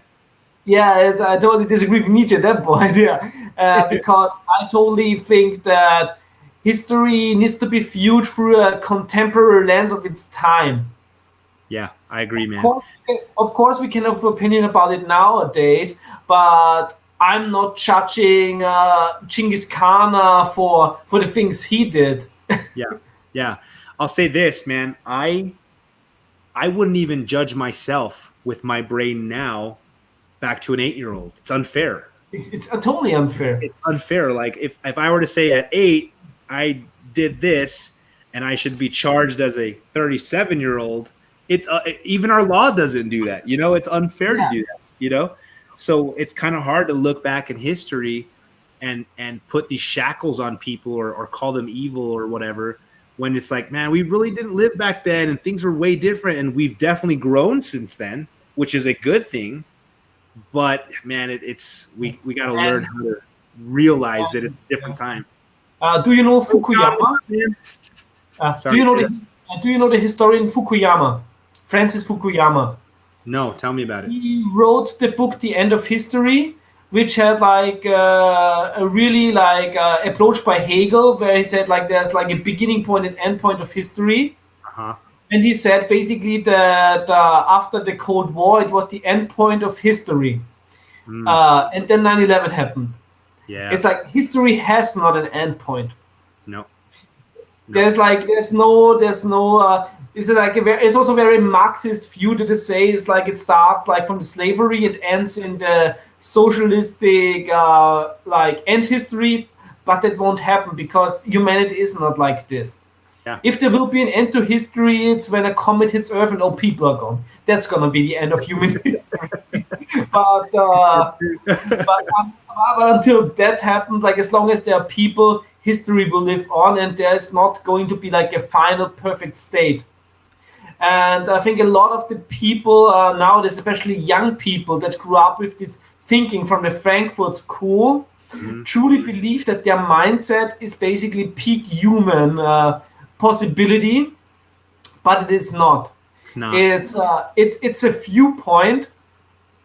Like I say, that very often comes from a good place, but like I say, the road to hell is paved with good intentions. Yeah, it is. Look, I know Greeks that believed that they were the pinnacle of human history and that they had figured it all out. And now, all these years later, like, yeah, you guys, you really did it. You know what I mean? And so, in human history, people have done that several times. Yeah, and it's realize that we still have room to grow. we have room to grow. We have room to fall. I always say that I like Star Trek and I love Divisions of Roddenberry. Like I think that Star Trek is what we should strive as humanity to look forward to overcome like all the problems we have on Earth and to explore, etc. But I don't think humanity going this way. I always say like I would love the future of Star Trek, but I think best we can do is Starship Troopers. Like as humanity, like we need a common enemy somewhere out in space to unite us. There you go. That's you know what, and that's the sad and scary thing, man. Because somebody said it earlier. I think it was Patrick Wall. I could be mistaken. No, it was DJ Sickrick. 912s. We need more 912s. I remember 9/11, where I was, what I was feeling, what was happening, watching that all live, and and I know it affected everyone around the world, So, but as an American sitting here thinking we're being attacked, not knowing what's going to come next, it was terrifying. You know what I'm saying? But then it's done. All the planes are grounded. 9/12, you drove down the street and every single house had an American flag flying within a week in its front porch. People didn't care what you look like, what problems you had before. We were crying on each other's shoulders, talking to each other at the grocery stores. We were just like, we came together. You know what I mean? And I pray to God all the time that we don't have another 9/11 in some sort. And 2012 is kind of like that, man. I mean, 2020 is kind of like that. We got this thing happening out in the world. There's fires burning Australia down, the Western United States down. There's just great, like losing Chadwick, losing Jabroni. There's all these signs that people just need to stop. Just stop hating each other. Stop. I wish that all this 2020 would bring people together, but sadly, it's really sad because like all these, there's a lot of young, angry people out there. Yep. And their anger, I wouldn't say that their anger is like unjustified. Hurricanes. Because there's a lot of things that are going on in the world that are just plain wrong. Yep. But these young people often forget that they're not the first who experience these things. Yep. And they should look a little bit for guidance, like they shouldn't copy what happened in the past, because like I said before, you can never have 100% solution what happened in the past to modern problems, but to look at least what people already did and failed. Yeah, man. Carlito says, I've never felt more unified in my life, but it was fleeting. We need to get back there. My brother that I was telling you that lived in France had a really cool experience. When he was in France, there's a lot of the youth that if they knew he was American, they treat him really bad. And they're like, oh, you stinking American, get out of here, get out of our country, So he's like, anytime I was around the youth, and he's very dark skinned. He'd tell him, "Oh, I'm Mexican." They're like, "Oh, okay, no problem." But if he's like, "I'm American," they treat him bad. It's so weird because it's like we were at war with America, and basically like Americans are treated very nicely, like in all the German countries, and you were allied with France, and it's always like every time something international happens, they burn American flags in France. It's crazy. It is, but I'll tell you this: this was the cool part of the story. He went to Normandy and he was there looking at everything and just having like an experience. And these older French people, like very old, came up to him and they asked him, "Are you American?" And he's like, "I am." And the lady, this old French lady, hugs him and she tells him, "Thank you." And he's like, "What? Like, what are you telling me thank you for?" And she's like, "I remember when your troops stormed down these streets and saved us, you know?" And she's like, "I just want to tell you thank you." And they hugged each other and cried, you know? And so he was just like, it's so interesting that this older generation that remembers war and remembers really sad, bad, hard times has an appreciation and love for us. But this new younger generation is angry for no reason, you know? Yeah. And so when you said that, it reminded me of that. You know, we do here in America right now have craziness happening with our politics. And a lot of times it's these young, new generations that Yeah, they just go to school. Yeah, they go to school, university, and they only hear like one side of the story.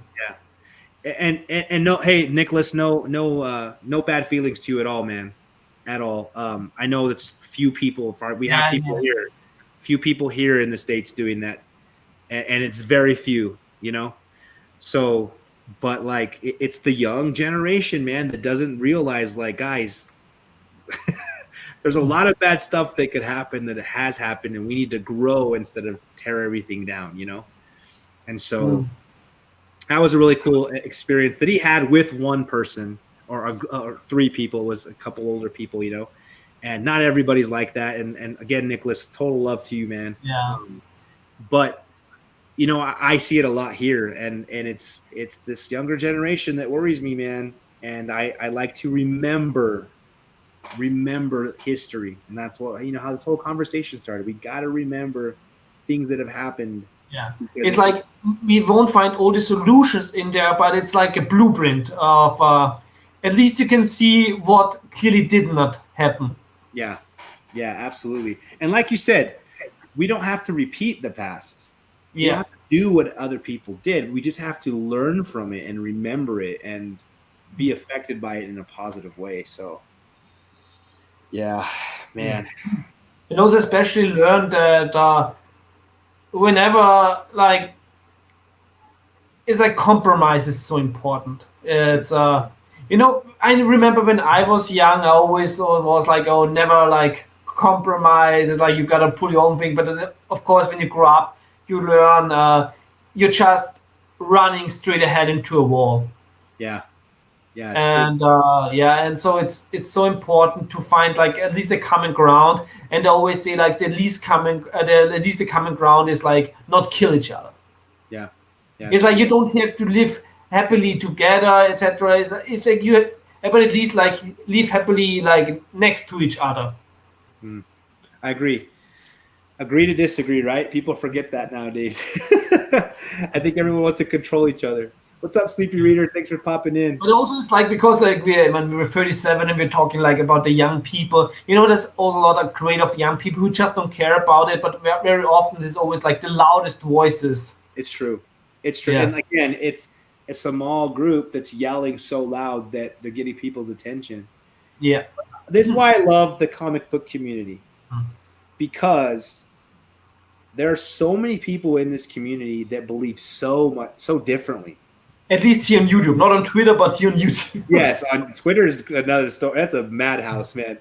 But YouTube is so great because, you know, there's so many people today in our chat that really agree with what we're saying. But I have a lot of friends on YouTube where we've had behind the scenes conversation that would totally disagree with what we're saying. And it's like their right to do so. That's right. And yet we all love the heck out of each other. You know what I'm saying? Like sometimes we'll mute one another for a day or two, like take a couple of breaths and everything. But man, I love this community, and the fact that we're friends first, that really helps us figure everything out. So yeah, and it's also so important, like to have people you can trust. It's like to have people that not betray you, like on the first sign of disagreement. Yeah, I agree, man. And it's cool because again, art is what has brought us all together. These comic books that are full of art and writing and heroes and all this great stuff, and oh man, it's been a great stream, bro. We're about to hit 4 hours. 4 hours. What time is it there right now? 1:30 a.m. Oh my gosh. You know what though? I feel bad, but then I don't, because I see you in everybody's videos all the time, You're like, it's 4 in the morning, guys. The sun's coming up now. Yeah, I know. It's like I'm very like I'm like lucky to only have like freelancing things which I can write whenever. Yeah. I would love to have a stable job, but when you tell your relatives that want to be a scholar, better say like she needs like a big support of the family, because being a historian doesn't pay. It's true, man. I had to change a lot of the things that I was going to school to do, because I'm like, okay, I'm having another. Oh, there's another kid. Whoa, there's another kid. I'm also doing fight for all these little ones, I'm also doing some translations of text and stuff, but it's like, yeah. Yeah, Jackson Roy Kirk doesn't love me. He just likes looking at my 9.8s. You lustful. Oh my gosh, man. I don't know. I may have to make this my thing now. Like, the last Saturday we did a 5-hour stream, and Carlito, like, he was going to jump on, but he's like, I'm going to the store. And then he's like, well, you guys are still on. And then like 5 hours later, we're still going, But yeah, I think we have like people here that probably returned like for 3 times already. It's true. I keep seeing people, you guys are still on. And I feel bad because Kavi popped in and he's kind of like nicely like, guys, I'm trying to go live here. I'm sorry, Kavi. I know, I was like, the community is so big. Yeah. It's like at this point, like we can't avoid like doing live shows that overlap. It's true, man. It's so true. It's so hard. The only show that I really love when a lot of people show up in is Comic Gories, man. Because the more people, the chat is rolling. Like today's chat has been wonderful. You guys that are here hanging out with us right now, thank you so much for being with us. Thank all of you, yeah. It's just like this. I feel like we're all just hanging out as friends at each other's house, Exactly. It's like just sitting around talking and having the camera on. It's true. Well, Sleepy Reader, sometimes it's hard to stop a stream when you get going. It's so true, exactly. Man. It's like, because it also like, it doesn't, like being here on the panel doesn't feel like 4 hours. Yeah, it's straight. It's just like that, huh? Yeah. Sean just said we almost went 4 hours last night on the hip hop stream. Then we went another 2 hours off air just talking and watching videos. See, that's why we needed to go to MegaCon, man. Like, I was so looking forward to going to Disney World and Harry Potter Land with Alec, White Whale Comics, and a bunch of the other people. I didn't even care about the con, to be honest with you, man. It's not the con. The con is it's like the con is like the burger buns. It matters what is in between. Yeah, it's just the excuse to go. Yeah. But man, Landon, thank you for being in here, man. Really appreciate you. Hope to see you here again, man. We'll take care of yourself, all right, bud? C2E2 now. One of these days I'll go to C2E2. But I could probably only escape like once every 3 years. So hopefully next year we'll do MegaCon and I'll get to do that one. But C2E2 is on the list, man. What's up, Chili's Pool List? Thanks for tuning in. Appreciate that. Also, like on my movie stream with Sean on Fridays, it's always like I always try to keep it like 1 hour and 20 minutes maximum, but it's always like I could talk for hours. I know, man. And you know what's really cool? And I know this because offline we've talked on Twitter. We like talk. We have a lot of similarities in our views on things. And so it's great to be able to hang out with you and just roll off of each other because we have a comfortable. It's unnatural. It's organic, man. But I tell you what, the chat for sure has been amazing today. It's been really cool to see everyone. So many interesting questions, and also to Leroy, and many greetings to France. I also love French history, and France is as important to Europe, of course, as we are. Yeah. I love thinking about the history of Napoleon's time, and that was a very interesting time. Yeah, man, pretty crazy. I had I think 2 seminars about Napoleon. Did you really? Yeah, it was because it was also such an important time, of course, for German history, because actually Napoleon basically fast forwarded the building of German nations, because before that, like, it was the Holy Roman Empire, and the Holy Roman Empire was mostly German based, but it was not an ethno state. And basically, like, Napoleon, like, united like a lot of the Germans in the end, and that's what was like also like how the German Empire was built, with parts of Germany, because of course, like, the Austrian part was within the Austrian-Hungarian Empire. Well, it was a very interesting time that it was really like this is the Napoleon Wars fast forwarded history in Europe for decades. Oh yeah, I'm a fan of the little guy. So I have no idea what they're talking about, but we've had this request like 5 times today. What are they talking about, man? You know, right? It's I think it's also like it's an old military song. I don't even remember how it goes. Jackson Roy Kirk says, wait, no, that's not it. Evie, it's so good to put a face to the name, and I just found out that you're a Conan aficionado. Thank you very much. Conan is absolutely it. This is a character that totally resonates with me. I always was a fan of Conan, but when I was younger, like, Lord of the Rings, of course, was for me, like, I loved Lord of the Rings more. But the more I grew up, I was more able to resonate with Conan. Of course, like, as an Austrian, the first thing is when you're young, you watch Schwarzenegger movies, and yeah, baby. And this is like how I was introduced to Conan.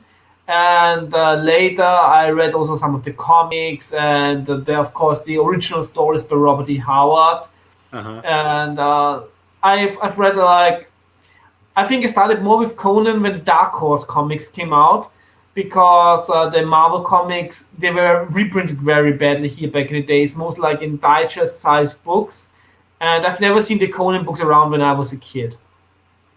And later, about all the trades of the Dark Horse comics in the early 2000s, and I really dug through them, absolutely loved them. And then I also bought the trades of the original Marvin Conan stories. I also loved them. So it was like very interesting, because back then I read everything in trade, because it was very easier to obtain here. And then once I found like a German store where I was able to buy the US original issues for cover price, I totally switched from trades to floppies. Nice. Yeah, and the book that made me collect comic books made me collect like floppies, was Wonder Woman Conan crossover, because I loved the variant cover by Liam Sharp so much that I said I have to find where I can buy this book, and then I found a store where I was able to buy US comics. That's awesome, man. Without getting poor. Jackson Roy Kirk says, just started the Dark Horse run 2 months ago.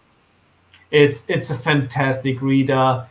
especially I love that some of the parts are really out of Robert E. Howard's stories. And what I love about Conan is that, as a kid I loved epic grand fantasy, big epic battles and everything. But what I love really about Conan, that it breaks everything down, like to the life, the ups and downs of one man. And this is the wonderful thing with Conan, because he's not somebody who does things like because he is he's destined to do this. No, he's in there to survive. He's forging his own forging his own luck, his own history. He makes his own footprints, and he's not a good doer, but he's also not evil. He's a human, and this is it's such a human approach to fantasy, and I love it. That's awesome. Makes me want to read it, man. I think you would love Conan. Yeah. Of course, I think like some of the stuff is maybe a little bit too explicit. Yeah.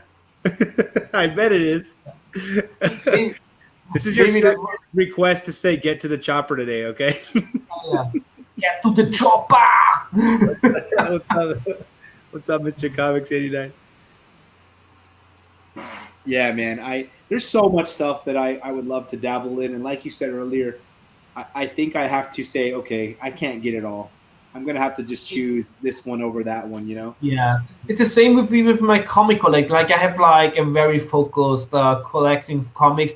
There are many books I would love to have, but where should I put them?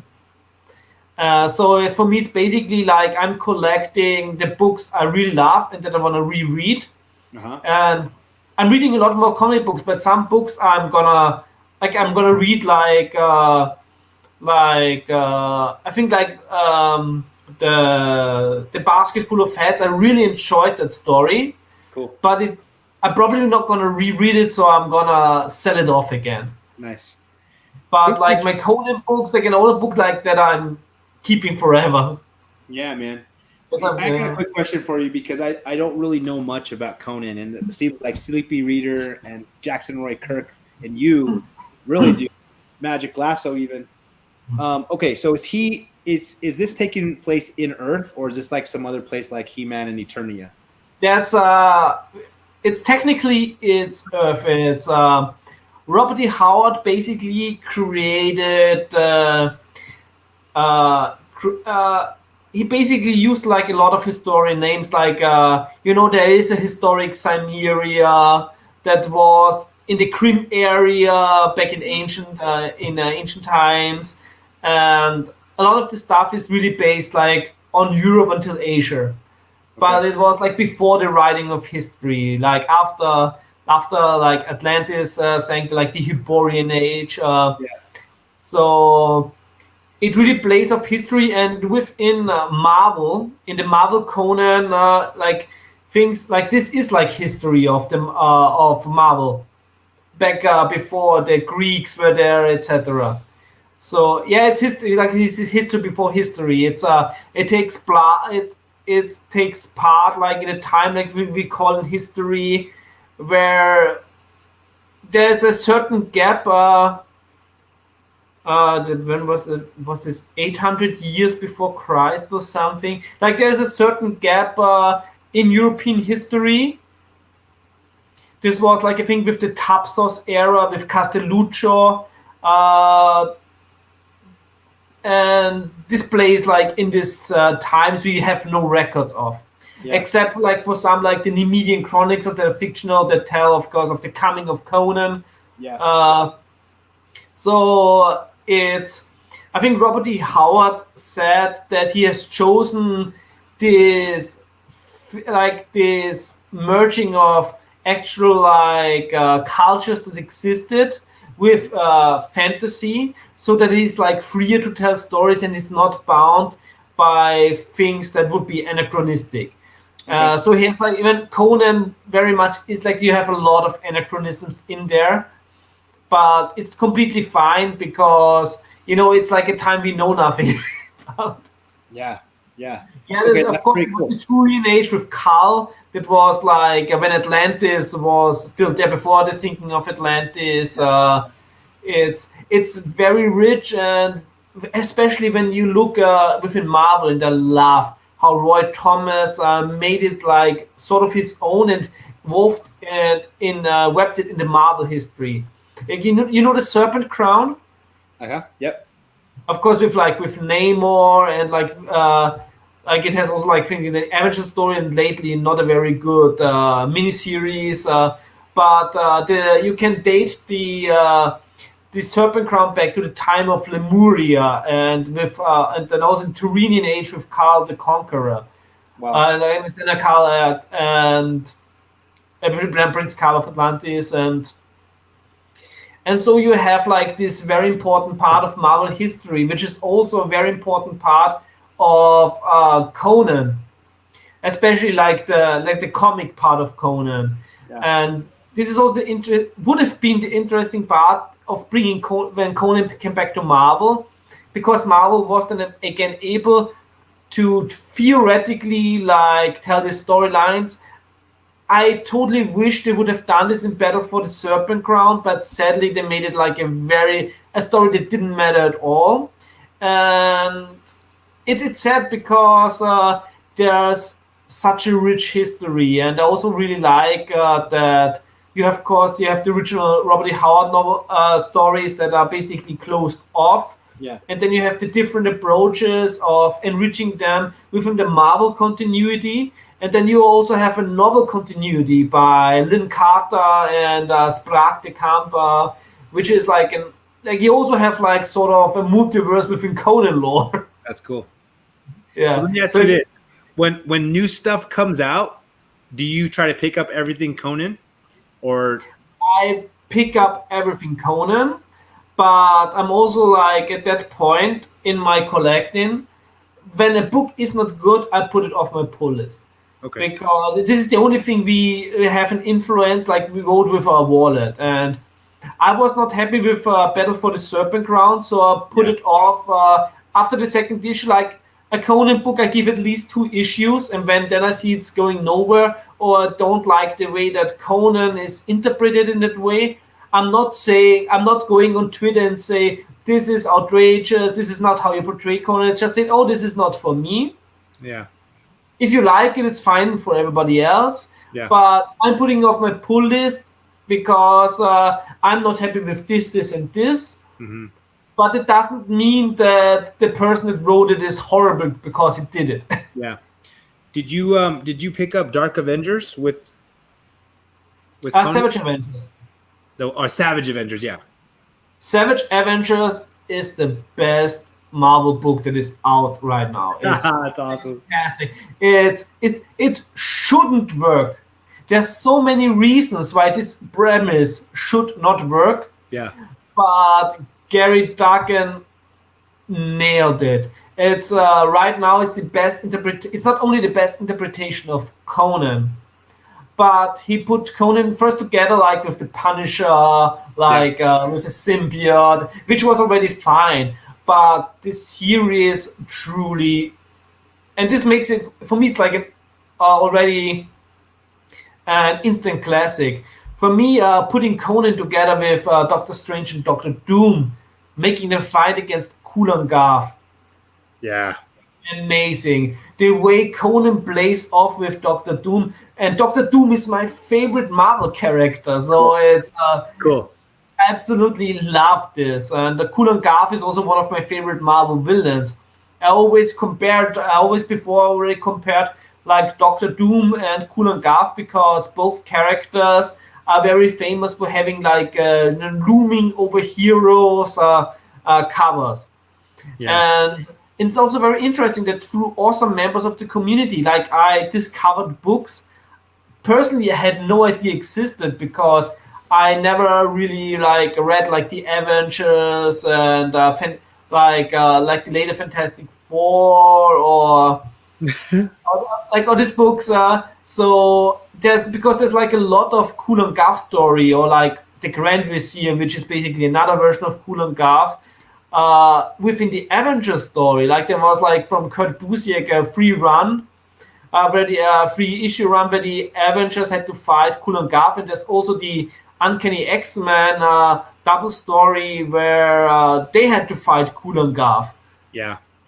So this is like books I've never stumbled upon because I never read X-Men or never read the Avengers title. So it's I'm a big Conan fan. Yeah. But there's so much, I don't know, like this book I have here in the back, like fantastic 4-issue number. Where did you put the issue number on this one? Crazy. This Fantastic Four book, which I have no idea where it's numbered, from 1995. This is Conan in a few panels. Really? Yeah, and I had no idea. And Gary, Gary, the casual comic guy, who is a fantastic member of the community who needs more subs. So look for Gary, the casual comic guy on Twitter. Okay. And on Twitter, like on YouTube, is really awesome. Makes awesome videos. And he put that on Instagram. And I was like, I have no idea that this existed. So I was lucky to get an issue from my comic book store. But there's so much out there. Awesome. Where I have even with Conan and Red Sonja, where I have like no idea, and I'm still learning every day, even though I absolutely love this material. Yeah. But that's also the big strength of our comic book community here, because we all learn from each other. Like we find new things out every day. Like sometimes when I when I show off like a cover and there is like a fan of this series, like I said, I've never seen that cover. I need it. Yeah. I really love being part of this community because of that. For me, like stories like Jeff Johns' Green Lantern run. Okay, people told me read Green Lantern, get into it, start there. I did, and changed me, man. I absolutely love Hal Jordan. This is so good. Like this also touched me like on so many levels. His Green Lantern run. It's always like this thing with like the story of his father, like the tragic accident. It's like it mimics so many things, because then also when he gets the ring from Alvin Sewer, because he also dies in a plane crash.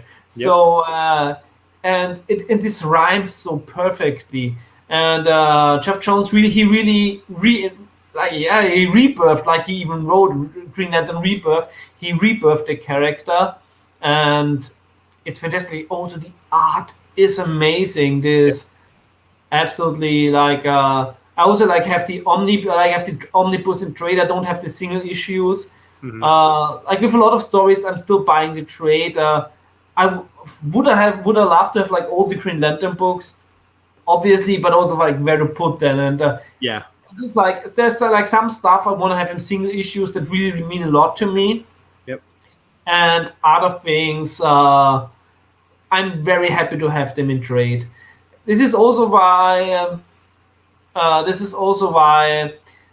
always see the argument when people complain about the prices of single issues. It's like, but I want to read the comic. It's like, if you really want to read the comic, it would be on your pull list, and otherwise, you can always buy it in trade. It's like, these stories are out there. Every story can be found. And guess if it's a popular story with an expensive book, you will find it in trade. And if it's a not popular book you want to read, you probably can get it in the dollar bin. Yeah, very true. Check out Jackson Roy Kirk. You know what I get from this community? Bro.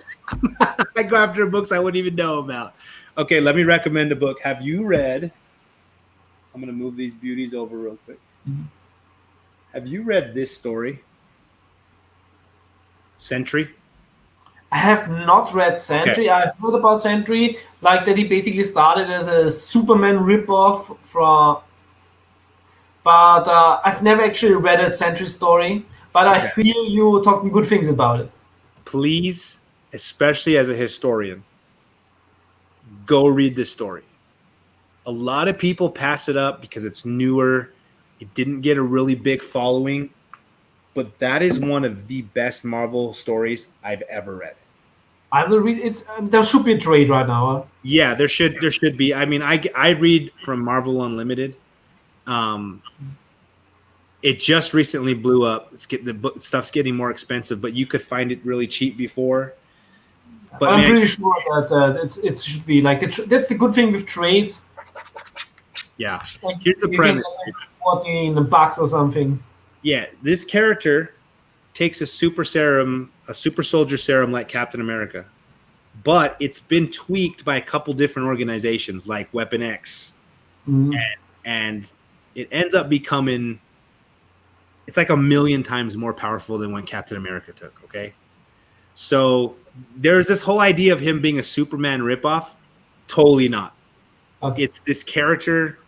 You got to read it the way that. Oh man, I just can't spoil it for you, but it is beautiful the way that they put it out there. It doesn't start like anything you've ever read, and he has to battle with the good and evil in himself. I totally trust you because you have an excellent taste in comics. Thanks, man. After the stream, I will look. I will look in my comic book store if there's like a trade out there, and yeah, it's like recommendations are awesome, but it's like I don't like the Marvel Unlimited app. Yeah, I just don't like to read digital. I get it. I get it. Yeah, it's I tried it. Like I'm not against the format of digital because like I always say, it's like it's another possibility to get readers. So it's nothing bad. Like digital comics are not evil. I just have no enjoyment in reading something digital. Wait, time out. Carlito, it's not your birthday today. Is it? I'm gonna be so mad if it is and I didn't know. Hold on, I'm looking at my birthdays on Facebook. That's how. Oh man, it was Rob Boswell's birthday yesterday. I totally didn't tell him. Well, we all should buy more yarn, man, and give them to him. Oh my gosh, Carlito, let me know, dude. Good night, Chili's Pool List. Thank you for stopping in. Really appreciate you. Yeah, Jackson Roy Kirk. If you have not read the Sentry story, I think it's like 4 books, and there's like 4 tie-ins. The X-Men tie-in, a Fantastic Four tie-in. But holy cow, it is so good. So, you know what's fantastic? Which barely everyone read, and I also had the discussion last time when people said, "Oh, there's actually no really like good representation of a Native American in comics," and it's like, has anybody of you read Arak, Son of Thunder from DC Comics, like the 50-issue run by Roy Thomas, which is fantastic because it shows in medieval Europe under Charlemagne. Native American being basically adopted by Vikings and having a journey from Scandinavia over the court of Charlemagne to Constantinople in Asia and rediscovering on the way his Native American roots and his god, and it's a fantastic story. It's not collected in trade, but you can get like all 50 issues on eBay for like for $40 to $50. Oh man, that's awesome. So it's also there's so many fantastic stories. I mean, basically, I always say if Roy Thomas wrote a book, you should probably read it because it's gonna be good. Cool, I dig it, man. I want to show you guys something if I can bring it up here. Do you guys know how Carnage? You know how I don't know if you following Absolute Carnage and how Carnage came back to life. Did you know about all that? Are you following any of that? I read which moment. Look at you choking over here on me.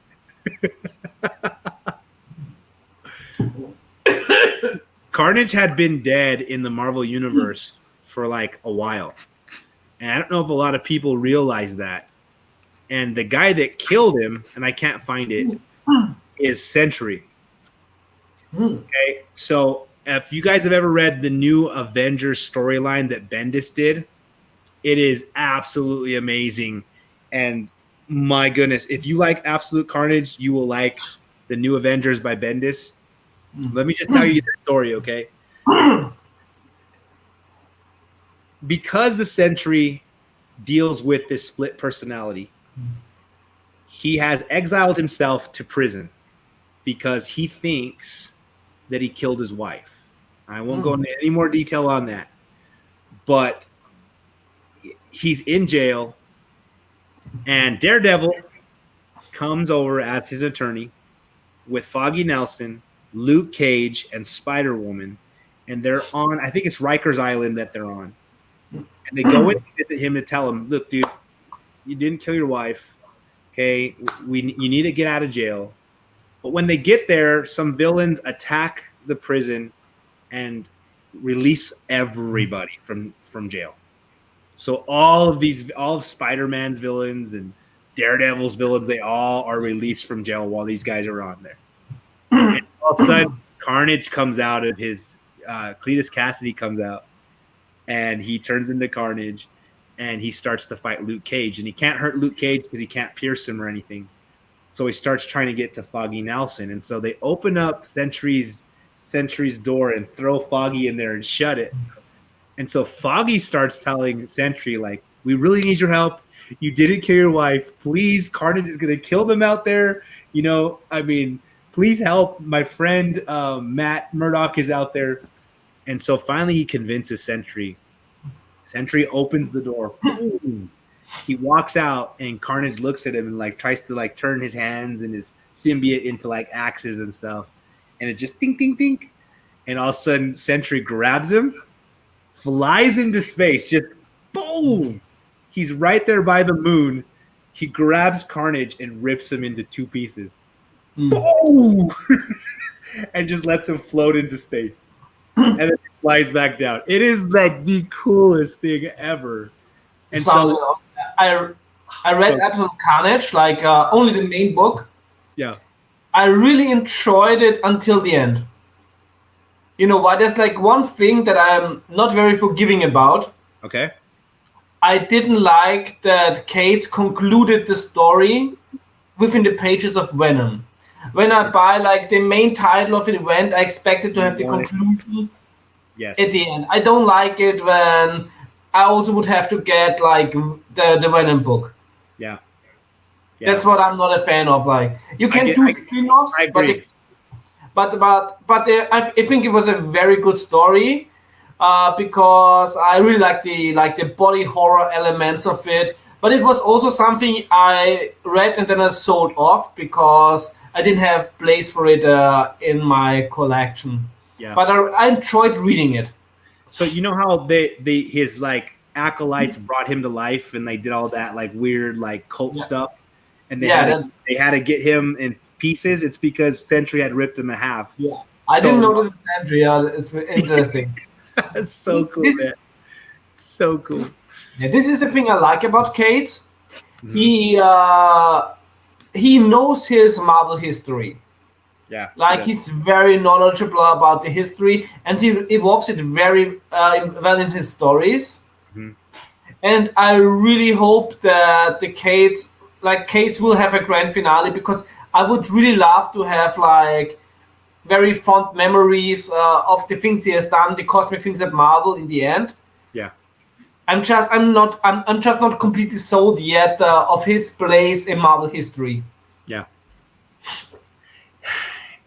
The thing about Cates is the big thing that he's doing is he's taking old characters and twisting them. Yeah. And so he's done a great job of it so far. Mm-hmm. The bad thing about Donnie is outside of the comics that he's writing, he's not a nice guy, man. He's not a nice guy at all. So have you seen the at the beginning of the lockdown? Have you seen the video where he called even Van Skyver? Look, man, I will speak from personal experience. He called me out on Twitter and kind of was really ugly to me. And I didn't like that because he misinterpreted what I said and why I said it. And then he attacked me. And after that, I started noticing he does that to everybody. And I'm like, do I even want to buy this guy's books now? And I do know a lot of people that will not touch his books because of the person that he has, you know? I totally get it. And this is also one thing I totally get that, you know, that something you don't have time to interpret everything, and sometimes Twitter can be annoying if you're a creator. Yeah. But I think the worst thing you can do is punching down. Yeah. And sadly, like a lot of creatives, especially like at Marvel and DC, are punching down on fans, and it's like, there's a difference. That's awesome. There are people of public interest, whether they like it or not, and they have to learn to deal.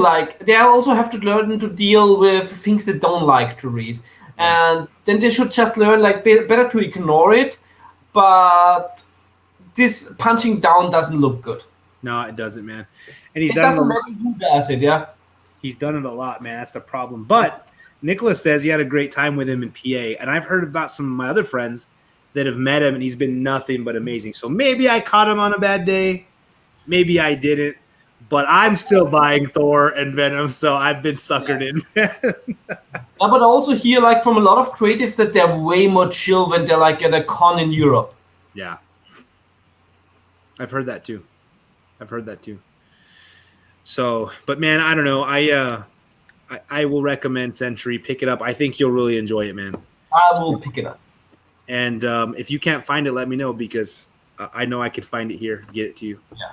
But the trade shouldn't be normally a problem. And there's also the good thing about especially German comic book stores with US comics is that sometimes, because the market is very niche here, books have stores, and stores have books that are hot in the US, but I can still get some for cover price. Yeah. Yeah. Did you read World War Hulk at all? I loved World War Hulk, and I especially loved I'm forgetting the name of when it was in space. Planet Hulk. I especially loved Planet Hulk because this was such a beautiful homage to a Princess of Mars. Yes, I knew that was you that had talked about that. Yeah, I love Edgar Rice Burroughs, and I also love the animated movie of Planet Hulk. Yeah, so good, man. So okay, cool. So I know Sentry showed up there too and fought Hulk to a standstill. They both reverted to their normal forms after that battle. That's pretty cool, man. Thanks, Jack. So, Jax, you got to go. Man, thank you for hanging out with us this whole time, brother. It's always so good to see you. Thank you for the support, man. But, with Jackson taking off, man, my wife is texting me. She's like, let's go. Yeah, we're already here like 1/5 of the day. It is, man. And I bet you're tired now. Are you going to stay up and watch more YouTube? Tell the truth. I'm still awake for 2 hours, probably. I just started to replay Fallout New Vegas for the third time. Yeah. Absolutely love you, man. You can go hit the video games, man. Love you too, Jackson Roy Kirk. Thank you, man. Well, guys, being here, and yeah. Thank you so much, dude. Like, I wish you could feel my heart right now, but this is so cool. It's so cool that you got me books that were for me, man. Like, thank you, dude. Thank you for knowing me that well and doing this for me, man. You're most welcome, and I'm very happy to make you happy because, like I said, I discovered your channel October last year, and it brought me so much joy. It still brings me joy every time you post something. And Comic Gories is live. Thank you, man. Thank you. Comic Gories is life. I love that. Yes, Carlito. There's a few, man, but check it out, dude. It's so good. Patrick Wall, enjoy the boys, man. Thank you for being here. House to the end. You rock, man. Thank you. Gore, I didn't know you were in here, but thank you for letting us know, brother. I appreciate you. Oh, dude. I love that guy's brain and the knowledge he spits. It's so awesome. Yeah. Carlito, brother, you're just going to have to get on this show. Maybe we need to make this like a show thing, you know? Carlito's always hanging with me with the long shows.